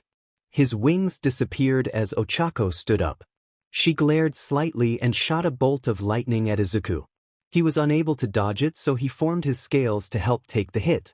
Izuku saw that his health had a small chunk missing, but his stamina and mana were each almost full. Ochako also saw this thanks to Analyze and growled as he kept recovering. I know we have similar powers, but you have way too many tricks up your sleeves. Izuku chuckled a bit. I know. Whose idea was it to give someone a dragon quirk? super strength, regeneration, and the ability to manipulate just about every element there is. Ochako charged again while saying, I don't know, but if I ever find out who, I will be having words with them. She tried to punch Izuku in the face, but he caught her fist. Izuku then went on the offensive and kept throwing punches and showering out attacks of different elements. Ochako was forced to dodge and used her quirk to help. This drained her stamina quickly, however, as she didn't use her quirk on herself much. Izuku slipped past her guard, charged OFA at 15% in his fist again, and punched Ochako with enough force to knock her out as the last of her stamina depleted. As her consciousness faded, she saw Izuku pick her up as Midnight called the match. He told her, "You did incredible. You can rest now, Ochako." Her vision faded as she fell asleep. The crowd went wild at the victory as Mike yelled, "The winner, after a slightly short but incredible match, is Midoriya Izuku. Give us some time to prepare the podium and let our students recover, then we can get the awards ceremony started." Izuku walked to Recovery Girl's office. Once he got there and laid Ochako into a bed, Recovery Girl smacked him on the head. He didn't react due to Gamer's body, but Recovery Girl said, "You just don't know how to hold back. I can't even heal the girl due to her stamina loss." Izuku sighed as she smacked his head more. He said, "I can heal her. I'm not sure when she's gonna wake up though." Ochako glowed white as the bruises and cuts from the match disappeared. Recovery Girl sighed in exasperation. "Well, at least you can do that. I swear, you won. For all users keep getting more and more reckless every time." The old nurse walked away, so Izuku took this time to look at his leveled up combat regeneration. Skill: Combat Regeneration, LVL2. Description: restores 0.5% of health per 4 seconds and restores 1% of mana and stamina per 2 seconds. Izuku closed the window, satisfied with his progress on the skill. He got a call from his mom. Bracing himself for the yelling, he answered the call. "Izuku." Inko shouted. It was clear she was crying as she said this. Izuku said, "Hi, Mom." Before Izuku could say anything else, Inko said, "Izuku, I can't believe it. You won. We need to celebrate. We can invite the Bakugos." Izuku interrupted his mother. It would be a bad idea to invite the Bakugos' mom. Inko calmed down a bit and asked, "Why? Is there something wrong between you and Katsuki?" Izuku replied, "Kind of. We haven't been friends for a long time. Plus he lost before he ever fought me, so he might challenge me to one to prove he's better than me. And I really don't feel like listening to him complain the whole night when I beat him." Inko said, "Is he really that bad?" Izuku answered, He got Auntie Mitsuki's temper, but he doesn't have anyone to keep him in check because he doesn't respect anyone." Inko sighed. "So we won't invite the Bakugos. How about some of your other friends and their families?" Izuku said, "Yeah, that would be fun. Oh, and when I get home I have some news for you." This got Inko worried. "What is it?" Izuku calmed her worries. "It's nothing bad. It's just something I should tell you in person. Now I gotta go. See you soon." Inko said, "Okay, Izuku. I'll see you soon. Bye." She then hung up. Ochako groaned quietly. She opened her eyes and sat up. She looked at her surroundings and saw Izuku. "Hi, Izuku. I guess you won, huh?" Izuku nodded. "Yeah, I won. Our date is this Saturday and I'll pick you up at your house, okay?" Ochako blushed and nodded slowly. "How long was I out?" Izuku answered, "Just long enough for me to talk to my mom on the phone. I imagine your parents will call you soon. When they do, my mom wanted you and your parents to come over to celebrate, so ask them about that." Ochako nodded. "You'll ask them. You ask the others." Izuku opened their party chat. Party chat. Midoriya: "Hey guys, I have a request from my mom." Red Riot: "What's up, Midobro? Also congrats on the win." Midoriya: "My mom wanted me to invite you and your families to celebrate our placing in the sports festival." Yairozu: "That sounds lovely. I will ask, but I cannot promise anything. And I apologize in advance if they offend anyone by accident. My family is quite well off and we are used to high-quality living." Red Riot: "Sounds great. I'll ask my parents and they should say yes." Shinso: "My parents are leaving town for work tonight, so they can't." I'd be happy to though. Uraraka, oh, my parents agreed to come. But they do want an explanation as to how I did all that stuff. Midoriya, we can figure that out later. The awards ceremony is soon, so Uraraka, Shinso and I need to go. Izuku closed the screen as Mike walked in. Hey guys. I'm here to lead you to the podiums. The others are already there. Let's go, he said. Izuku got up and helped Ochako up as well. Before they could leave, Recovery Girl said, Hold it. I still need to make sure Uraraka is good to go before you leave. The elderly nurse then gave Ochako a quick examination. Seeing nothing wrong, she said, Everything looks okay. But if you have any pain or discomfort, come straight to me. Okay. Ochako nodded. Recovery Girl said, Good. Now go on, enjoy the awards ceremony, then go celebrate.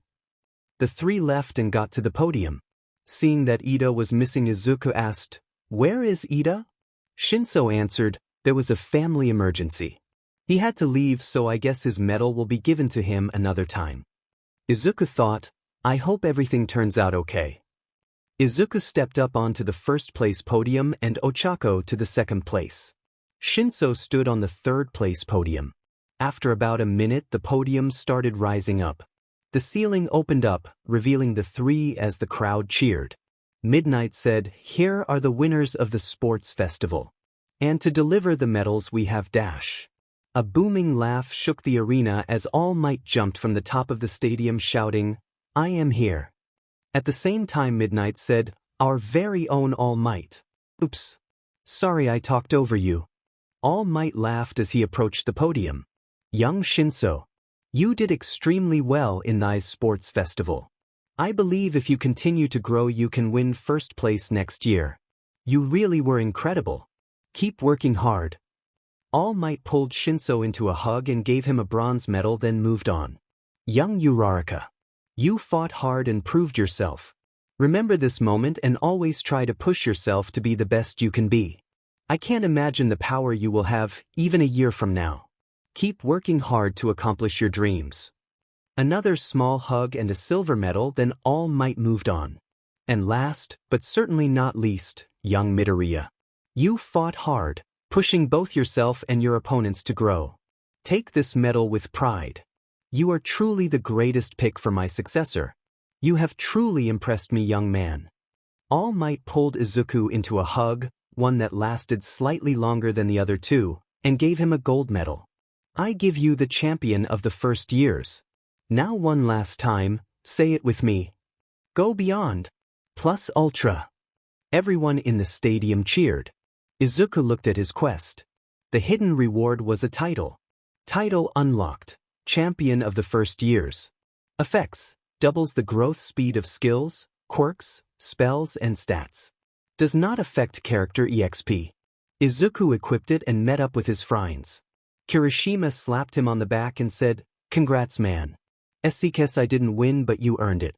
Oh, and my folks are coming to the celebration. Yaoyorozu also congratulated them. Yes, you did amazing, Midoriya. You too, Uraraka. Though Jiro and Ishido did find out about your date. Izuku said, Oh well. It was bound to happen eventually. So are your parents coming? Yaoyorozu nodded. Yes. Mother and father were quite excited to meet my friends as I did not have many real friends in junior high due to my wealth. Izuku smiled. Great. I'll see you guys soon. Now I need to go. Chako said, Bye Izuku. Kirishima said, Yep. I gotta go too. My parents need me to lead the way. The five left to get what they needed done to prepare for the party. Chapter end. Izuku had just gotten home. Everyone stared at him on the train ride since he just won the sports festival, when the door flew open and he was crushed in a bear hug and soaked with tears. Izuku, you were incredible.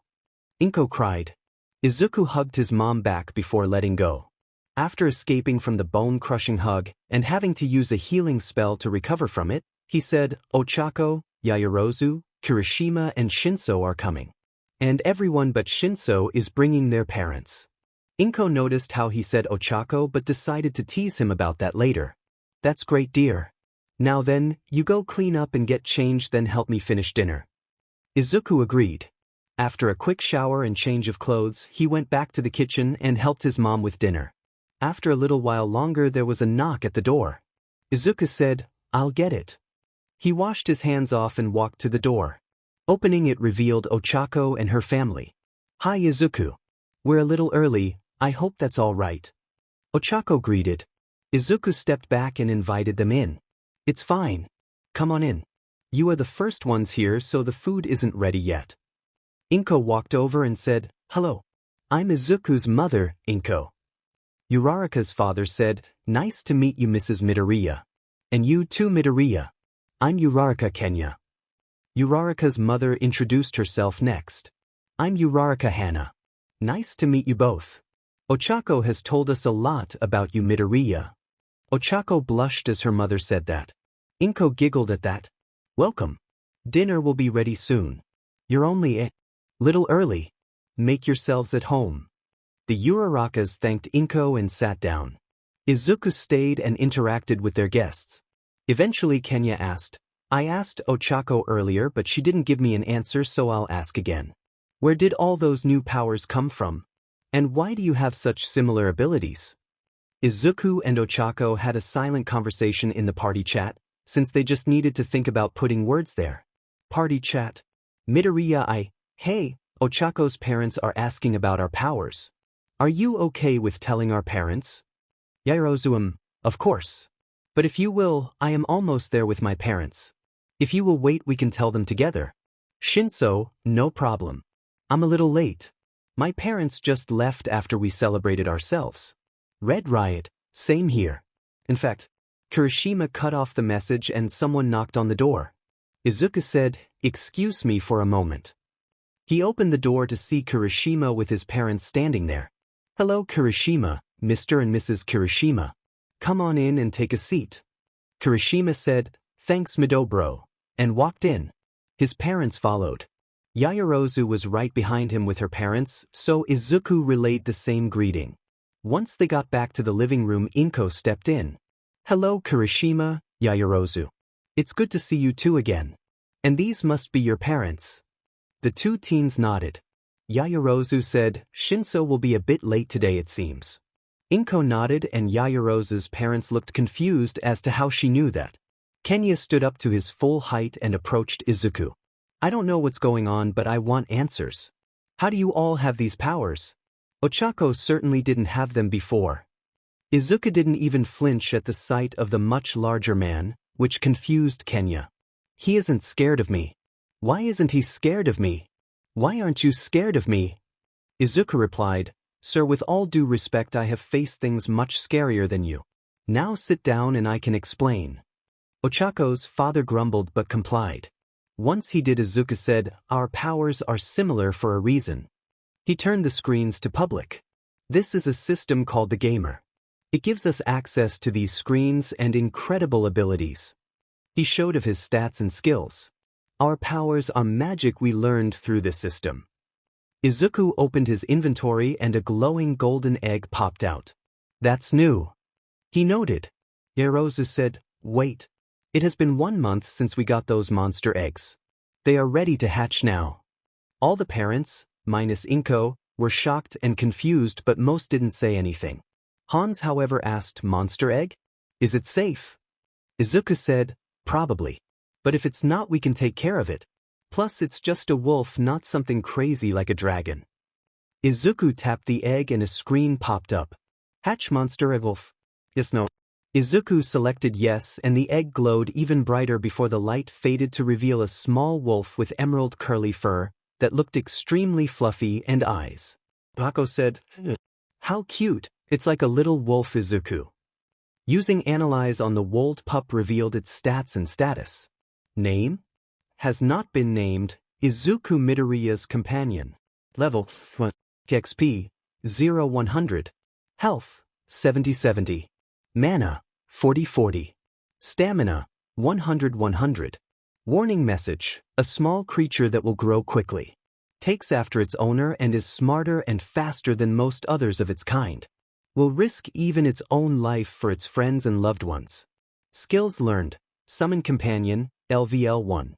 Dismiss Companion, LVL Max. Revive Companion, LVL Max. Tame Beast, LVL 1. Ochako gushed, "Oh, that's awesome. And you got all those skills too." "My turn." Ochako hatched her egg and her wolf had short pink fur that looked extremely soft and warm brown eyes. Her wolf was more durable than Izuku's but slightly slower and just as smart. Yaoyorozu went next and her wolf had long sleek black hair and onyx eyes. Her wolf was also quick and intelligent but not very durable. Kirishima's wolf had spiky bright red hair and eyes.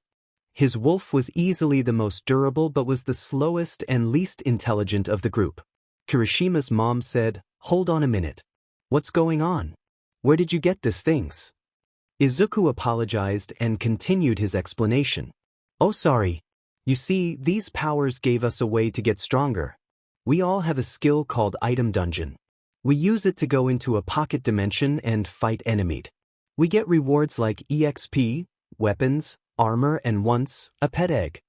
Ochako continued, "But they are dangerous. We have all lost at least one limb before. Heck, once Izuku lost both his legs in one." This shocked all the parents, minus Inko again though she did look uneasy at the memory of her son with missing limbs, and they ran and checked on their children despite them being fine. Kirishima said, "Don't worry. Gamer's body lets us regenerate limbs and stuff. Though that is why sometimes we stay the night here as it takes 8 hours of sleep to heal it." This calmed all the parents down. Izuku decided to end the explanation with one last thing. He opened the skill shop. "These skills we can buy make us much stronger if we level them up." Izuku saw he had 5 skill points and bought super regeneration.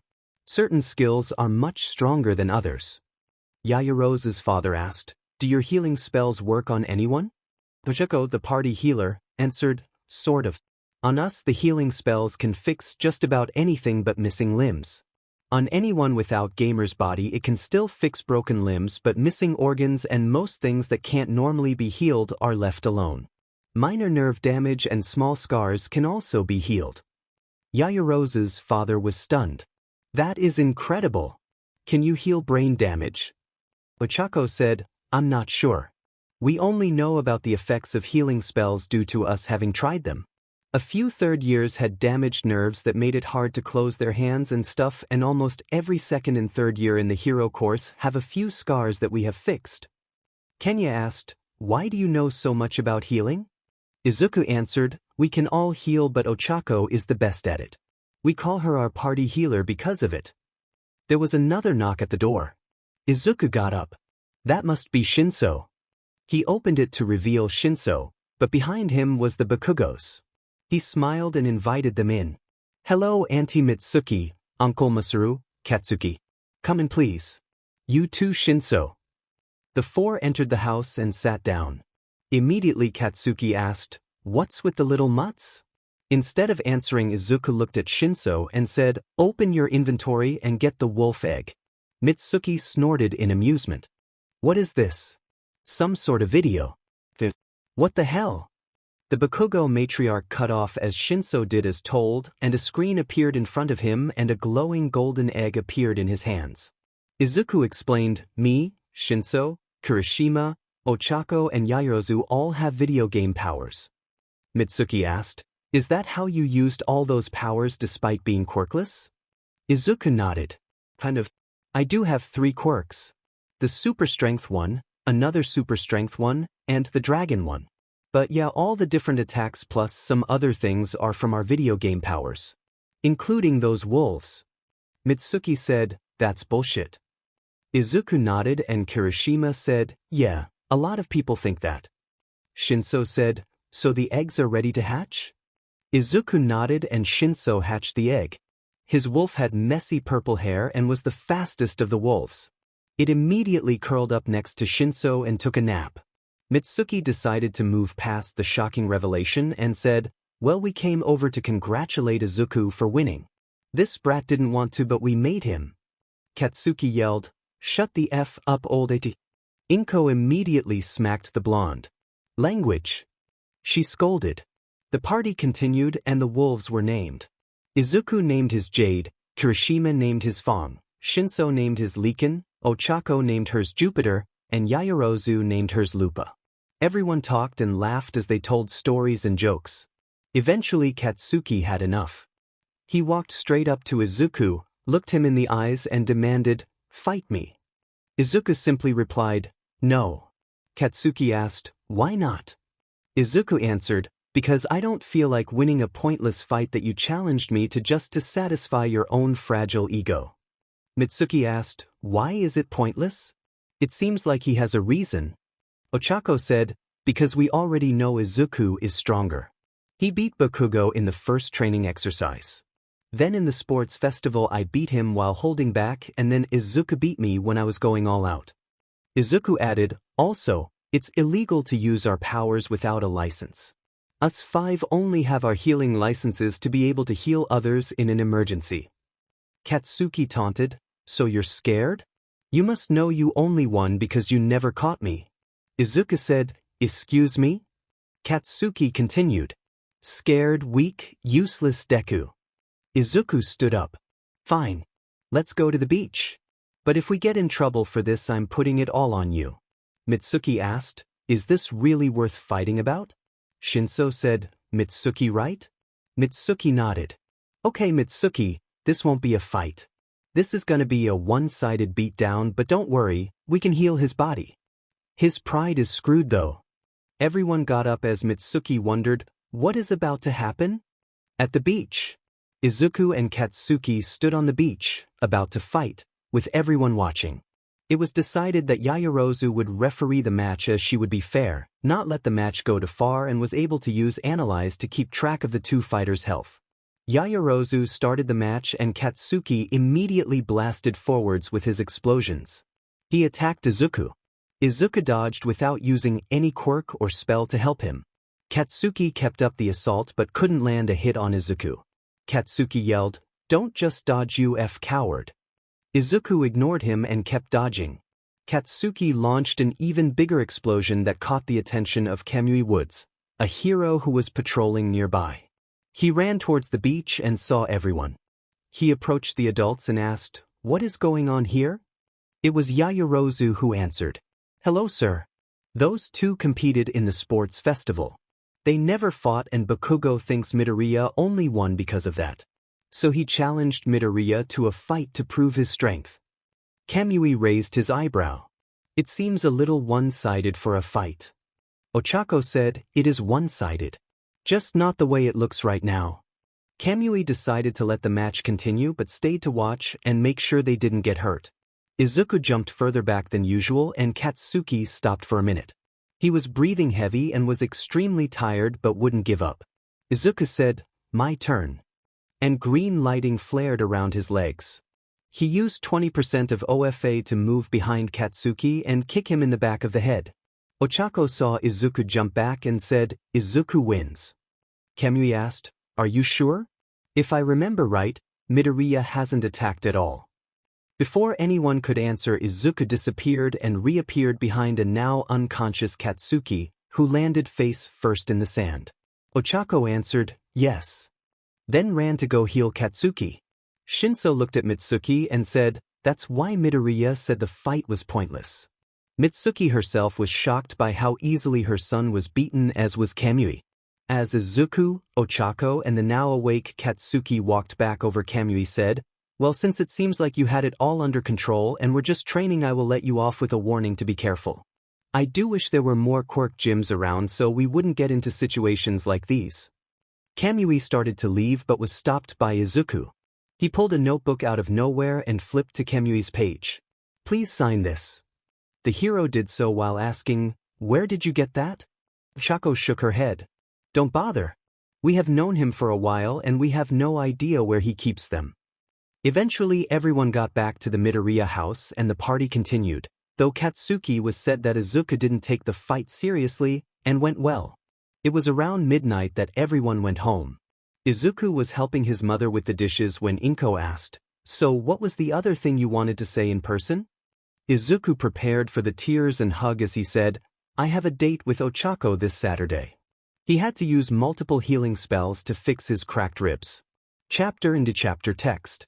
It was 2 days after the party and almost time for Izuku's date. Inko was picking out his outfit because, in her own words, You have no sense of style. Izuku had grumbled at that. In his opinion, his comfortable t-shirts and baggy shorts were just fine. Inko had chosen a dark green polo shirt and slim jeans that showed off his muscular frame. She handed them to Izuku and ordered, "Go put them on. We need to make sure they fit." Izuku obliged his mother and walked to the bathroom. He put on the clothes and walked back to see his mom.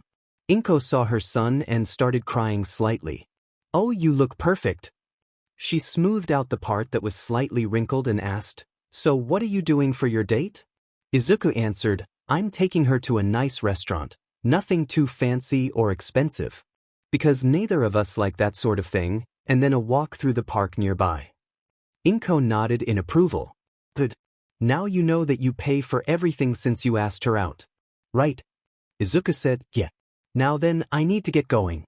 It's an hour-and-a-half train ride and a 5-minute walk to her house from the train station." He didn't say that it was Ochako who asked him out. Inko saw that it was 1:10 and practically threw her son out of the house. "Go! Go!" Izuku ran out of the house. Once the door closed behind him, Inko sighed in happiness that her son was growing up, and sadness that he's not her baby boy anymore. Izuku had gotten to the Uraraka's house. It was a small building with only one floor and a few rooms, but it was nice. He knocked on the door and Ochako's mother answered. "Oh, hello, Izuku. Ochako is almost ready." Izuku saw Ochako's father walk past the door grumbling about how her baby girl was already dating. Hana giggled and said, "Don't mind my husband. He's not happy that Ochako is going on a date."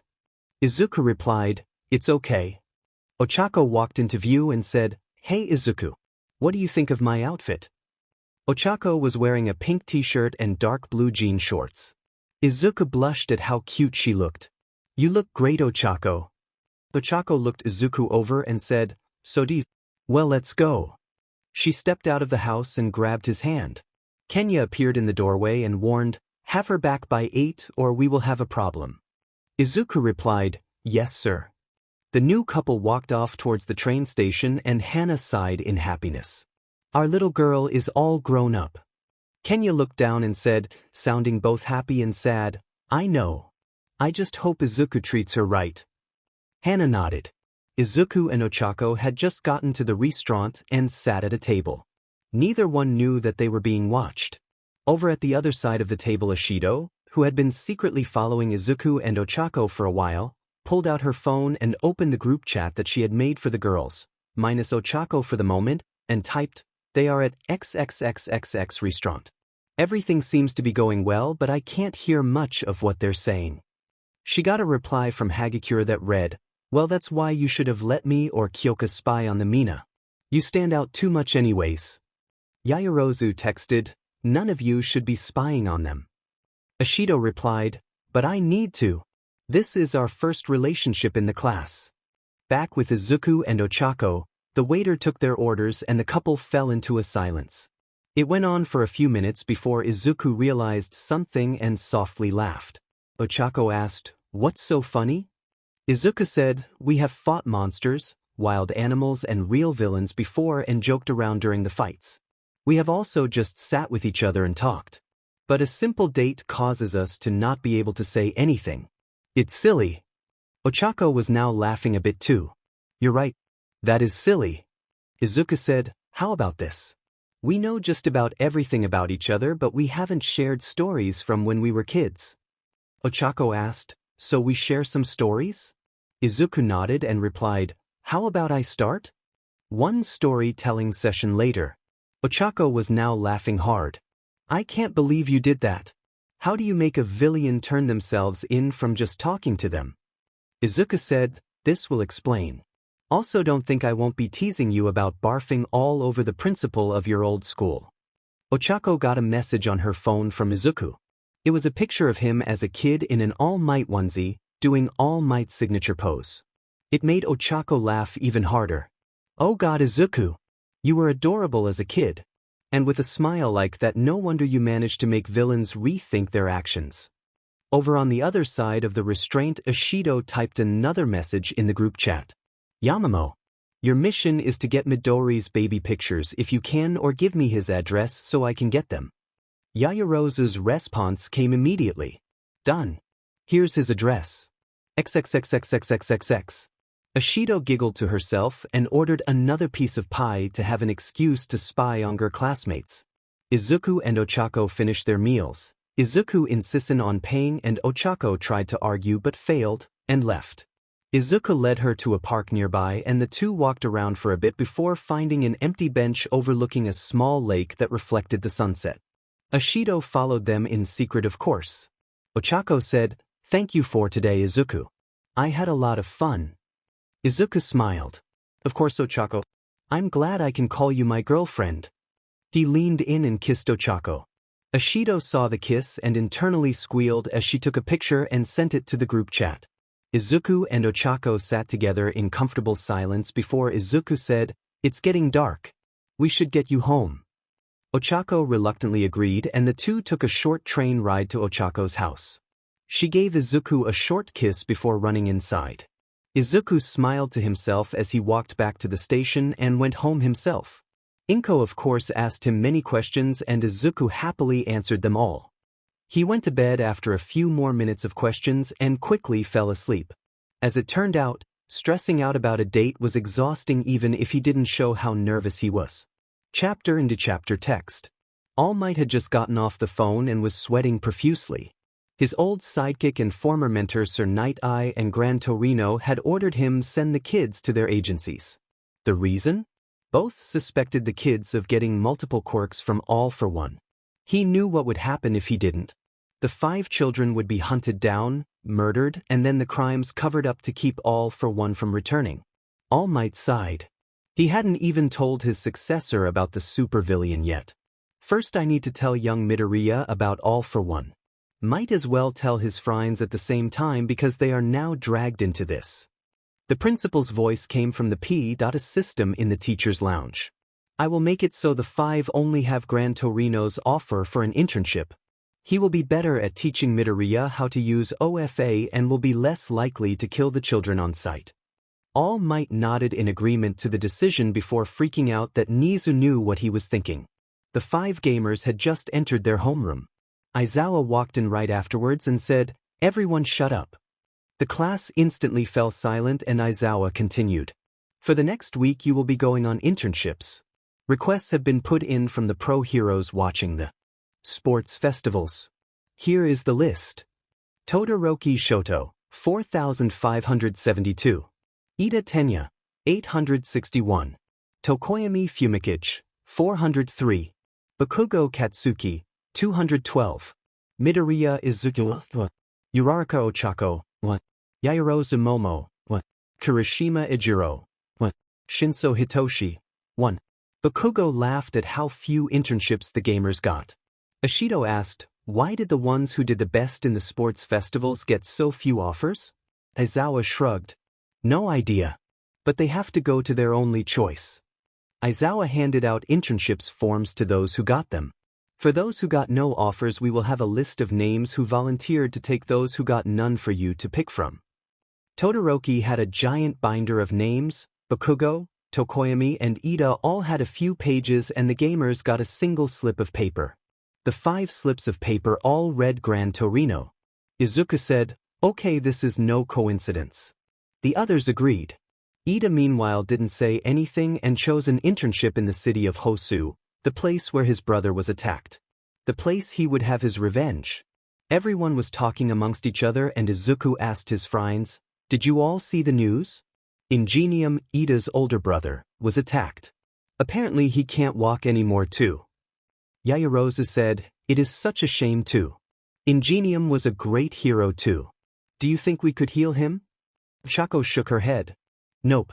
We might be able to make it so he can walk a little and get feeling back in his legs to a point, but the normal human body can't heal like that." The class kept talking until Aizawa yelled, "Quiet. Now, you have to have your internships picked out by the end of the week. For today you have to choose codenamed. I'm no good at that so you will be helped dash."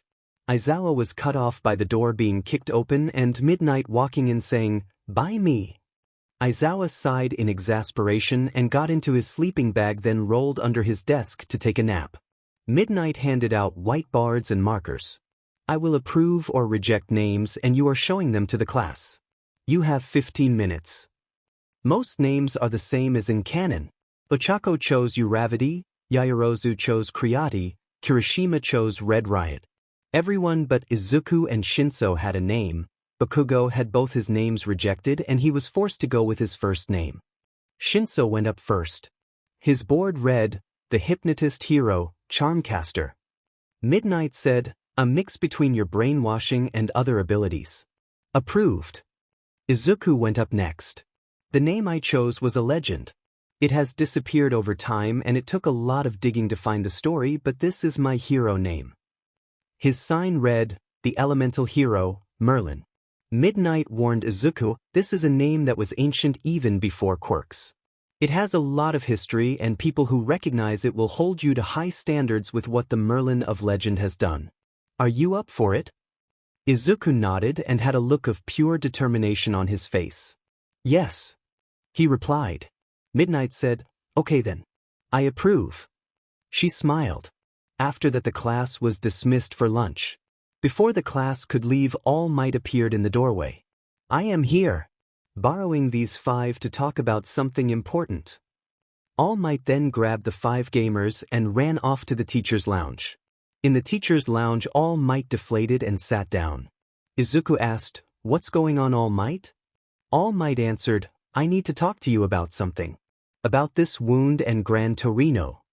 All Might then told the story of All for One. Afterwards Ochako asked, but how does Gran Torino fit in that story? All Might answered, Gran Torino used to be my mentor and homeroom teacher. He believes that you 5 have a connection to All for One. Yaoyorozu said, I see. So he sent us the internships to make sure we have none. All Might nodded. Principal Nizu had Aizawa give you only his offer. The other one who wants to test you will most likely try to kill you on sight before you can explain. But if you can prove you are innocent you will receive training that will improve your control over all your powers exponentially, but his style of training is brutal.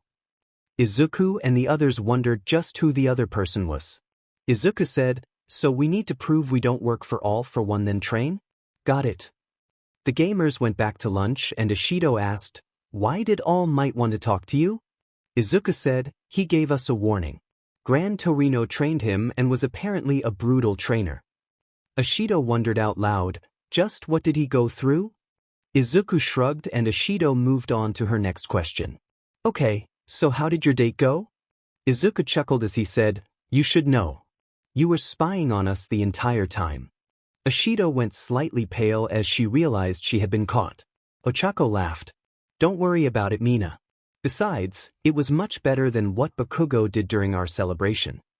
Ishido asked, what did he do? Izuku answered, he challenged me to a fight. I decided to embarrass him by dodging all his attacks easily and then knock him out in one hit. His explosions attracted a pro-hero's attention and upset my dog. Ishido asked, you have a dog? Wait, has it been affected by your powers at all? Izuku whistled and a small green wolf pup appeared out of nowhere. Yes. Ishido squealed and picked the little wolf up. As she hugged it and pet it she asked, do you all have one? Ochako nodded. Most match our hair colors. For some reason mine is pink. Ishido's eyes sparkled. Can I see? Ochako shook her head. No, not right now. Later today in heroics maybe. As it turned out, the 5 wolves would be just as hard to beat as their owners once they leveled up and near unbeatable if their owners used healing spells. Due to being created by the gamer system they could regenerate lost limbs and heal from anything. Izuku saw Ida looking down and not eating at a gable on his own.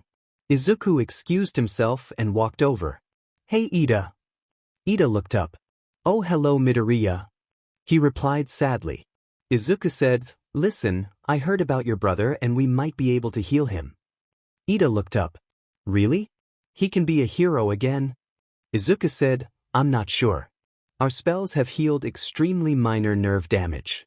Him not being able to walk might be too bad an injury for us to fully fix. At the most he won't be stuck in a wheelchair for his entire life, but I'm not sure about anything else. Ida sighed and looked at Izuku. Please try. Izuku replied, of course. After our internships I will do it. My healing license should get here by now. Ida cried tears of joy. He thanked Izuku profusely, but on the inside he thought, Stain still ended his career. I will make him pay. Chapter into chapter text. Students of Class 1A along with Aizawa were at the subway station. Aizawa handed out their hero costumes and gave the class a warning. Do not wear these costumes out in the street unless the pro you are interning with says so. And do not cause any trouble. It could ruin your career before it starts and will reflect badly on the school as well. Everyone said, yes, then left for their individual trains. Izuku stopped Ida and said, Ida, I know that look. Don't do anything stupid, please. Ida brushed his classmate off. I will not do anything stupid, Midoriya. You need not worry about me. In his mind, Ida thought, this is the right choice. I will kill Stain and avenge my brother and all the others Stain has injured or killed. Ida left. Izuku saw Ida getting on a train that went to Hosu, where the hero killer was still lurking. Izuku hoped Ida was getting off on a station other than Hosu but didn't count on it. He was shaken out of his thought by Aizawa. Your train is about to leave Midoriya. Get going.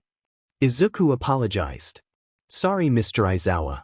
I was just worried Ida was about to do something stupid like go after the hero killer. Aizawa said, I'm glad you are looking out for your classmates, but that is not to worry about right now. Izuku nodded and walked over to his train. As he got on with the other gamers, he said, I'm worried about Ida. Ochako asked, what about? Izuku said, he's interning in Hosu. But he wouldn't try to go after the hero killer, would he? Yaoyorozu shook her head. No. He is smarter than that. He knows he could not possibly hope to win against such a skilled opponent. Kirishima argued, I don't know. He might be trying to avenge his brother. That's pretty manly and all, but he could get into some serious trouble from it. Shinso said, all we can do is hope he stays safe for now. If we really get worried, we can convince the hero we're interning with to take us to Hosu to check on him. Everyone agreed. On the train ride, Ochako and Izuku fell asleep against each other. Yaoyorozu took a picture of the two and sent it to Inko. Kirishima asked, why did you do that? The rich girl replied, Mrs. Midoriya requested that I send her a picture of anything cute or embarrassing Midoriya does. This counts. Shinso asked, why does she want that? Yaoyorozu giggled as she replied, blackmail.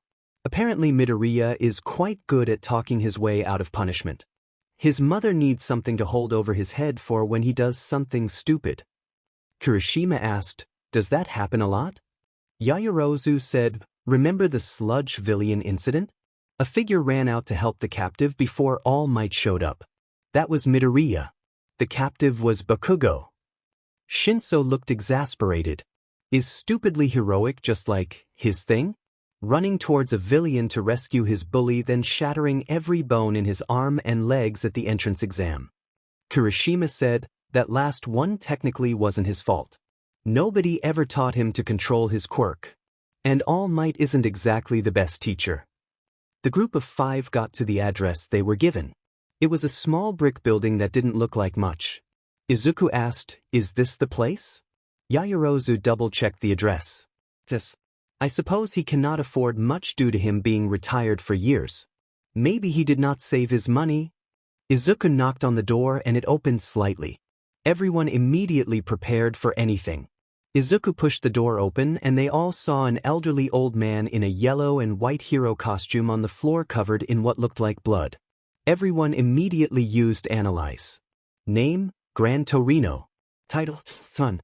Level 40. Health, 1750-1750. Mana, 5,250-200.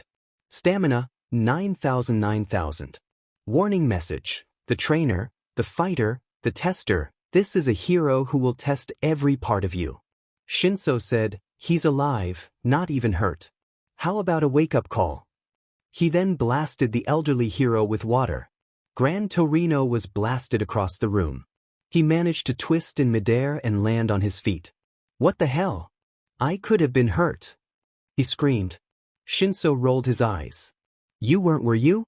Besides, you were the one who tried to trick us. Gran Torino then asked, how did you know it was a trick? The hero thought, While I doubt these 5 work for all for one, I need to be sure. And with how strong they are, I won't be able to win a fight against all of them. Izuku said, we can explain, but it is a secret. So we need to first close the door, then make sure nobody is listening in. Kirishima shut the door and Yaoyorozu surrounded the room in soundproof padding. Gran Torino said, okay. Now nobody can listen to you but me. Smart move. Izuku nodded. Now then, this is a bigger secret than one for all and all for one. Gran Torino looked shocked that Izuku said that in front of so many. Izuku explained, I'm All Might's successor and everyone here knows about it.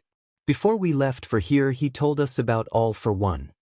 Gran Torino asked, so what is this secret then? Izuku went to setting and set his screens to public. Gran Torino looked shocked. Izuku asked, I take it you know about video games? Gran Torino snarked back, video games have been around for centuries. I know I look like I've been around for longer, but I haven't been living under a rock. Izuku said, good. That speeds this along. We have video game powers.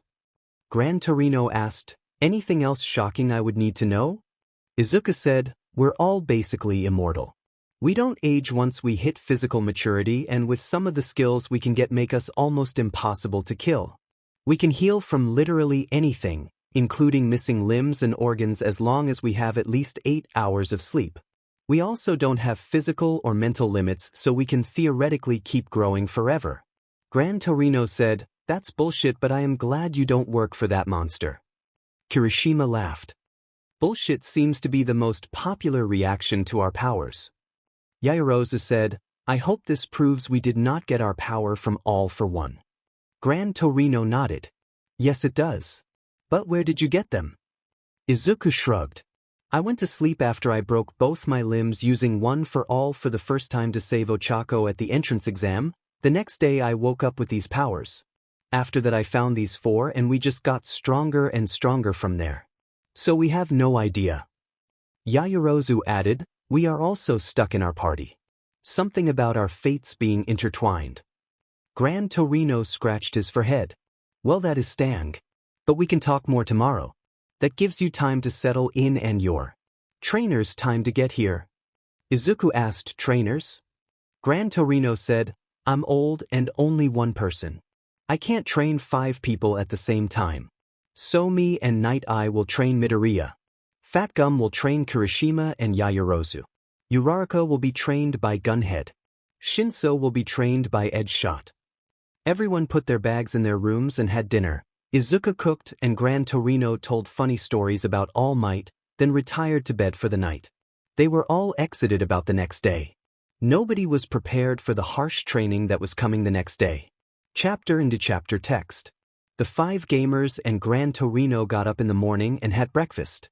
They got into their hero costumes and waited for their trainers to show up. Gran Torino said that they could relax, but none of them did, as they all knew it was a trap.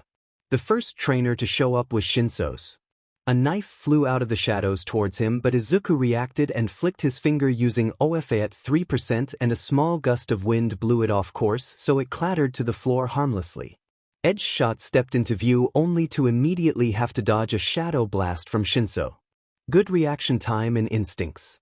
Ever since Gran Torino told you to relax, I was here, but you somehow knew. The ninja hero spoke. Shinso walked towards him. Not really. We just felt that something was off. But why did you wait an hour to make your move? Edge Shot replied, I wanted to see if you would drop your guard, but you didn't. Also, as you just demonstrated, you 5 didn't really have any openings.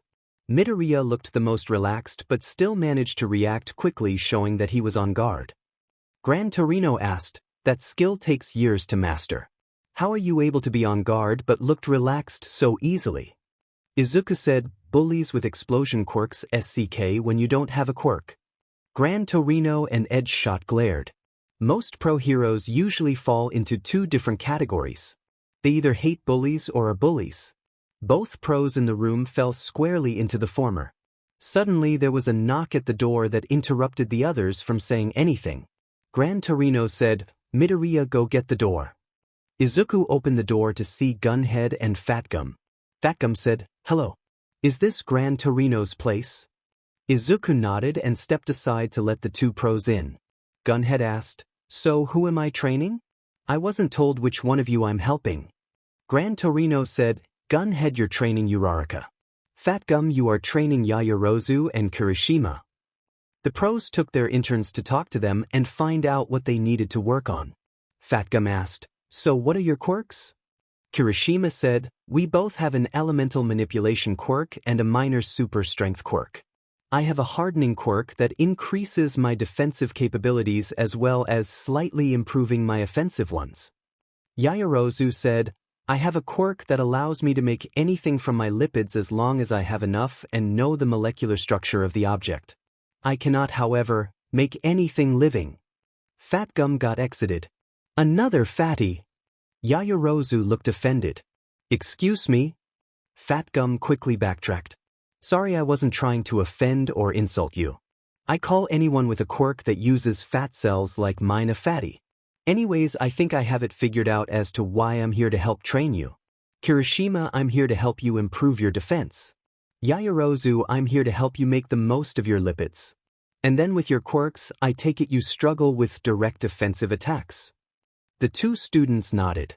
Yaoyorozu said, "Yes. Midoriya is typically the one who does the attacking for us most of the time when we train together. We can attack and quite potently at that, but I usually set traps or stay as support." Kirishima added, "I'm usually the one who's taking the hits from others and making an opening for either Midobro or Shinbro." Fat Gum nodded. "Okay, I got it.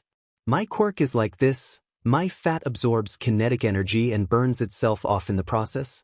Once I absorb enough energy, I can use it to attack. I may not seem like it, but I have a pretty decent figure underneath all this fat. I think you might be able to do something similar, Kirishima. And then you might be able to combine that energy with your elemental manipulation. And then Yaoyorozu, I think it might be possible for you to just make that energy with your quirk itself." Gunhead asked, "What is your quirk?" Ochako said, "Well, all 5 of us have an elemental manipulation quirk and a minor super strength quirk. But before I awakened those, my main quirk was zero gravity, a 5-finger contact quirk that erased the effect of gravity on an object. I don't use it much anymore due to my other skills, but when I do it is helpful. I can also use it on myself, but then I get sick." Gunhead looked intrigued. Okay, so I should teach you CQC, close quarters combat. That should allow you to better defend yourself in case somebody gets inside your guard. What element do you specialize in?" Ochako answered, "I'm best with healing and wind. Though I do also use water a lot." Gunhead nodded. "Okay, I can work with that. How do you normally train?" Ochako answered, "Usually I work on dodging and counterattacking when I actually fight. But I'm not really that good fighting others unless I know their weaknesses, so I usually stay back and heal the others when they get hurt." Gunhead said, "Okay then. I saw your fights in the sports festival, so I think I can see how you fight, but I do want a quick spar before we actually start training so I can get a better feel for it." Ochako agreed, exited to test her strength against a pro but also scared of how much work she might need. Edgeshot said, "I think I was called here to help you with your stealth and weapon skills, right?" Shinso replied, "Kind of. I don't really use weapons because I don't have any. But I specialize in the dark element and my original quirk is brainwashing." Edgeshot asked, "Original quirk?" Shinso said, "When I originally got to you, I only had my brainwashing. Then somehow after us 5 met, we all manifested 2 more quirks. Elemental manipulation and minor super strength. Midoriya has a much stronger enhancer quirk and a dragon quirk along with the other 2. Edgeshot looked confused. "How does that work? Developing quirks so late, they have nothing to do with your other quirk, and 5 people share the same quirks." Shinso said, "No idea. We are all kind of special cases." Shot said, "Well, back to your training. You can clearly shape the elements as I saw you use a ton of traps before in the sports festival. Can you make weapons from your elemental manipulation quirk?" Shinso thought for a moment. "Possibly. We should wait until we actually move to the training grounds in case something goes wrong and it blows up." Edgeshot asked, "Blows up?" Shinso laughed as he pulled up a video of Izuku on his phone. Midoriya tried to combine the earth and fire elements to make a meteor shower a week before the sports festival. Emphasis on tried. Edgeshot watched the video and saw the five standing on a beach. Izuku had his eyes closed and fire swirled around one of his hands while rocks floated around the other. Suddenly he opened his eyes and yelled, "Boom!" There was a massive explosion that shot Izuku far into the water until he was out of sight. The hero couldn't help but laugh as Izuku flew back dripping wet-looking, said at himself. I will assume the explosion was that big because Midoriya tried to make a meteor shower, but still, we don't want that to happen anywhere near a building or civilians. Edgeshot said. Shinso nodded. The front door was opened again and another person walked in. Gran Torino said, Night Eye, they already proved to me they didn't knowingly get these powers from him and definitely don't work for him. Night Eye wasn't convinced, however. I will be the judge of that. Everyone but Midoriya and Gran Torino leave but stay nearby. Fat Gum said, Listen Night, I trust you and everything, but I think I know who you are talking about. These kids don't work for that monster. Besides, you can't make me do anything and I doubt you can beat all 5 of these kids, so don't try to force us to follow your orders. Night Eye glared. You cannot be sure about that. These 5 are dangerous and have too many quirks for them to have gotten them naturally.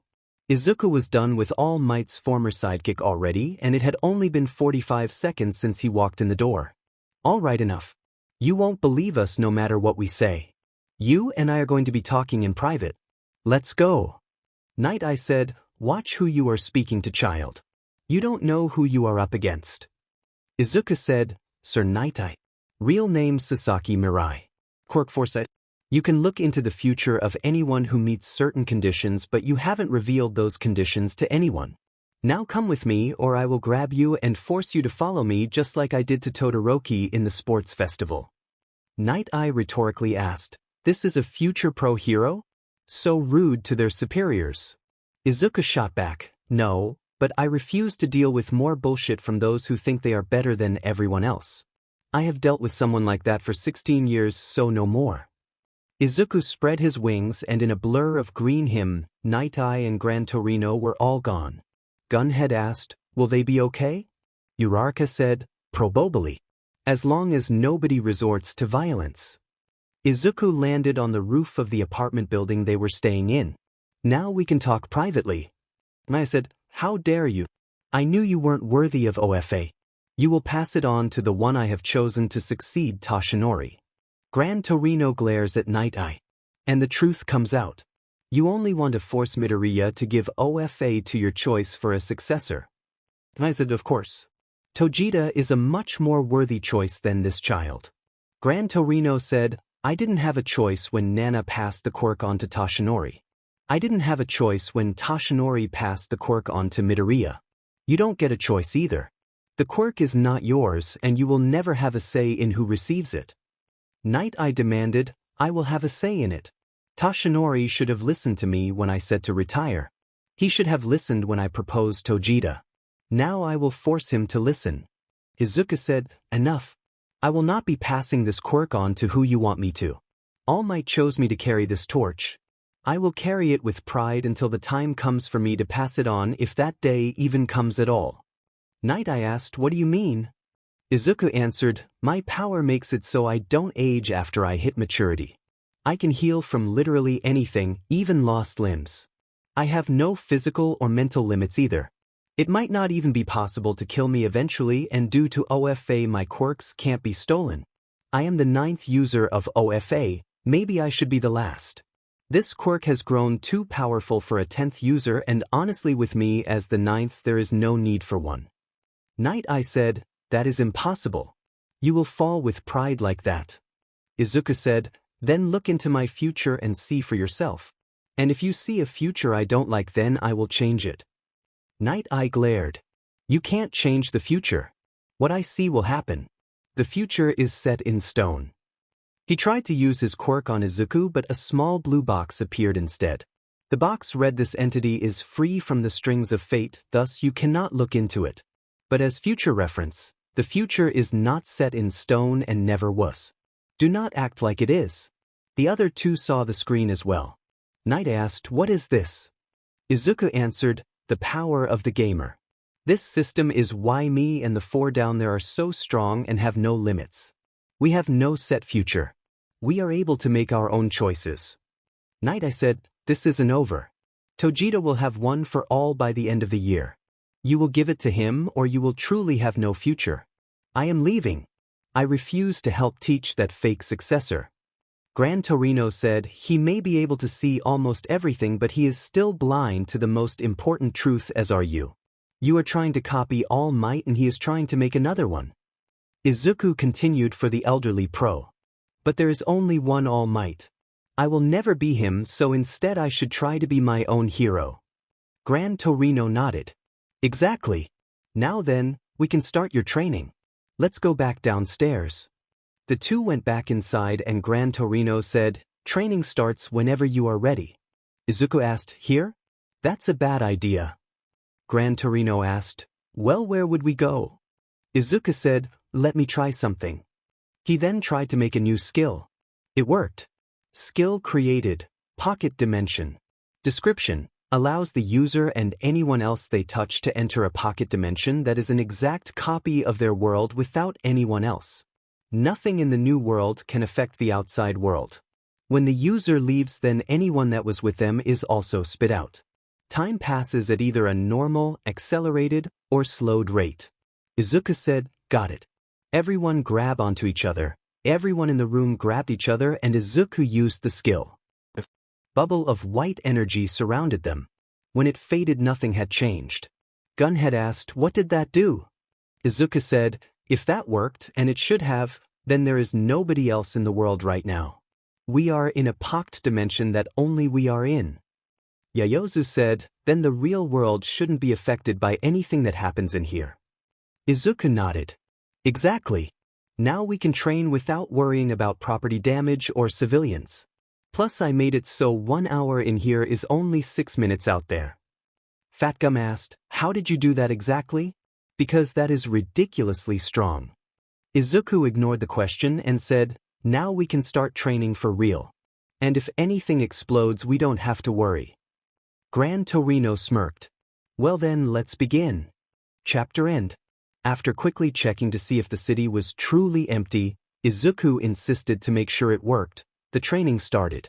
The teachers started finding out the limits and potential of the students. Over with Izuku and Gran Torino, the two were locked in an airborne contest of speed, with Gran Torino going faster than Izuku but still not being able to land a hit due to Izuku predicting his movements and using his wings and magic to dodge the faster pro. Izuku was similarly unable to hit Gran Torino due to the pro's faster speed. Gran Torino suddenly sped up immensely and slammed into Izuku faster than he could react and sent him crashing through a building. When Izuku flew back, Gran Torino said, you're fast, strong and able to predict my movements.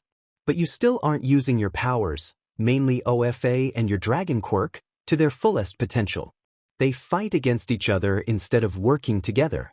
Think about why that is while you heal from that and I go get some snacks. The elderly pro then sped off to the nearest store to take some food. Izuku sat down at a table outside a cafe and thought about what Gran Torino meant. Over with Gunhead, him and Ochako were sparring. Gunhead watched her style and saw that while she had clearly never been formally trained, Ochako was a very quick learner, easily adapting to Gunhead's feints after just 2 times. But like she said, Ochako's lack of experience in close quarters against an unfamiliar opponent showed to be her downfall. Gunhead dodged her next attack, then swept Het legs out from under her. The pro then helped her up and said, you did good. Most people take much longer to adapt to a trick like that if they ever do, but I can easily see that you aren't used to fighting others close up. Ochako nodded. Yeah. I only beat Bakugo so easily because I knew his weakness and fighting style. I could have beat him regardless, but not as easily without knowing how to cancel out his explosions. With you I can sort of see how you fight, but you don't have any real openings other than your blind spots, which I'm not fast enough to exploit. Gunhead said, most people wouldn't be able to really see that so quickly after one fight. You have talent for this. Let's keep going, okay? Ochako nodded and Gunhead started helping her by giving her advice during the fight. Edge Shot and Shinso were trying to make a new ability for him. Shinso said, I think I got it. He paused for a minute. Yes. He cried. He had successfully made a new spell. Subspell created, elemental weapon, the max. Description: the user can make a weapon that can be imbued with any element the user has access to. Each element provides a different bonus. The weapon depends on the will user and cannot be changed once made, but it can be altered. Effects: fire element, bonus damage and the ability to melt things as well as shoot fire. Water element, bonus attack speed and the ability to shoot water. Wind element, bonus attack speed and the ability to shoot slashes of wind that can also cut things. Earth element, bonus damage and the ability to make waves of sharp rock shoot from the ground towards a target. Ice element, bonus damage and the ability to freeze things as well as make waves of ice in a similar manner to the waves of rock from earth element. Lightning element, bonus attack speed and the ability to paralyze an opponent as well as discharge lightning towards a target. Light dark element, bonus attack speed and damage as well as the ability to shoot blasts of light dark. Edgeshot said, "Can you use it?" Shinso nodded. "I think so. Let me try." Shinso uses the elemental weapon spell and long twin daggers about 8 inches long spawned. They seemed to be plain weapons made of steel, but the center of the blades had 8 different symbols on them, each symbol for a different element. Imagine whatever symbol you want for each. Sweet. Edgeshot agreed. Just, can you make any other weapon or just those? Shinso said, "Just these. I used to have a steel longsword too, but I gave it to Yaoyorozu because I had no idea how to use it." Edgeshot asked, "How did you get it? In the same way you made these?" Shinso shook his head. "Sorry, but I can't really explain how I got it." Edgeshot sighed. "Whatever. I was going to teach you how to throw knives, but you can't really throw those." Shinso said, "I think I can actually. Let me try something." The 2 knives shrunk down so the blade on each was about half the size. "Now I can learn to throw these. Oh, and I can do this." The 2 blades each lit up in flames and turned red. One of the runes on each lit up a brighter red than the blade. Edgeshot looked surprised. "Good. I suppose I can start teaching you now." Edgeshot showed Shinso how to hold the knife to throw and how to guarantee the point of the knife would always face towards the target. Shinso also sent a message in the party chat on how to make the weapon skill and what it did. Fatgum was helping Yaoyorozu and Kirishima figure out what their quirks could or couldn't do. Yaoyorozu couldn't create kinetic energy unfortunately, but as it turned out, Kirishima could actually absorb that energy and store it for later use. He couldn't store a lot of it due to his still low stamina and the fact that both keeping his quirk active and accessing that stored energy took stamina, but it was huge progress. Though none of them were sure why or how Kirishima could absorb the energy from attacks. Fatgum said, "Kirishima, we can work on your energy absorption later. First we need to increase your stamina so you can actually use it.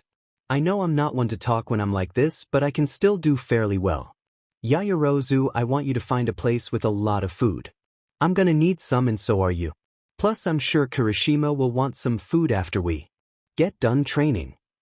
Kirishima asked, "How do we increase my stamina?" Yaoyorozu left to find some food and Fatgum said, "Easy. We jog around this district. Then we can stop and get some food and meet up with the others to see how everyone's training is going." Kirishima pounded his fists together. "Sounds like a great workout. Then can we work on increasing my durability? I doubt I can train it how I normally do right now." Fatgum asked, "How do you normally train it?" Kirishima answered, "Before I got to you, I would jump out of buildings. Last time I did it, I could handle a 6-story drop before I start feeling it. Nowadays I get Midobro to hit me as hard as he can. Once we met at a beach and I ended up getting knocked into the ocean from it. Thankfully I'm a strong swimmer and the shark that approached me ran off when I punched it in the nose. All in all, it was a pretty fun day." Fatgum laughed. "That sounds like good training. And sparring with Midoriya seems like a great way to improve in everything." Yaoyorozu came back and overheard this. "I'm not sure how much of a spar it is compared to a one-sided beatdown due to Kirishima having trouble reacting to Midoriya's speed." Kirishima wilted a bit and Fatgum laughed harder. The BGMI hero reassured Kirishima. "Don't feel too bad, Kirishima. Defensive heroes like you and me always have trouble dealing with speedy opponents. Anyways, let's get to work." 2 hours later, everyone in the alternate dimension had met up to discuss how their training had gone. Izuku said, I developed a technique I call full cowling. I use my enhancement quirk on my entire body instead of just one part of it. It is really useful. It also makes me much faster and stronger than normal. In secret, he was showing the skill to the other gamers. Quirk technique unlocked. One for all, full cowling, LVL1. Description: the uses channels OFA throughout their entire body. Depending on the percentage used, the continuous boost to physical stats increases or decreases. Starting at 0.10x for 1% and 10x for 100%. At higher levels it is easier to adjust the percentage used. Shinso rolled his eyes. As if you weren't already fast enough. Seriously, I outmatch Ida in speed now and he has a speed quirk, yet I am nowhere near how fast you are. And you can back up that speed with insane damage from how strong you are.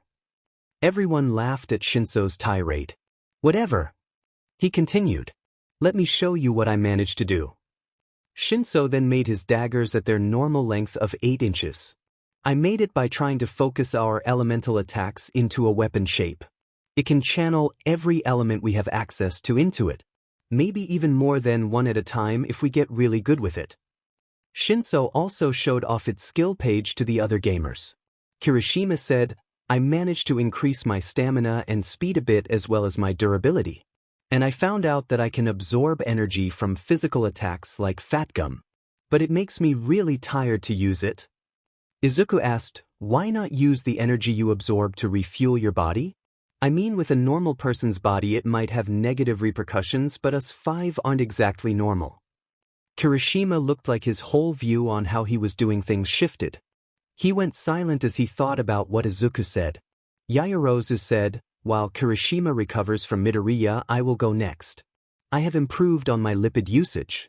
I can now use less to create larger objects. Ochako said, I learned some basic martial arts.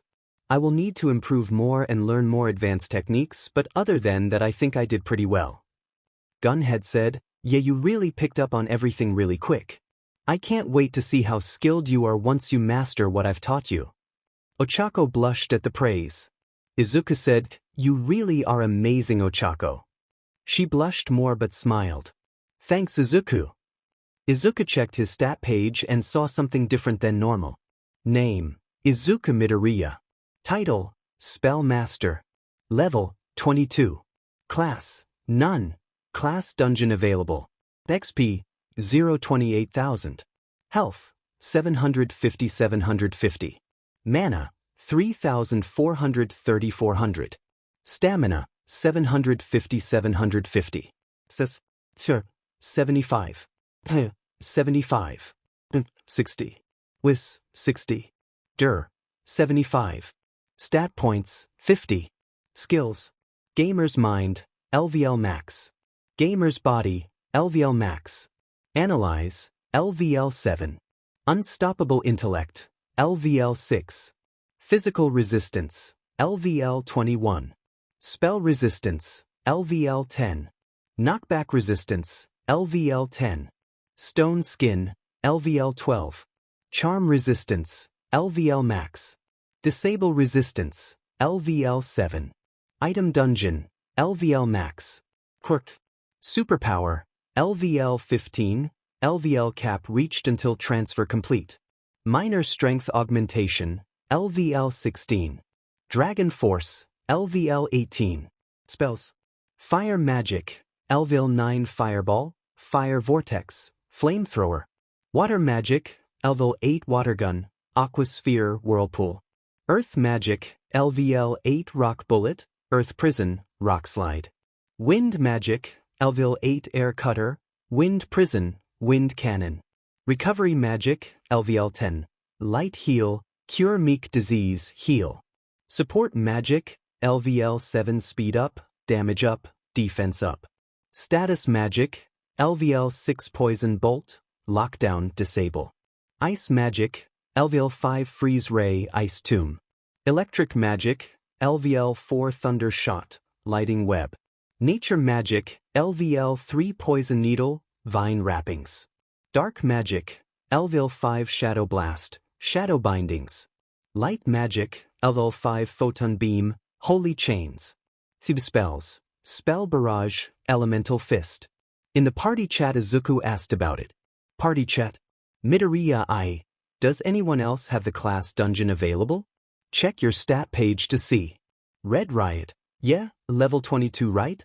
Yaoyorozu M. I have it as well and I am level Uraraka. Oh, same here. What do you think it is? Shinso H. So we have a class system. And I'm level. Do you think this is a gamer's only thing because we haven't seen anyone else with a class but we have seen a lot of people over level Midoriya I? Maybe. Then again, until we unlock titles nobody had one either. Anyways, want to do it? See what classes we get? Red Riot. I'm in. What about you guys? Yaoyorozu M. How about we wait until after the heroes except Gran Torino leave? They are only staying for today after all. Shinso H. Sounds good. Plus you guys still need to get your weapons. It would probably be better to get those before we get a potentially whole new set of abilities. Uraraka, sure. Plus I kind of want to see how well our new skills match up against each other. It was decided. The next day the 5 gamers would do the class dungeon and get their classes. For now though they would make their elemental weapons and train a bit with them. Yaoyorozu made a sword and shield, Kirishima made a battle axe, Ochako made a bow and used elemental magic to make the arrows and Izuku made a spear. They all trained with their weapons for the rest of the day. Chapter. Indie chapter text. Izuku and the rest of the gamers waved as the pro heroes they were training under left. They had been in that alternate dimension for almost 10 hours but only an hour had passed in the real world. Once they left Izuku said, "Okay, let's rest for a little while. Our stamina needs to recover, or at least mine does even with the super regeneration skill." Ochako said, "Yeah, me too. My mana is still low. So let's just rest." Gran Torino asked, "Rest before what? I know we were technically gone an hour but training is over for today." Yaoyorozu said, "We have something called a class dungeon available now that we are level. Once we recover our stamina and mana we will be entering the dungeon and getting our classes. However that works anyways." Gran Torino sighed and pinched the bridge of his nose. This sounds like a bunch of computer nerds all talking to each other about some video game or something. Shinso said, "Welcome to our world. Everything is now pretty much a video game." Izuku said, "Except cooking. There is no cooking skill for some reason even though most games let you cook for bonuses." Kirishima said, "We really have no way to tell what skills there are. We can only buy skills from the most basic trees right now but we know there are way more than we can see. We can even create some." Gran Torino said, "Enough. Ugh, you are giving me a headache with all this nerd talk." Izuku said, "Oh sorry.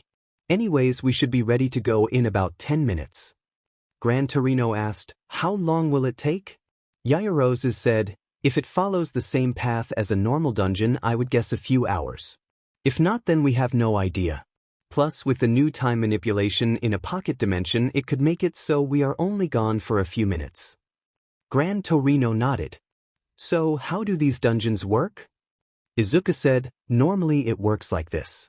We enter the dungeon and we all get a screen telling us how many enemies, bosses and mini-bosses there are. We beat a certain number of enemies and the mini-boss spawns. After we beat every enemy and mini-boss the boss spawns. The boss can be pretty much anything. For our first dungeon it was a stronger version of an enemy we fought earlier in the dungeon. The second level of that dungeon had a sort of challenge boss where we fought against an enemy that was meant to test us. There are 3 levels to every dungeon and the dungeons take after the item they are made from." Gran Torino said, "I regret asking. I'm leaving to get some food. You all go into the dungeon I guess." Izuku asked, "Is everyone ready?" Bako said, "Yep." "What about you guys?" Kirishima said, "I was just waiting for you guys." Shinso said, "Same. I didn't use much mana or stamina." Yaoyorozu nodded. "Yes, my bars are all full." Izuku opened his stat page and selected the class dungeon. A golden portal opened up for them. "Let's go." The 5 entered the portal and it closed behind them. Gran Torino thought, "I really hope that I don't have to deal with them again. All this video game stuff gives me a headache. They're good kids though." The dungeon turned out to be different than any other they had seen. To start with, it was a large corridor with a wall blocking them from continuing on the side opposite to them and no enemies. Another thing that was different was instead of a screen telling them how many enemies there were, they got a screen explaining the class dungeon. This is the class dungeon.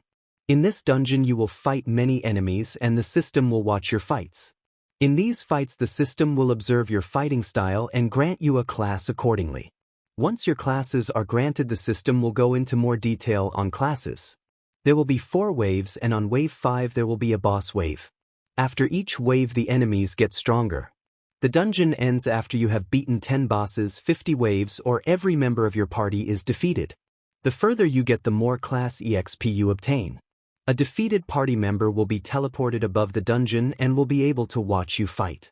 The dungeon will start when the party leader says, "Start dungeon. Please prepare yourself now." Everyone read the message. Izuku asked, "Is everyone ready?" Getting 4 yeses, Izuku then said, "Okay then. Game on. Start dungeon." The small torches that illuminated the room went out for a minute before burning brighter than before and lit up the whole room. Another screen appeared. Wave 1, enemies 50-50. The enemies seemed to be mostly goblins of different colors this time around, all with varying weapons with some wolves sprinkled in as well.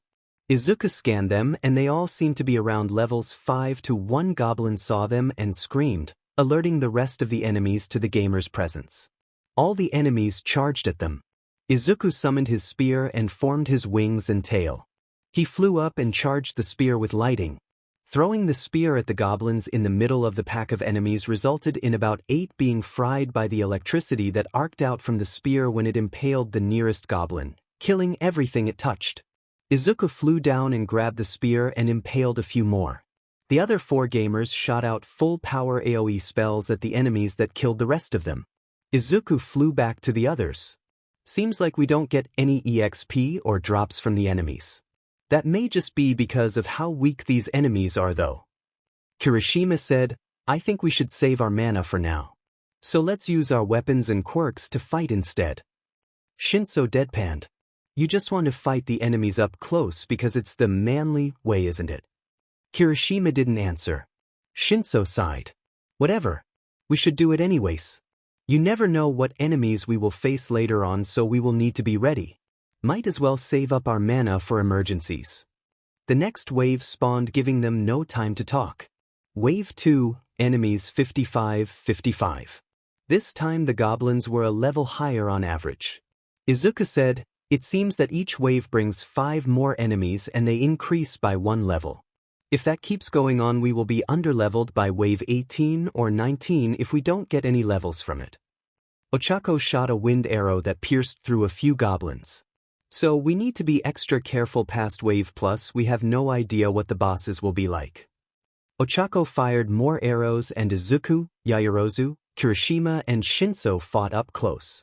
Izuku had gotten rid of his spear and was fighting with his claws and full cowling to get more practice using them as well as to level up his quirks as they still got EXP. Yaoyorozu was still using her sword and shield and Kirishima was smiling as he cut through the enemies like they were paper with his battle axe. Shinso was using his knives at their full length to easily beat the enemies. The early waves were no problem. Wave 5 was where the first problem showed itself. The first boss spawned. Izuku used Analyze. Name, Crystal Golem. Level 12. Health. Mana, 0-0. Stamina, 150-150. Warning message. This enemy can shrug off all but the strongest attacks and hit hard back. Its biggest weakness is its speed as it cannot move quickly. Izuku read this and said, "Well shit. This isn't good. Any ideas to take this thing down?" Shinso said, "First let's hit it with something to see what happens." Izuku nodded. "Okay, let's hope this does something." Izuku grabbed his spear and charged up OFA in his arm at 30%. "This is gonna hurt." Izuku threw the spear and it shot towards the golem's chest and hit it. The spear pierced through the boss but did seemingly nothing while the bones in Izuku's arm cracked from going over his limit. Shinso said, "Oh, this is great, you guys. Our strongest attacker can't do anything even with damaging himself. Want so see what a maxed out punch does to him?" 'Cause I don't. The golems started slowly walking towards them. Izuku and Yaoyorozu said, "Calm down." Izuku stopped talking and Yaoyorozu continued. "This boss must have a limit. We just need to find it. Let's try hitting it with different elements." Izuku said, "Wait, I have an idea. Distract that thing for a minute." Yaoyorozu said, "Got it. We will keep it occupied. Shinso, you try to see if it has a weak spot anywhere. Kirishima, you and me will keep it from hitting anyone else. Uraraka, keep us alive." The four gamers attacked. Ochako fired arrows of different elements with a pause in between to see if they had any effect, and they did decent damage but nothing special, showing that the boss didn't resist magic but wasn't weak to it. Shinso slashed at the golem's ankles to try and trip it, but his knives just bounced off, and even when he used the dark element, his strongest element, it only sank in a little bit. Kirishima and Yaoyorozu were having much more success at keeping the boss until Yaoyorozu was almost hit. Everyone screamed in panic except Yaoyorozu. She simply yelled, "Ice Shield," and raised her shield that was now glowing white and pale blue. The golem's fist connected with the shield and Yaoyorozu was blown away. Her shield did block the damage, however, and it did something even more. The golem was now frozen in what looked like a giant flower made of ice. It did not hold for long, but it gave Izuku enough time to finish his newest spell. Defense down, strength down, speed down. He shot off 3 spells in quick succession. They all connected with the golem and coated it in an aura before the next spell hit and replaced it with its own. Izuku yelled, "Attack now! Lightning Spear!" Izuku threw his spear again, and this time it blew off the golem's arm and did heavy damage. Ochako let loose with something she had been saving for the right moment. Wind Arrow Barrage. She combined the barrage subspell with her elemental arrows, and the effect was devastating. Especially because the wind arrow spell took only 5 mana, so she could keep it up almost infinitely with just her passive mana regeneration that worked in combat. Shinso was next and yelled out, "Shadow Cross Slash." He made an X-shaped blast of dark energy that cut into the golem's leg and knocked at its knees. Kirishima called out his attack. Earthern Wave. Kirishima swung his battle axe in an upwards arc starting at the ground, and large spikes made of rock shot out and impaled the golem. Yaoyorozu finished the massive boss off with Icicle Cleave. She had also used a blast of wind to shoot herself up in the air above the golem's head. She came back down to the ground after cleaving through the boss entirely with her sword encased in sharp ice that also froze both the surrounding air and the corpse of the golem. The boss was difficult before the stat drops, but still gave nothing in the way of drops and EXP. Ochako quickly healed everyone up from what little damage they had taken during the fight. Well, I guess we can say that even with the boss being so strong, we won't be getting any EXP. Yaoyorozu nodded, then asked Izuku, "How were those stat drops so powerful? We were barely doing anything, but after them we beat it almost instantly." Izuku said, "Those 3 spells alone took almost 75% of my mana. They dropped the stats of anyone who is affected by them to 1/4 of what they were. The only downsides are the mana cost and that it can't affect people." Shinso said, "DMN. Pretty powerful, but with those drawbacks I can really only see anyone using them on one of the bosses we would have to fight. Or maybe one of those Nomu things from the USJ." Izuku nodded. "A good thing too. With how strong we already are with the stat drops, I doubt even All Might would be able to stand against us." Izuku said. Ochako asked, "Really? I know we're strong, but that seems impossible to beat him." Izuku nodded. "I can use 25% of his power right now. If I hit him with all 3 of those debuffs, then while he would still be strong and fast enough to beat me due to him still having the majority of OFA, I would be able to stand against him with my other quirks and magic. Add you 4 in and we win. Plus we would probably kill him on accident. Nobody but us and someone with an extreme regeneration quirk can regenerate limbs." Kirishima asked, "How much of OFA do you think you hold right now?" Izuku said, "I would guess about 30% of it. He still has the other 50%, and the other 20% he can't use anymore due to his injury." Shinso asked, "So is that power just lost forever?" Izuku shrugged. "I have no idea.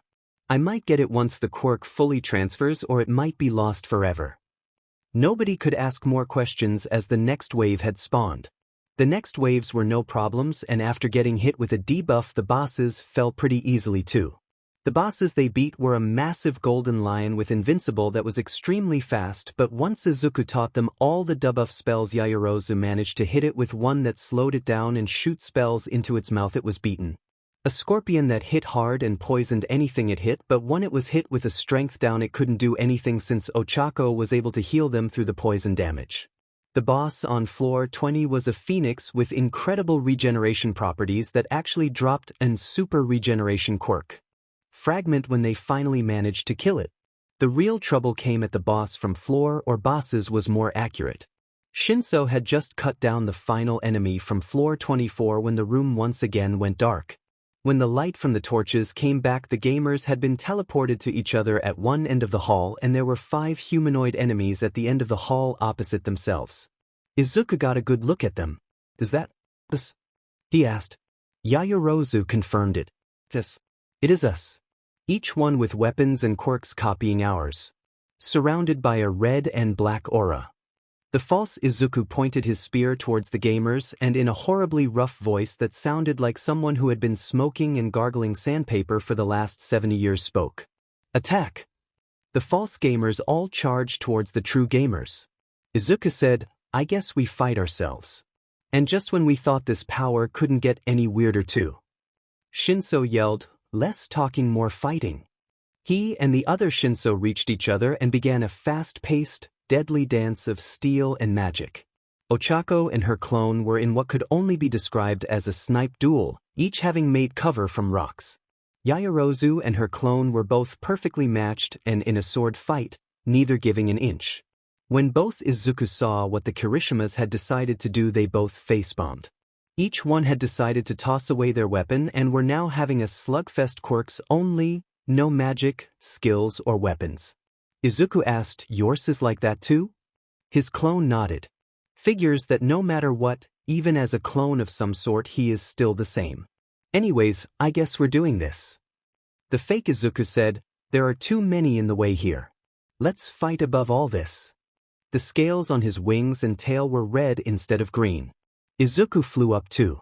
The fake Izuku launched himself at the real Izuku and swung his spear down. Izuku dodged to the side. The fake Izuku flipped forwards in the air and tried to smack Izuku to the ground with his tail, but Izuku managed to block it with his spear. The real Izuku then formed his tail and, activating full cowling, wrapped his tail around his clone and spun around at high speeds. He then threw his clone at the ceiling, causing it to crack and the clone to be heavily damaged, but the clone simply used a healing spell. "Really? This is going to take forever." The clone said, "My thoughts exactly." The fake Izuku also activated full cowling and formed his claws, ditching his spear in the process, as his whole body crackled with black lightning. Izuku formed his claws and tossed his spear at the fake Izuku. The fake Izuku dodged only to be slashed across the chest by the real Izuku and smacked with the tail again. The real Izuku kept up the offensive and refused to let up. The fake Izuku managed to dodge one of the real Izuku's strikes and use that opening to smack Izuku away. Both were distracted by a scream. The Ochako clone had managed to break the real Ochako's cover and shot her full of arrows. More screams and shouts revealed Izuku's entire team to be defeated. Izuku screamed in rage and boosted his full cowling to 50%. In a burst of speed and power that hurt him too much to fight the next wave, he cut down every single clone. It ended with his claws lodged into his clone's chest. His clone coughed up blood and said, "I see. So this is who we truly are." He then crumbled to dust like the rest of the clones before Izuku could ask what that meant. The next wave started a few minutes later and Izuku hadn't healed all that much. Wave 26, 175. Izuku saw the army of enemies against him and looked at his almost empty bars. "If this is how I go down, then I go down fighting." Izuku grabbed his spear and started fighting the enemies. He only managed to take down about 10 before they beat him. I know that I won't die here, but does this feel like the end?" he thought as everything went dark. The other 4 saw Izuku fly into a rage as they were beaten and instantly finish off their opponents. Shinso said, "DMN. Remind me to never piss him off. Kirishima nodded. Ochako however said, no, he's not upset like normal. He's doing this after seeing us lose. Honestly, it makes me feel kind of good about myself. This means I touched his life enough for him to do this after seeing me beaten, not even killed but just beaten. Yaoyorozu said, I agree.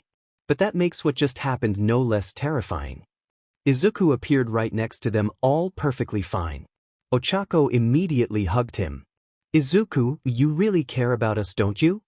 Izuku returned the hug and looked ashamed of himself. I'm sorry, I lost control of myself. Ochako laughed. Don't be sorry for that. You did that after seeing us get hurt. You are incredible, Izuku. Now let's see what we got from this class dungeon, shall we? Izuku said, okay, sure. A screen appeared for all of them. Shinso read his first. You have used stealth and speed to dispatch your foes. You stick to the shadows and end your fights in an instant. Your class is Assassin. Added skills. Stealth, active. This skill allows you to hide yourself from view. Mastery of this skill allows you to completely disappear and be impossible to detect for all but the best trackers. Shadow Strike, passive. This skill allows you to attack from the shadows and, if the enemy does not know you are there, deals 500% damage. It only kills if you want it to and will leave no physical wound unless wanted. Added stats. STR plus 5 AGI plus 20. Kirishima said, awesome. I don't really find sneak attacks manly, but not everyone cares about that sort of stuff. Anyways, my turn. Kirishima read his screen. You are an unstoppable force and an unbreakable shield. You fight head-on and shrug off any attack easily. Your class is Defender. Added skills. Block, active. The skill reduced damage from a hit by 75% and the remaining 25% damage you take is also done to your enemy. Mastery of this skill lets you block 100% of the damage and reflect 50% of the damage an attack would do back. Cooldown, cannot be reduced 30 seconds. Defend, passive, reduces damage by 50% for all attacks you see coming. Added stats. STR plus 10 DUR plus 15. Yaoyorozu said, that fits you very well, Kirishima. You are always the most defensive of the group. I will go next if you don't mind. Ochako and Izuku said, go ahead, so Yaoyorozu read her screen. You are able to adapt to any situation and always have the perfect way to deal with it. You stay back and plan until you see your opportunity to strike. Your class is Summoner. Added skills. Summon. Elemental, active. This skill allows you to summon an elemental warrior that ties to your summon companion skill. Mastery of this skill allows you to summon stronger and stronger elementals. Absorb, active. You are able to absorb any elemental warrior you summon and gain their strength for a limited time. It does, however, lock you into using that element of magic. Mastery of this skill will no longer lock you into a single element and will allow you to absorb multiple elementals. Added stats. INT plus 15 WIS plus 15. Izuku wondered, how do the elementals summoned match up to the beasts we can tame? Ochako shrugged. I'm sure we will find out eventually. My turn now, though. She read her screen. You stay away from the direct conflict, though you are able to fight if needed. You are the last line of defense from death. Your class is Healer. Added skills. Advanced Heal, active. You heal the target for 80% health, 40% mana, and 50% stamina. Mastery of this skill allows you to heal 100% of all three as well as use the skill on yourself. Ultimate Cure, active. You heal every status of the target completely. It can even be used to heal extreme nerve damage and heal from injuries that would normally be impossible to recover from, does not restore health. Mastery of this skill decreases the mana cost. Added stats. INT plus 10 WIS plus 10 AGI plus 5. Izuku realized something. That skill might allow you to heal All Might's injury. And from what it says in Genium too. Ochako got exited. Yes. Now I can help them and be an even better healer. Plus with that other skill none of us are getting hurt anymore. What did you get, Izuku? Izuku read his screen. You are a man who has suffered more than even the most tortured soul. You are a man who was beaten down but refused to give up and was given the chance to become the greatest hero this world has ever seen or the most terrifying villain. You are a man with the potential to lift the world higher than ever seen before, or to crush it down beyond the point of recovery. Your class is Godling. Added skills. Divine Blood. Passive, you take 25% less damage from all sources. Any damage you deal restores your health, mana and stamina by 100% of the damage done. Divine Aura. Passive, you grow at plus 100% speed. Your allies also grow at plus 75% speed. Added stats. STR plus 25 AGI plus 25 DUR plus 25 INT plus 40 WIS plus 40. Shinso read Izuku's class and his buffs. You know, I should be surprised, but because it's you I'm just not. Kirishima asked, what does Godling mean? Yaoyorozu could barely form proper words. The item means P part G-God or S sometimes G-God in TTR training. Ochako asked, Izuku? You're part God? Izuku quickly shook his head. No. And not that I know of at least. He stuttered out, equally shocked. Kirishima said, well whatever, these classes can evolve, right? With those skills so strong right now, it is crazy to think about how strong you could be once the class is fully evolved. The screens closed and a new screen appeared with mostly the same information. Only one difference between them. Class evolution. Classes evolve when you enter combat as that class or use skills related to that class.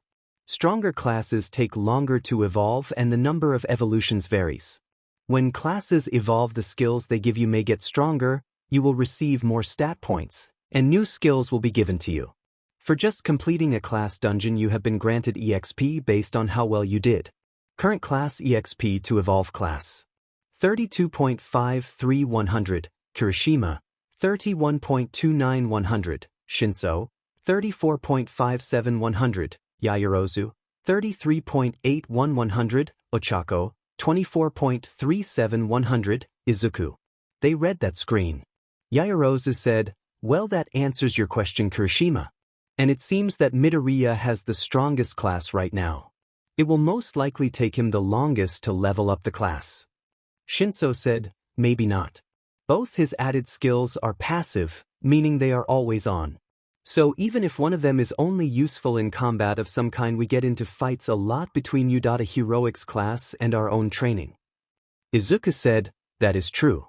Plus Kirishima and I work out a lot because he likes doing it and I need to in order to control one for all. So my second skill helps with that. Ochako noticed something that had happened. We all glowed when we got our classes. Izuku, you're still glowing. Yaoyorozu added, she is correct. It has dimmed slightly but is still clearly there. Izuku said, maybe that is a side effect of divine aura? Kirishima said, it looks cool. Besides, it doesn't seem to be hurting you. The portal to the real world opened up. Izuku said, we can figure this out later. We should leave before Gran Torino gets worried or tries to go through the portal. Ochako grabbed onto Izuku's arm and said, sure. Whatever makes you glow also makes you warmer than usual to the touch. It's actually really nice. They walked out of the portal to see Gran Torino. Izuku asked, how long were we gone? Gran Torino said, about an hour and a half. Why are you glowing? Izuku said, we think it's a side effect of my class. Also, all our classes are good but mine seems to be extra powerful. Gran Torino asked, how strong? Izuku said, well, it's called Godling, so what do you think? Gran Torino said, it sounds pretentious but with everything else you can do I'm sure it lives up to the name. What did you fight in there? Izuku said, most of the normal enemies were pretty weak at first but the bosses were tough until I made a new skill that lowered their stats by a lot. Then they went down pretty easy. The downside is it doesn't work on people though. We eventually lost to the 5th boss. We fought a clone of ourselves. I used 50% of OFA to finish them all off after these 4 were beaten. But my clone said something really weird before he died. Ochako asked, what did he say? Izuku said, he said, I see. So this is who we truly are. And then the class message I got was ominous. It said how I could be either the greatest hero in the world or the most terrifying villain. Gran Torino said, I wouldn't worry too much about that. You have some good friends that will keep you on the right track. Izuku nodded. Yeah, I trust them, but it still worries me. A screen appeared in front of the gamers. Izuku read it and said, "We need to get to Hosu as soon as possible." Chapter into chapter text. Izuku said, "We need to get to Hosu as soon as possible." Gran Torino asked why. Izuku read over the screen again. "We got a warning for a raid for some reason. I'm not sure why since we didn't get a warning at the USJ. Raid warning. Location. Pose. Enemies. Lesser, Nomu 88, Lesser, Nomu 12, Lesser, Nomu 29, Stain, the Hero Killer.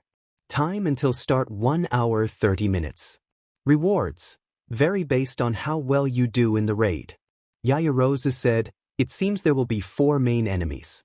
3 Nomus, the creature All Might fought at the USJ, although they seem to be weaker variants based on the Lesser before their names, and the Hero Killer, Stain." Izuku remembered something and swore. Tochako gasped, "What's wrong?" "You never swear." Izuku said one name. Ida. The rest of the gamers said, "Oh, Gran Torino asked Ida? As an Ingenium." Izuku nodded. "Yeah, our classmate is his younger brother. I think he might try to go after Stain to get revenge." Gran Torino said, "That's bad. Okay, we need to go." And to make things even worse, Toshinori already used up all his time today, so he can't help. Izuku said, "A train is too slow. We have an hour and 30 minutes to get there before the chaos starts. Any train that goes to Hosu from here takes at least 2 hours, and the bullet train goes past it but doesn't start. We need to use the alternate dimension to get there." Shinso asked, "Well, what are we waiting for? Let's go." Izuku nodded and created the alternate dimension and altered the time so that they got there 15 minutes before the Nomus attacked. Meanwhile, in an unknown location, Shigaraki asked, "So will you join our League of Villains?" Stain slashed at Kurogyri and paralyzed him. "No. You destroy just because you are an overgrown man-child with a destructive quirk who think the world is annoying. I destroy to bring back meaning to the word hero. You have no real cause, no real ambition." Shigaraki said, "Kurogyri, send him back. I don't like him." The smoky man said, "Regretfully I cannot. He seems to have paralyzed me with his quirk." Shigaraki said, "Seriously?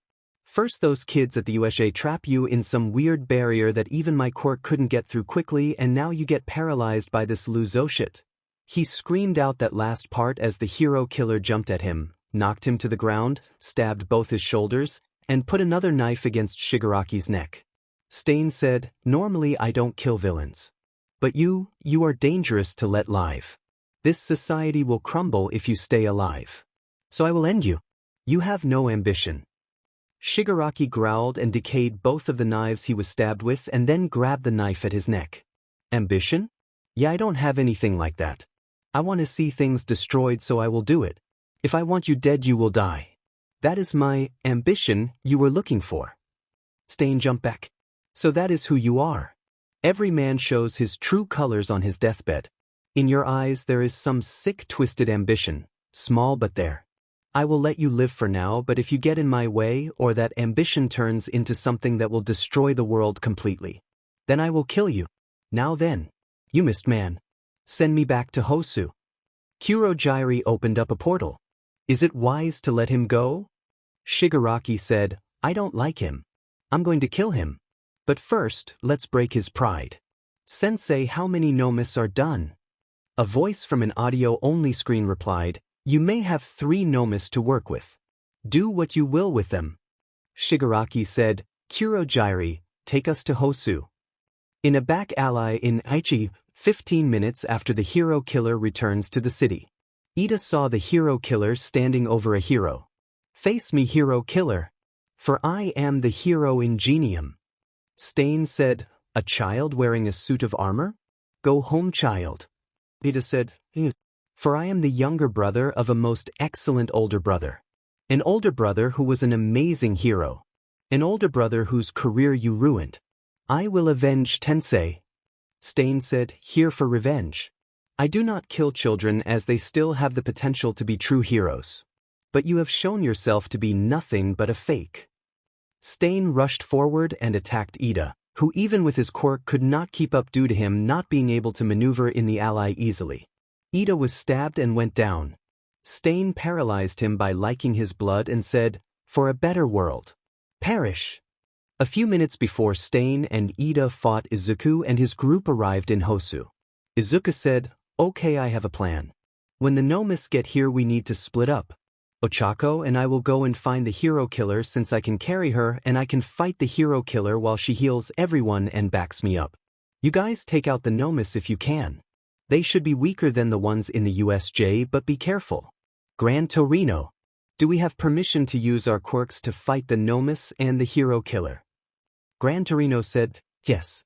I would not have let you come here if I didn't think you were going to fight with or without permission." Izuku nodded. "Good. Uravity, let's go. Stain probably isn't waiting for the Nomus to get here to attack." Shinso said, "All right.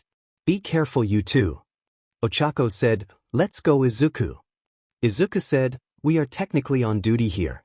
It's Merlin right now." Ochako giggled. "Whatever you say, Merlin." Izuku formed his wings and Ochako climbed on his back in a way that still let him fly. "Let's go." The two flew off. Right after they did, the Nomus appeared in the city. One tall and buff, similar to the Nomo from the USJ, another thinner and lanky, and one with wings. Shinso said, "Red Riot, take on the big one. I'll take on the lanky one. Creati, can you deal with the flying one?"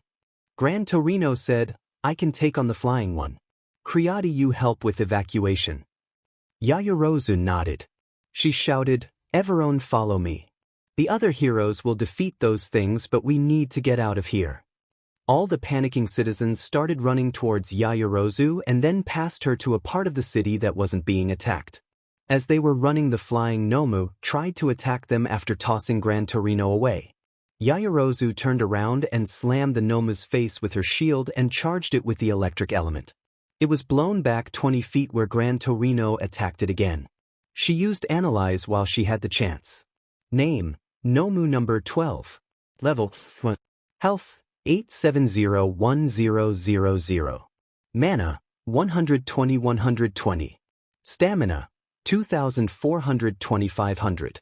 Quirk, S Wings, LVL 15. Pain Nullification, LVL 15. Warning message. This creature is no longer human.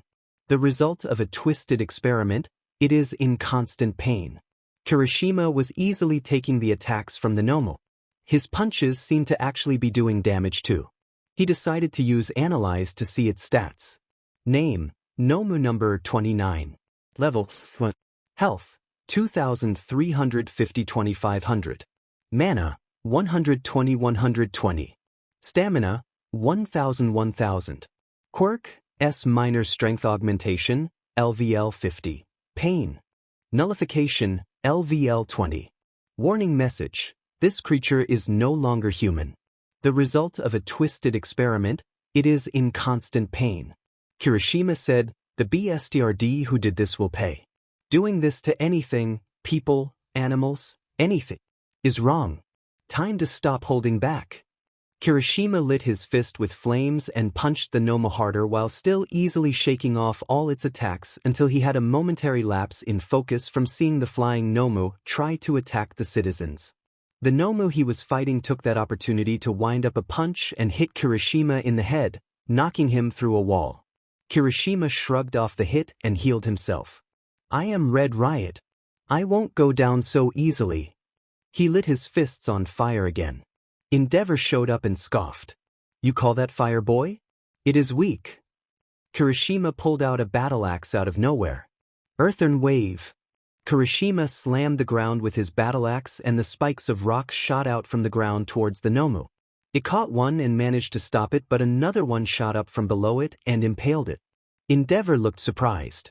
"What the hell was that?" "Shoto, you are in his class. Do you know what that was?" Todoroki shook his head. "Nope. Never seen that before, but those 5 have so many tricks and secrets, nothing surprised me anymore. Hell, one of them could say they were part god and I wouldn't bat an eye." I would believe them, but I wouldn't be shocked. Kirishima walked over to them. Nice of you to show up and do nothing. Also, Todoroki, ask Midobro about that god thing the next time you see him. Endeavor said, watch who you are speaking to, boy. I could make you disappear and it wouldn't even be a challenge. Kirishima could have easily proven Endeavor wrong but decided to let it go. He ran over to help Shinso. Sup, Charmcaster? Need some help? Shinso shook his head. I'm going to end this thing now. He pulled out his knives and disappeared. The Nomu suddenly lost its head and Shinso reappeared. Easy. Todoroki asked, another new quirk? Shinso shook his head. Nope. That's a technique. I learned it from Edge Shot. The flying Nomu ran away suddenly. Gran Torino flew over to them and said, stop screwing around. Go after that thing. Red Riot, Charmcaster, go find Merlin and Uravity, they may need help. The two interns nodded and ran off. Endeavor asked, why do you trust those brats so much? Gran Torino said, they are the most powerful and skilled first years I have ever seen. They won't get hurt because they can all heal. Red Riot is pretty much impossible to damage in any way. Creati is perfect for any situation. Charmcaster is impossible to find if he doesn't want you to. Uravity can heal literally anything and anyone. Todoroki asked, and Midoriya? I'm still convinced he's All Might's son, but what about him?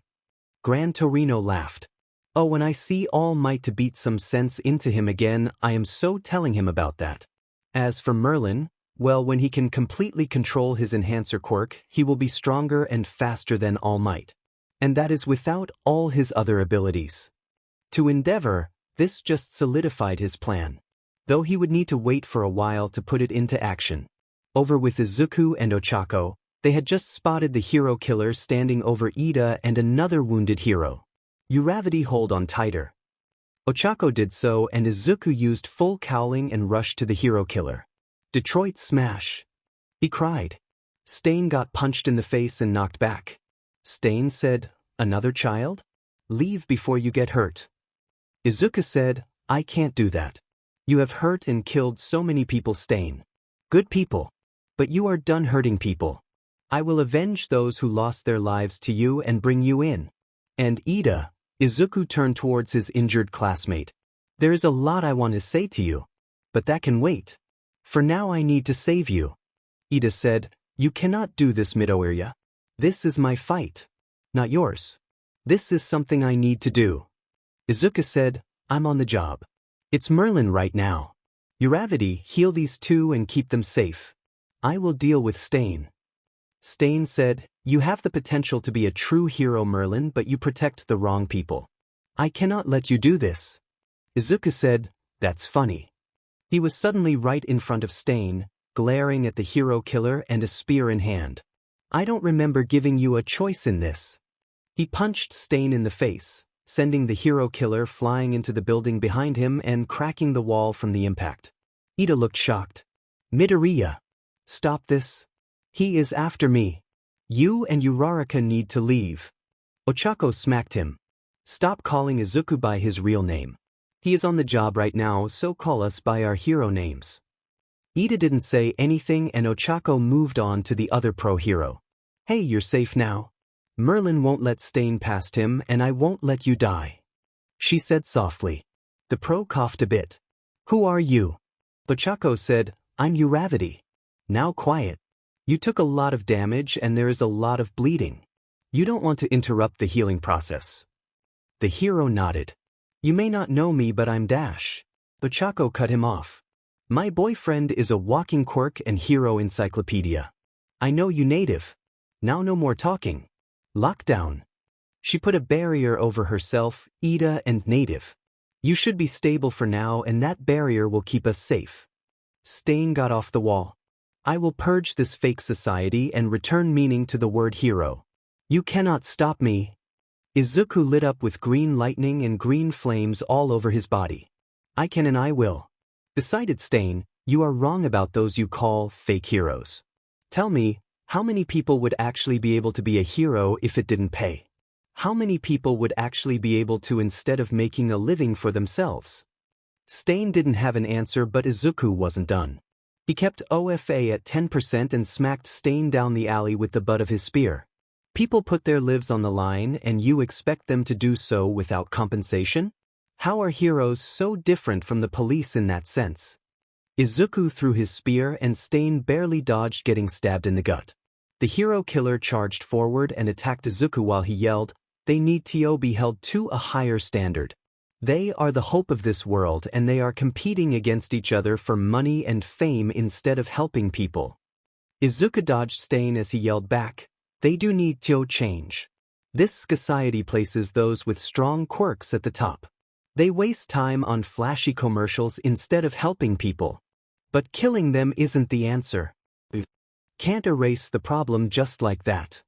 Stain asked, "Then what is the answer? I seem to be the only one doing anything." The hero killer jumped up into the air and tried to cut Izuku with his sword. Ochako screamed, "Izuku!" Izuku simply formed scales on his arm and raised it above his head to block the sword. When the sharp blade came into contact with his arm, it was cut off. Izuku said, "Huh, that will take a while to heal." Stain asked, "What? You can't heal from that." I cut off your arm." The hero killer was frozen in shock. How was this kid so calm about losing an arm? And why wasn't he screaming in pain? Izuku healed his arm and the bleeding stopped. And with that minor annoyance, I think it's time to end this. Izuku rushed forward and shattered Stain's sword in one punch with his remaining arm.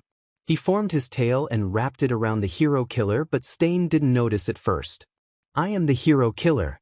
And I refuse to be mocked like Tish." Izuku used his tail to slam Stain into the alleyway over and over again on both sides of him.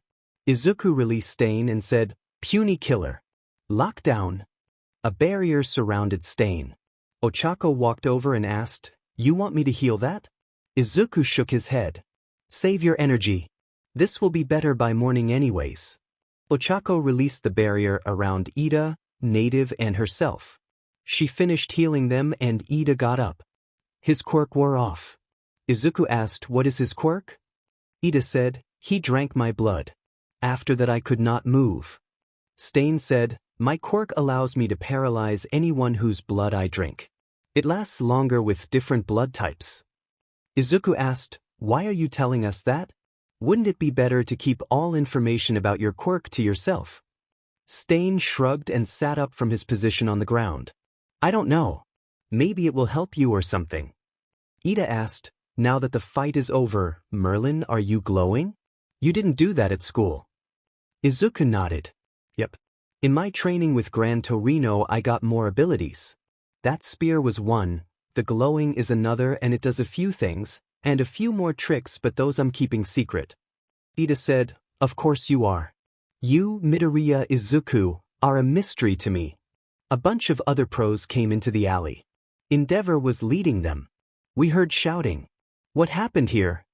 Izuku pointed to the hero killer. "I caught him." The pros all saw how Izuku only had one arm and they freaked out, one even throwing up.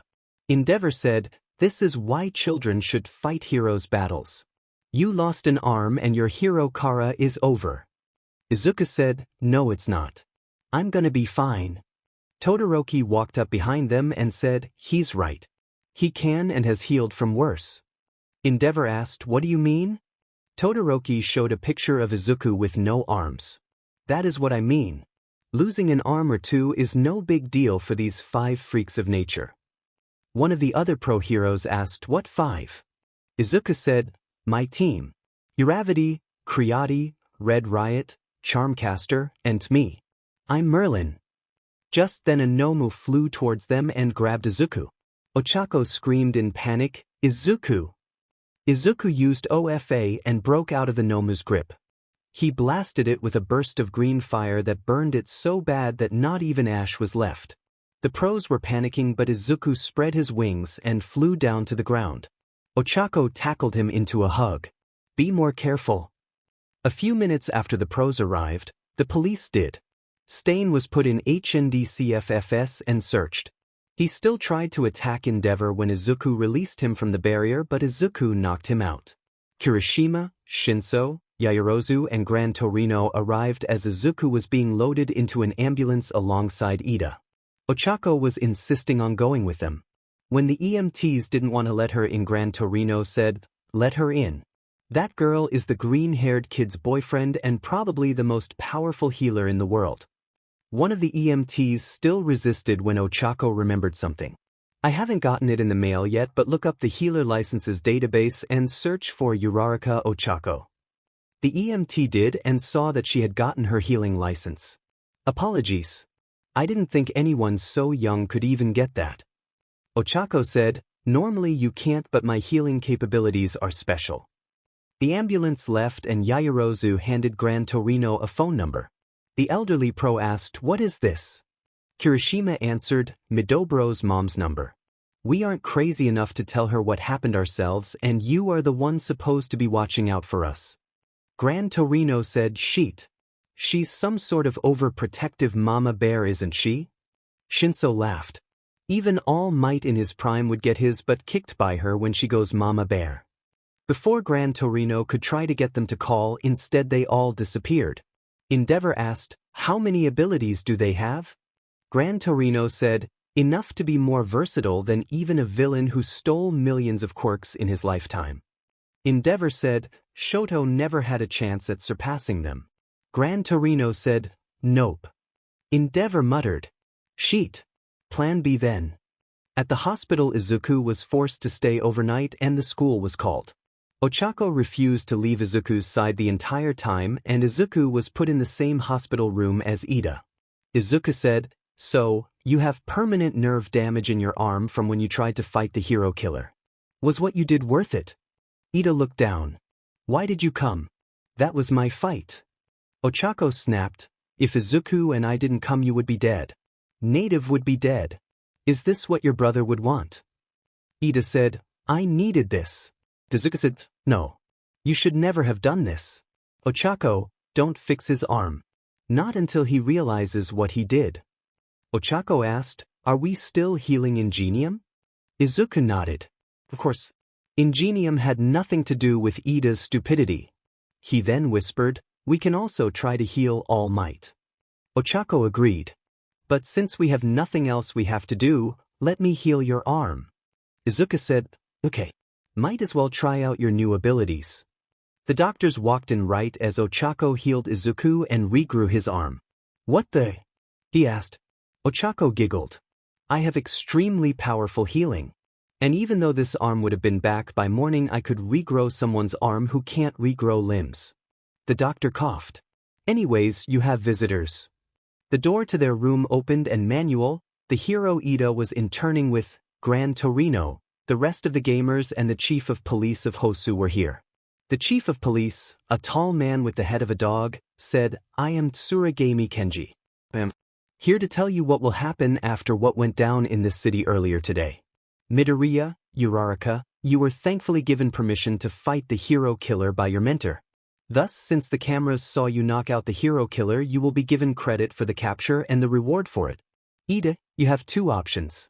You can tell the world what really happened. This could cause you to get expelled along with other consequences, or we can use the story we made up. You saw Native bleeding out in the alley and went to help. There you were also attacked and incapacitated by the hero killer. After that you were rescued by Merlin and Uravity. What do you want to happen?" Ida said, "I will take your story."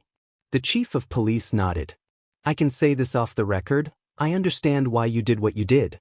If my older brother had his career ended, I would be angry as well. And as for you too, thank you for keeping this city safe. Please heal quickly." The chief of police then left. The doctor asked, "Is there anything else I can do for you?" Ochako nodded.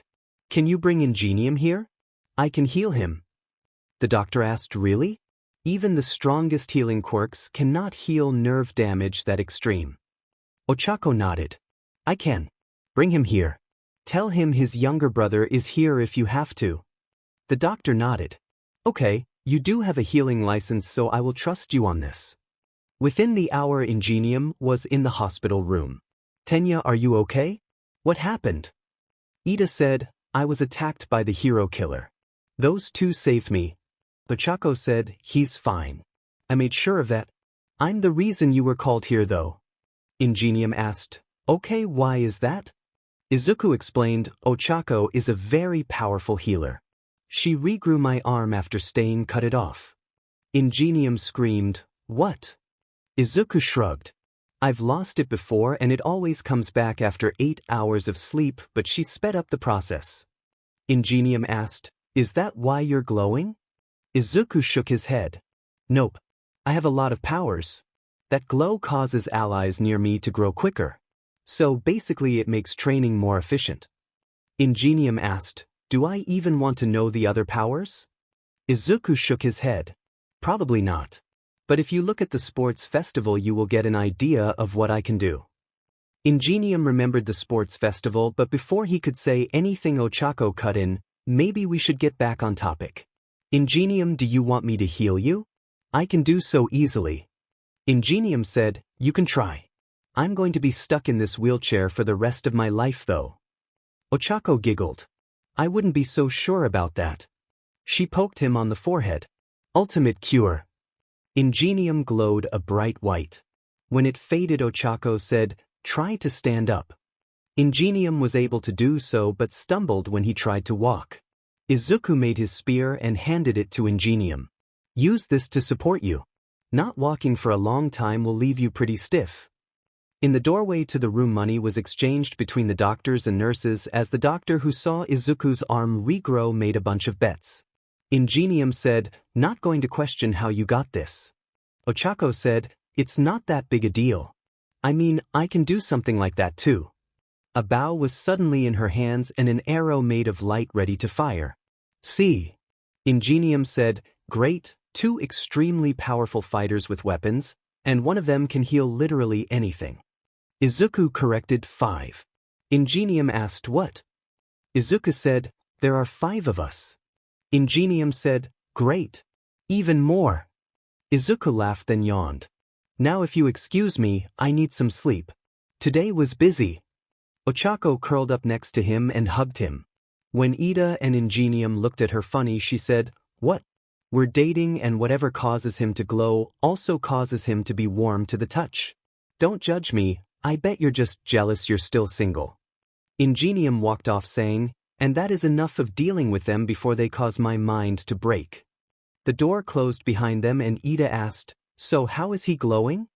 Ochako said, we got classes during our internships and abilities that go with them. His is called Godling. He had divine blood and divine aura as his abilities. The divine blood is why he is warm to the touch we think, and the divine aura is why he glows. Now good night. She quickly fell asleep too. Inko walked in and took a picture before sitting in the chair and watching over Izuku. Ida said, so you must be his mother. Inko nodded. I also know about the gamer. My Izuku is a special one. Ida nodded. So what took you so long to get here? Inko remembered her beating Gran Torino to a bloody pulp for letting her son fight a serial killer. Traffic. She lied. Ida could tell it was a lie but decided he liked being alive and didn't ask questions. Chapter end.